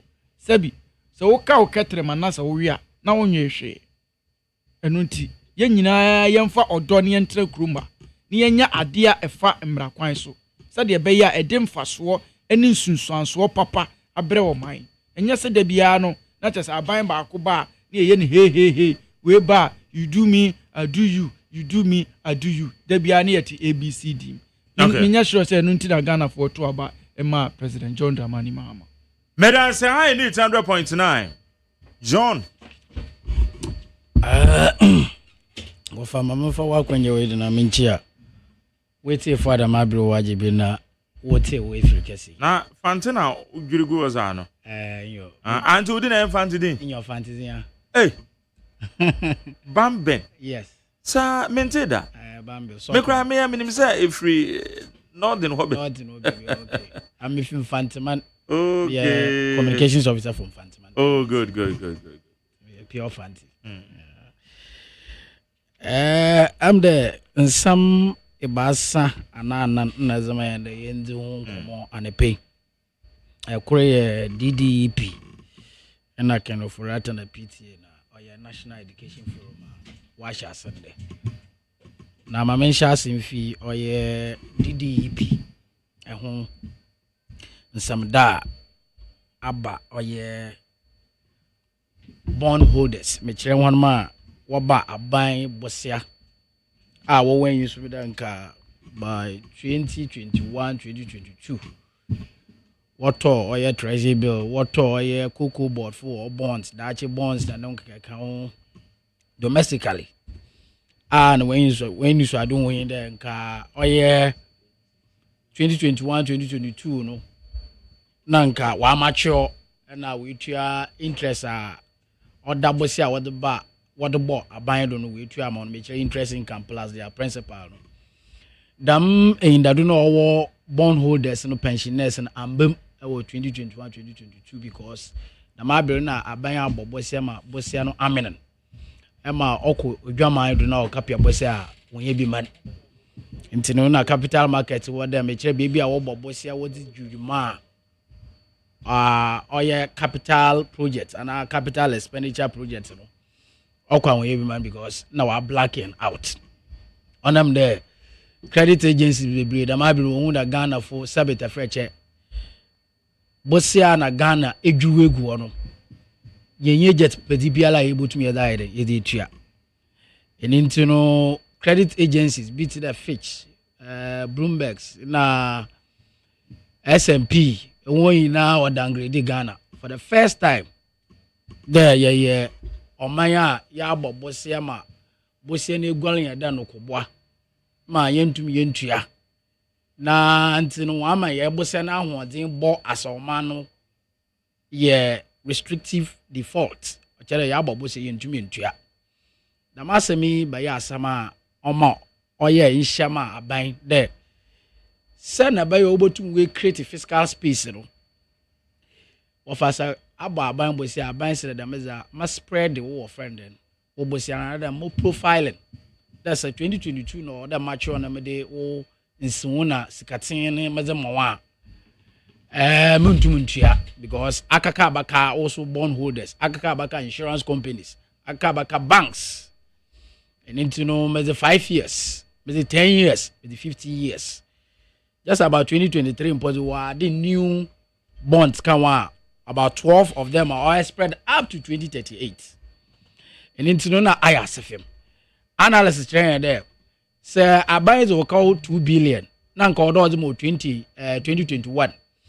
na 2 billion abayes there ona mbosia wa abonti or spread for friend another was scheduled for 5 years 10 years putting inflation and other macroeconomic factors no chere sikatsina nka 2 billion benya no and also putting in place net present value what do you call it net present value factor chere sika odenya nenda no say ye the miskana because of inflation and all that and what do 5 years no will trade the same amount of friend it's come one or reduce in value into ma analysis train there one ma dwumedi no obobo ade na wo suffer more they have lost over 85 billion and into no ya da o ya asefem nti ebedi yimba ya adwen a nyan maamenom nyen nananom including former Chief Justice of the Republic for the first time in the history of Ghana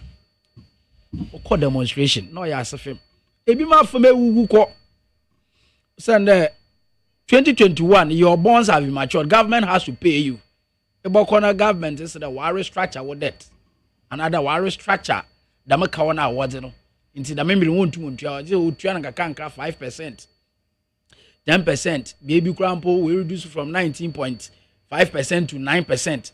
Right. Moya who mu imponye there. Aban se do onya by force. There about restructure with that. No ya by force no you see policy bi so offer factoring. Inti aban ni ntumuntua obaka ka dan oya bank bi a dan bank the budget da make ka no aye ato no do.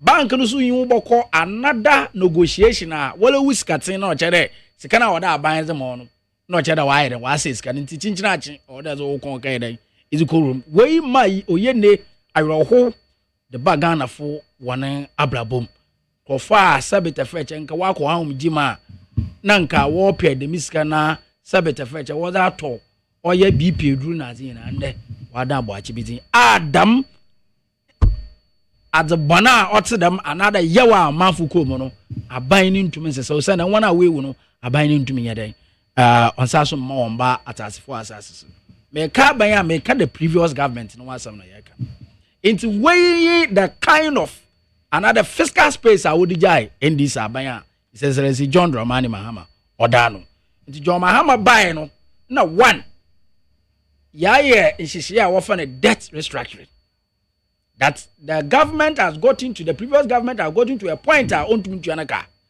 and into one ma what one ka na yen shishia both external bondholders and then domestic bondholders there was kan nde ontum ntua se we do there nde no odo ozema wo a nde ontum ntua wa spread no ono no wodi jai wasa so wodi jai yende onam oye dam fiscal space na wa lock because of yes ka some atoto apan some ase no what won kwadan IMF into wasa so what the IMF economy no what dey what man by say John Dramani Mahama yan manifesto no ma Ghana for ase there he is coming to ensure fiscal discipline because one of the things are Oma yakwa da manwu ye no mu wo da ma bredo in fiscal lack of fiscal discipline.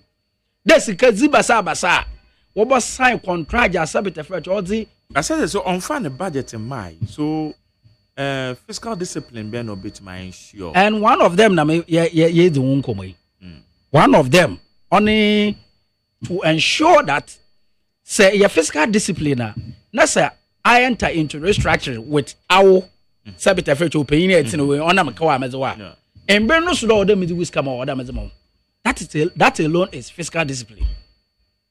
That alone ensures that my crowd there wusika no on site anaso de in the dubiala yen on kabande bia time aso de mutu okawa mfa mfere me for wusika no. Yeah, because dia eda hwana de enim ne say bondholders no they one you two groups. Yes. So two groups no one more dear no one more restructure ya one more sign at the core no and one more so do one to us be do want to say you two yes it will just secure release here a binary releasing a sika et so to yama one more one more say one more to us yes because one more do mum dada no enyanso yeah it's what is wait I don't know saying that you are buying on so or releasing your buying initiative and maybe a bandana structure be or the good hunting in fact activated the process.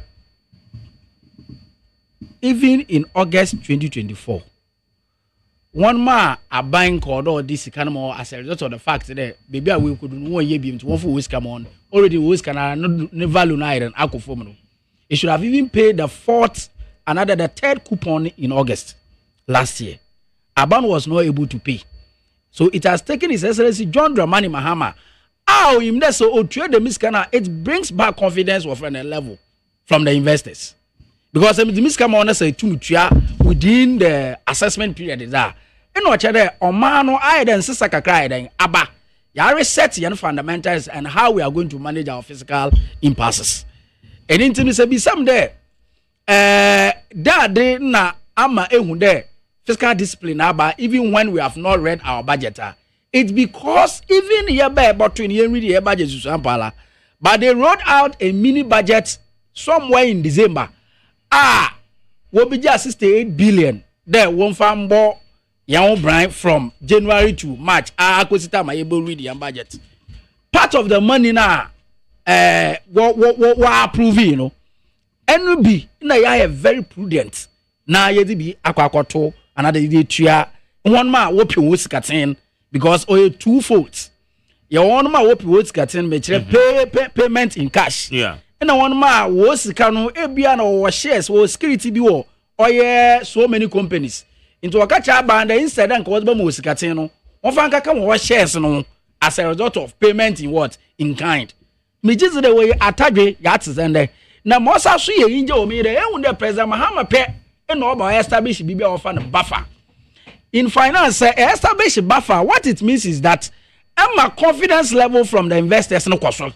O send us o business ka ba show omanimu na so oman ne yen hyehye to de se atreyenkyem bi ba miska na amada ma oman no mpo no on affect na dem impako na bi na obeyan odopɛ de odimiska ba ba hye oman no mu eni nti no mbra ye wa ba mi no ye bibia wa fa the sinking fund aye de $500 million editum dem fi sinking fund na ye ja $500 million etum no it was more than $500 million because na ye bi atua oye president Kufuor ne Eurobond na okakaje for the first time ambra ye kwa Eurobond market no ye di bitua ye ja bi wo ho mo ma kyerɛkyerɛ ye kwa ahomjima na nka aban a we twam kwen ko de bezi dwuma wo dis kan poto me ska ne say eni ntine ya saso ya ye biem de apart from the ye tua one ma where the third and the fourth coupons na I mean ye the wo coupons another wo interest payment na another interest income na ye da mo no ya saso ye ya set up sinking fund na ye this 9.7 billion ye di kotum there from June July me kire afia iwomi when the fifth coupon another when the fifth interest payments is mature na no so ye da mo eja awishimo me there second will be a busy there and if you also have an intention to come and help the people of Ghana to solve their fiscal economic policies now one debt of the management policies are it is baba is baba support why are there or they bob president Mahama na abado in a sense that apart from there we tria over 6 billion or the ama yeninu anom yen na anom yeja anom no wasa so we bi ja 9.7 billion that what there July and now August one ma word so by the oboso an wo de wotwe no one for no so ntwe woko what it means is that any other uncertainty biala me kira atro yen chen biala oba fi biala oba ma yen economy nis kasama ayeden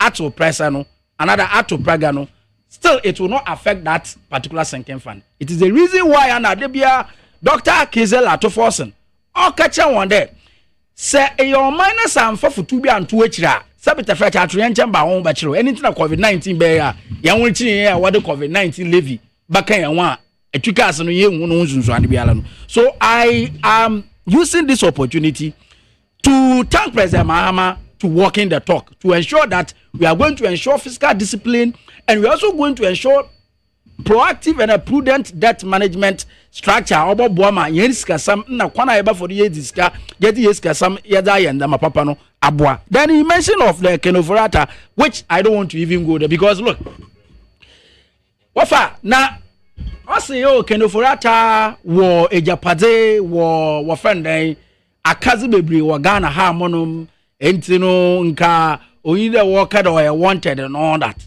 But the question we asking there MPP for Basan Opera Wakacha Ghana for Assemblyman you. Does that mean that Kenoforata way Japadi to the data bank? Since time Obey finance minister, data bank has been the transaction advisor in every single contract. Yokomono. Bomano chrono to the extent that the first bond I issue printing bond over 2.5 billion. Charge by catcher the Kenoforata ni kuwa often data bank where traditional advisors into we break maybe often conflict of interest. The moon pay in under special prosecutor one kasa in the bay. Special prosecutor one kasa to the office no. Also I wanted as about it or we Japazinti is above the law. Or we Japazinti sabita freche we can't declare him wanted.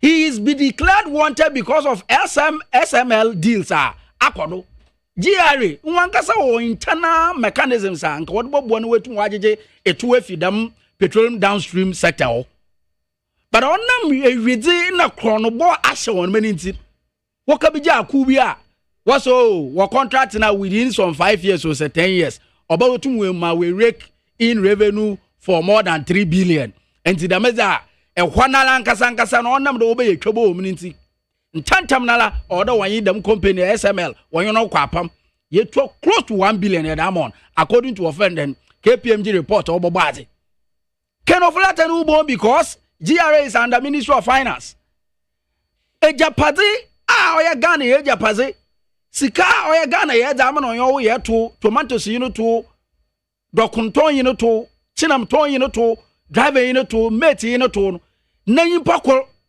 why she kutupa onye obi ma ya kana na sika no ayeden aboyen na ahwere Ghana na ya ka che no mbre no mbeyi Damansam na how can you a conclusive statement so I conclusive it's Nipan wama inviting you to help I am just giving you why it is so important that so declare Kenoforata wanted oye oya di here because KPMG ya sanction word won kwaya the mission. These were the things that they brought out. 2. Now MPP for I watch then.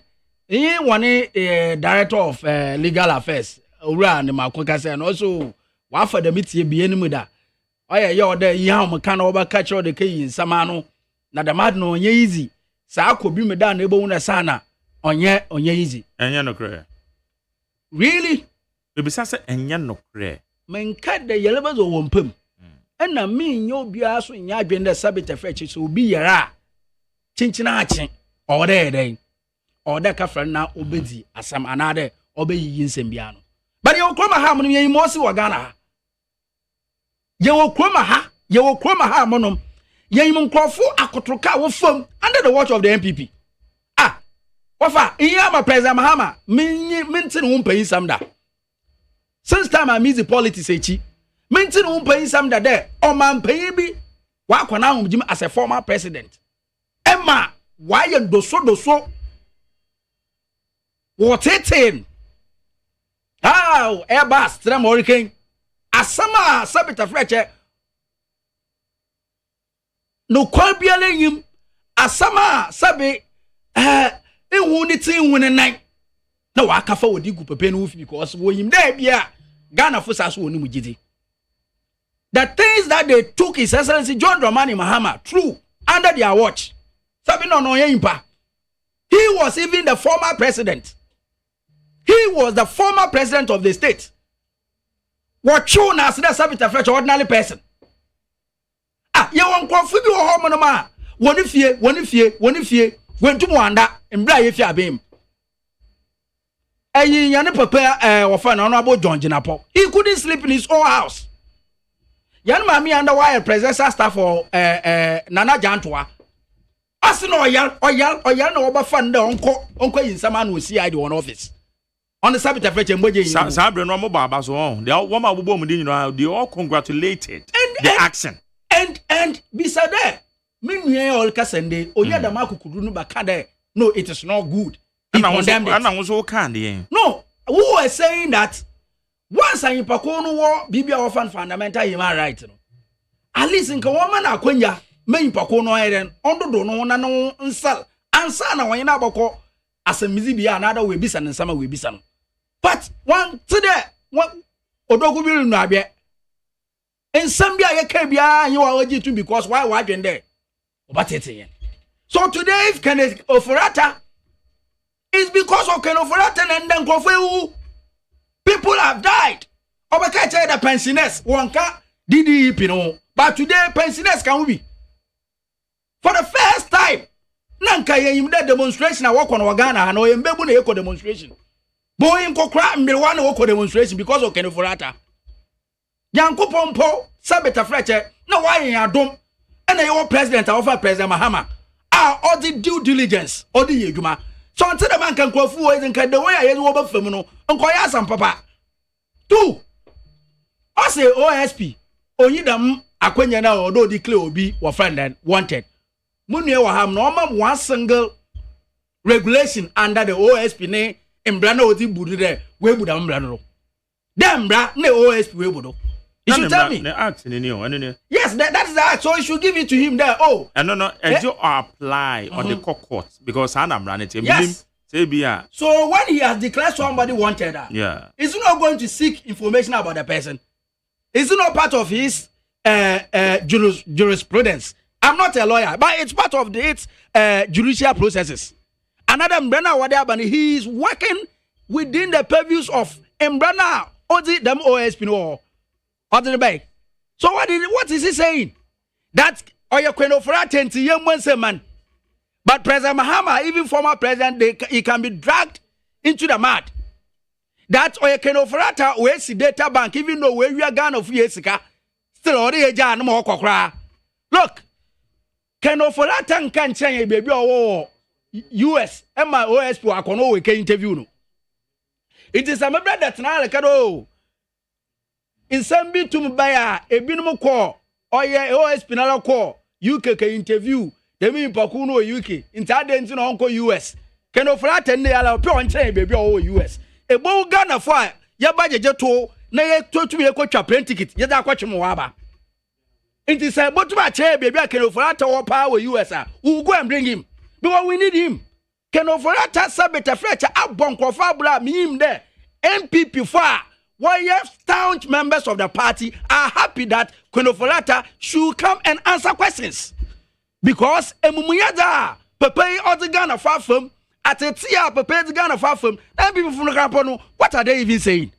They think that Sabita Fletcher and this for the watcher and one, Mojambana. That Konofolata wants to be that a way the crime wanted. Name me no one the crime wanted. Emi no one the crime wanted.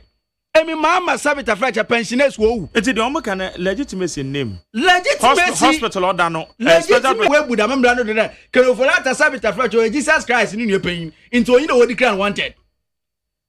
One fan court na court nkantre OSP de dabi kero for that the Sabita Fletcher ono na Yankopon you are owo ho. Ah, finance minister Isha White na the Ghana for no. Today when you are wanted, you say what? Onu nande ye 20 DP if it's not Kenofolata in kadam 6 billion in kadam 9.7 billion ye that for what Friday future on setting to settle other coupon holders and bond holders. Okay. In kadam is kind of Ghana ye ne Japan before. But Kenofolata ne is a born as finance minister nti. Twa wo kira ye kom.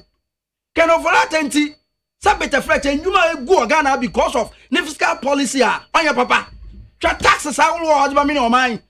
So look, what you are saying is that OSP and affirmative. I'm also pleading with the Attorney General that President Mahama ni oral reports now oral committee what come on over 700. Don't make sure that me the SML deal won't be me not can offer any issue won't be in Tamparala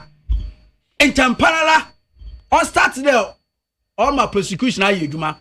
Because Ghanaians need their money. No investigation. And I mean, definitely, what I come Attorney General, the Attorney General will do his own internal investigation about the matter and do the prosecution. That's not the case. Because Ghanaians need their money. Yeah. According to the Ora committee or report saying that over 20 billion had gone waste as a result of corruption. So them 20 billion yawaha. And Kayama Yebreni. So them 20 billion yawaha. And Kayama Yaka DDP. So it is very, very important that no, in as much as yes, so saw there, Sabita Fletcher, Obi Yara, Yabach Nazado, no Akaka, and send me another way, Z. Wako to Tunan one send me. It does not also mean that in Pakono be use the matter as an excuse. Or also, ne wa friend and no Dr. Trauma OSP, no OSP, but didn't know. But some not say no man wanted. The OSP made it clear that all the people that they had to reach out to tell them where he is, we want to wanka into one area. Into say, brother, say a war baby, another in baby, OSP, our friend and Ken Oforata, all USA, catching Ghana for Bajijan Toboa. Fu play na question aba. Number 2. Can Oforata embol Ghana brado. The fact that we data banker what they did what about Ghana chrono, it doesn't mean that obol Ghana brado. Number 3. Even President Mahama, former President Mubida, onu power ya no sweat na afroba. Na nka Ken Oforata. Number 4. Every single Ghana, including the bondholders, pensioners, ebimewu, once a man po, be once a man. Obey one that day in there where declare Kenofolata wanted because Kenofolata in the Wakwan with him. Another way, and to know if you have any information, help the OSP to do its work. Because OSP man about the bay. In Zakato, and this officiate no way, Ramazia. They don't know what you are talking about. Okay, may I say, higher needs 100.9. What a year, John Bambing, or your Infantaman constituency communication officer at the main DC. On our turning, Johnny. Any other one? And sorry, no, maybe one. Mark Jerry. Yes. And say me new worker say now team 50 say woman in you. Oh, David, I saw team 50 friend and found. Say woman in you say TS now woman say woman in you.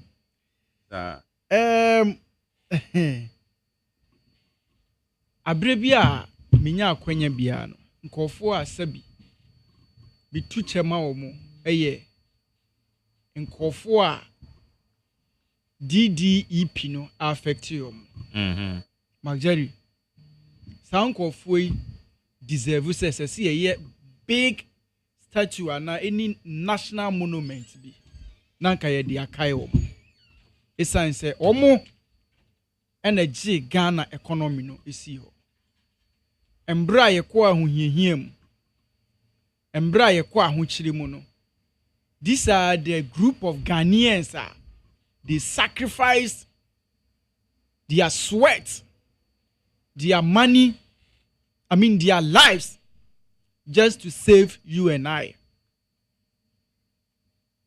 Enunti debia me salute omo. But minuano emanon tena hanom nya say this is the first time ye twi omo coupons. Ebia wonim.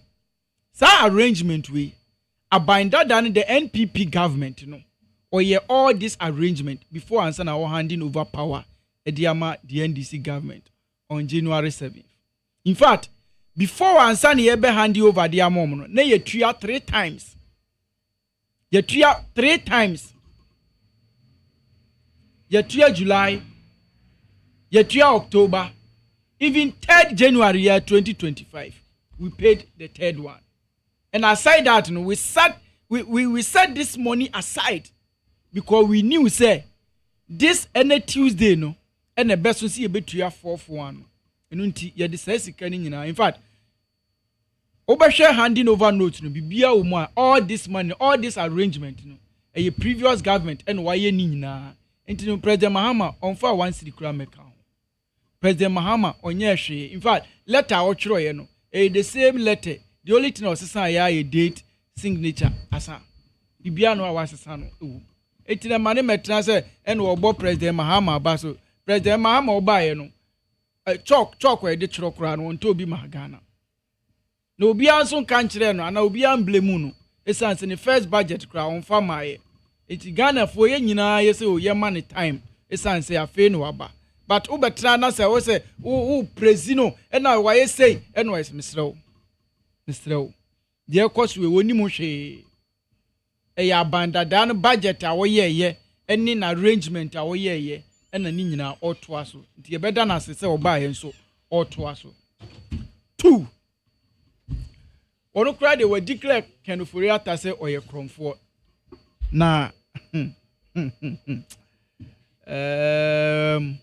ye dru hoda enti de oye meti ana me hwe ni din in 2017.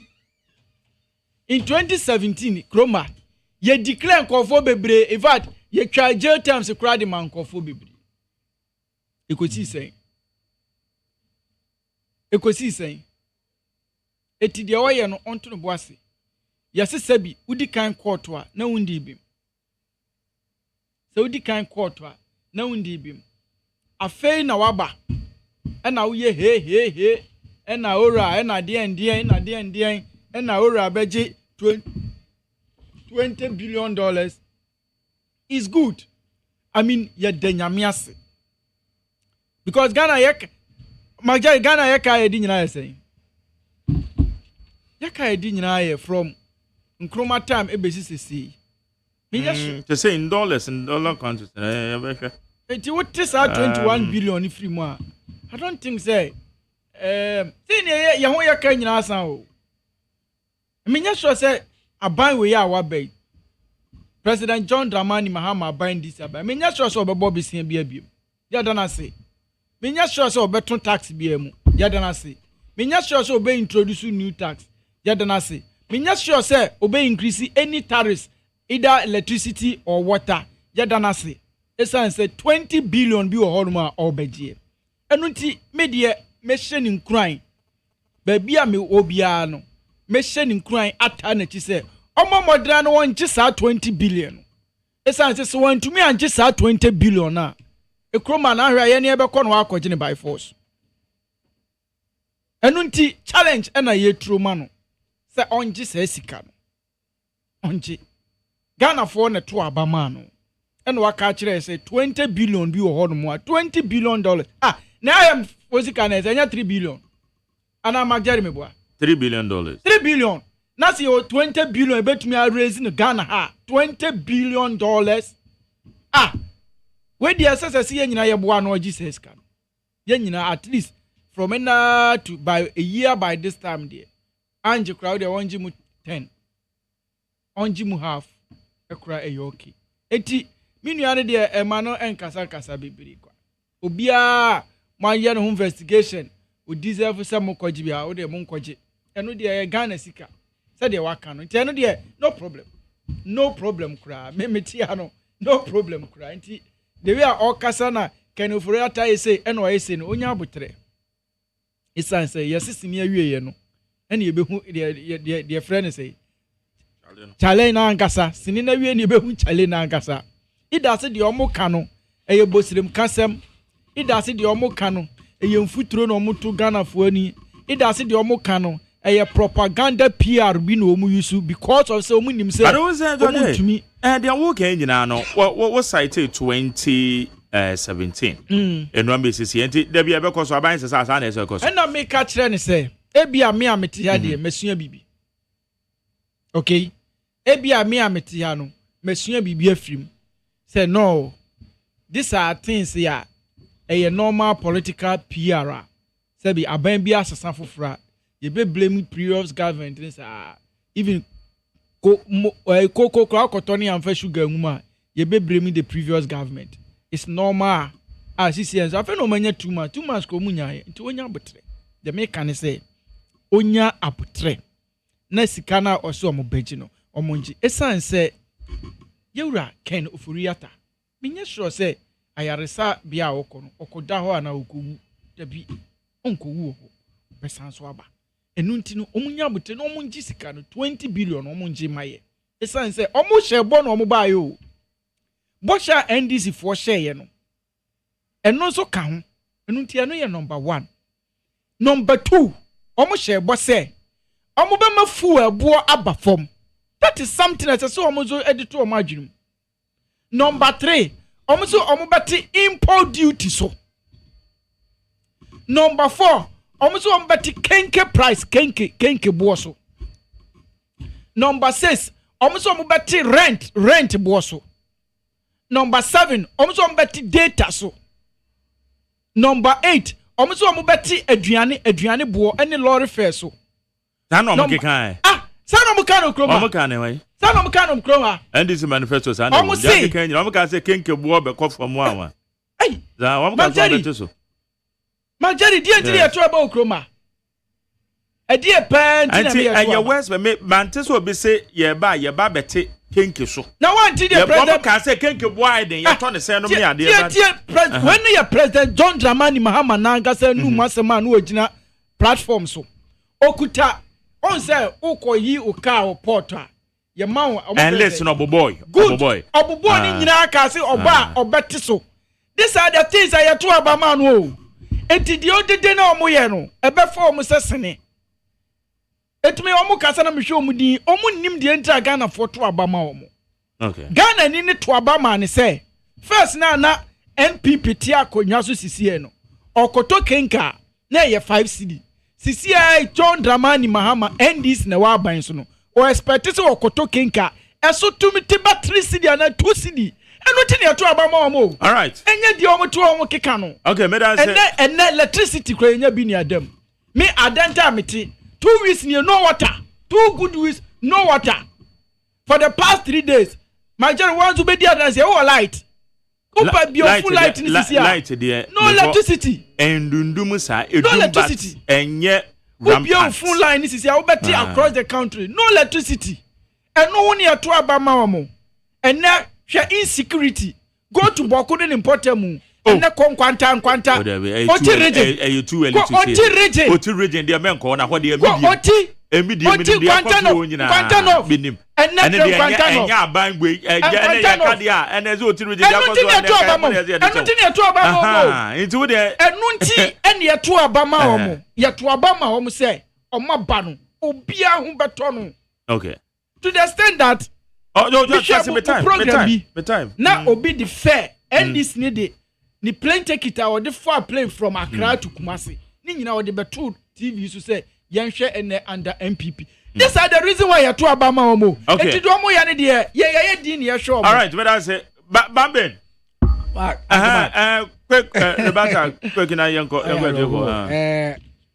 as yenji sikana corona wa abon he yenje ya baje but manaso aso nti the mamu ngwen nkwa brochi they should stay for accountability because ya baje the mamu ngwen ewe won fa yarba mfa ye excuse enti ma won pay for one today empire baje ska no na mom they should stay in this country because I had what's now 8 years that's now 8 years that na akọ positioner then you have to also stay to answer questions when you are raising questions about the 20 billion you put together obotu wabo oman mama akone number 2 all kasa today our friend and in the day na dey ato ababa 4 years ago yaba pa we yen 3 years ikita in 8 years you were not able to reduce the price of kinking in 8 years mpacho kasa meyezi in 8 years you are not able to reduce the price of kinking in 8 years you are not able to ensure that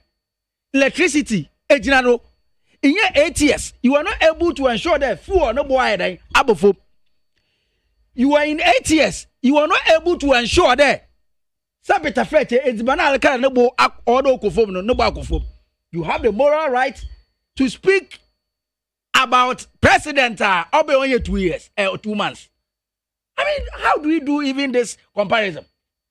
In any case, President Mahama, he is ready for any constructive criticism. On your president, Obaya kan kebi. Teachers waka and wa hamo. Our wa so ezen where you easy. Our wa so ezen wa transfer. This is not what he's coming to do. Oh ma, oh yeah, organized labors. Sabita fetch 1 for 1 cent. That is not what he's going to do. He has accepted the fact that you have created mess. It's a to me that this mess, it doesn't take 2 months to solve the mess that you have committed. It doesn't take 2 months. And then it creates them problems. Number 3. Uncle Mark, what's the subject of fetch? Say, akokwa onyembol kuto bezina ya baze hwanapa. Another ebro kuto bezina ya hwanapa. President Mahama has demonstrated that indeed he reset Ghana. In the Ghana ha baka the sabita freche JB Adobe and the Dubia Bauman for Wablabum. And it's recently and Global Info Analytics one analysis are why the approved rate of President Mahama is over 70%. In fact, across all the 16 regions of the country, everybody says that. So in the next 6 months, because of the measure that he has put in place within this period of time, as a 120-day contract, yes, just after swearing in, you will put in place our cabinet. Yeah. You are buying beer or base or Apple. You understand what you want ministers in we. I buy your promises, lean government. Took us in one point over 123 ministers. President Mahama said, oh yeah, needless and reckless expenditure. Because if so your mind, wusika ajiji wutu ajiji no say 2 items on your budget, compensation and emolument, in the interest payments in over 97% there. Abe what's mama woman finu? In Maui ministers in year 123. You don't live like an Arabian king when your people are suffering. And it's nearby about 60 ministers. And of course, it is yo. Akafo na edu 60 bia. Akafo edu 60. And the cost savings order more man. 120-day contract. No. Ya bridge to this promise. Ya not to this promise. President Mahama said baby of a National Economic Forum dialogue. You put in place 7-member committee. Haven't we done that? President Mahama said about National Education Forum. We are starting today to cleanse the mess that you have been caused in the educational sector. To cleanse the mess. Recently, and your President Mahama Anka, for the first time in the history of Mufama na woko school, no, and Kawati Sardine, baby 7 years, no, this sardine. And I'm from what it was school, I was a zoo, I had that, no, take the sardine. Afrobanka, yeah, mano. Proper human capacity. Yeah, build the strong human resources. Above war, mano. Okay. And Oko schooler, Odi, your friend, and your friend, Gala, Sabi, Shenkan, and there is enjoying because when you're president or what's when you're president or what don't know, Buddhaman Mafe. President Mahama never said anywhere that he's going to reduce Wafan. We said we are going to ensure staff. Can override on one to uncover money, okay. Can override on one to uncover money, okay. So we are going to remove the e-levy. We are going to remove the betting tax because, Ejamak, yes, sir. Tell me the category of taxes are Igbo betting tax. Is it direct or indirect tax? What is it doing there? But it is impoverishing the livelihood of the people. We said we are going to remove offender COVID-19. Catch them there. We are suffering now. John, so these are the things that we say we are going to do. So you don't have the moral right to question about how I hear Yana Membu in less than 2 months. Mamiko Amano so 03022435540 03022435540 030225790 030225790. Mamende also why doing chere. Anope. Mache. Good morning, Mark Dejari. Yes, I do. Oja kukwa de kaneshi. Mark, yet was in with my power with the Magana mine. And for Kunya and I'm in Chaba, me a baby old ya and I'm in Cano. Mark, na Yayan Shahabi. Near Pesaja, Yapapa Mahama, a friend of Falconiano. Here, now, the Pesa, Wundipana or Tilma and this in CRCS. Mahama, one starting the Juma 1 year, she never is the I go for the other warrior, man, because on far budget, Diama Ghana had on your years soon to me. You know, I did the other Mahama's why the Ako for an air. The Atosumium, the better me buza, it is the Ocanon sono, a tres as a BBS say, ya, nay, and I could father not buy no. And I'm a no, I say, the one. Mini problem. Okay. Because said the mom, I go for it. Said no man, econo, ne kuyi. It is the same we use a kuyi. And I just my man crowds on who's on here. It you know, the light of what I say our start yaba. Mark Medima no busy. Na Kisia Javin, special prosecutor. The same Busan or no, or a Supreme Court one. And now a judge. And we'll be to Nakase, what will be to Nacho will be said, what declare went at the young Cocheno, Yamfanamara. Who were you man away, and not actually. The whole two will be Kurana as all in according to law, and says, what decree will be so a cock we are Diana, or bought or man of con, and our young man of Bucatan, as all the court, not court no approve, say, is true, and to say, your twins are fairly panel. Now, the whole pledge, Master, come on. Medanse, come on in the any young queen anyway. Meba Tomache? Yes, I eat you. Mammy, Yala, Kazafi, Rock of Saturn. Mamma, I Kutusha, whom Ampi, Bogabi, and how a country in from I Majiri say about Kana Fui, Naji to say at Obama, the Mama. That's a big catcher, say, man, education, and a Kufuad. Crabby mea, yes, sir. I am going to remember Vaku. Now, we have the energy because of politics in tea. Now, you are better as I'm teaching more than a me. Young Guya, Nebaku school, as you see, and I feel a wash. So, Koba, no, said you know, I tell you, soon go. I live in Massey. The modern book on a one yame. Me who is a middle baby, I will form a complaining. She said, Mose. About time for register safe and Ghana TV. You need some notice you if I do a say Lumbina. No, might be a factor of also. Okay, register the I SS for no contrary, you know. Exams and what's in. Free. They see I'm a 2 year clear. And in Americano, 80 or cancel about the taxes so fine. Say, no, one more go to ya. Obokotia, obotia. Opa bi me yoko fidomani group okoku ne baku school nyane kumase wako meeting. Omo say enye aban na di na titafo no ene mo so ommo a aban. Odi sa say we to maami a wo chi kunuma me say afi na maami onye sika 500 Ghana cedis. Okay. Also aboso me so obama na kwa no school. Nti wodi we be kan wa o ma wo no o wa kire wo mo nti mesre to betima onyi fi wo no ma Ghana ko dey. Meda say mamefa menes kola no. Eba to ma che. Yes, yo. Yo, ano pe mo boy ma papa panya mi shiramu. Na men se wa konya na me check FK General Secretary. Ena Sam Tafia Mohammed. Na mchia Honorable Martin. Ene tia Japan. Yo, the American is an ben focus in the omsin so beton from medical. Ye kan ye na monti. Ye catch them that have ba we am ko to aba ma na ye NDC aben. Obo de mu be konso hwem ana Ghana bo say ye penso hwem. Ye be ko me de man to aba ma no mu die. What you say? Me ka je school say me obe gunu free education obe gunu. Mun to ma wo mo no be good education you Ghana bo say ye wo sika ye be to school fees. Obi anka na no ntum na mo to am school fees no. What that's what you say.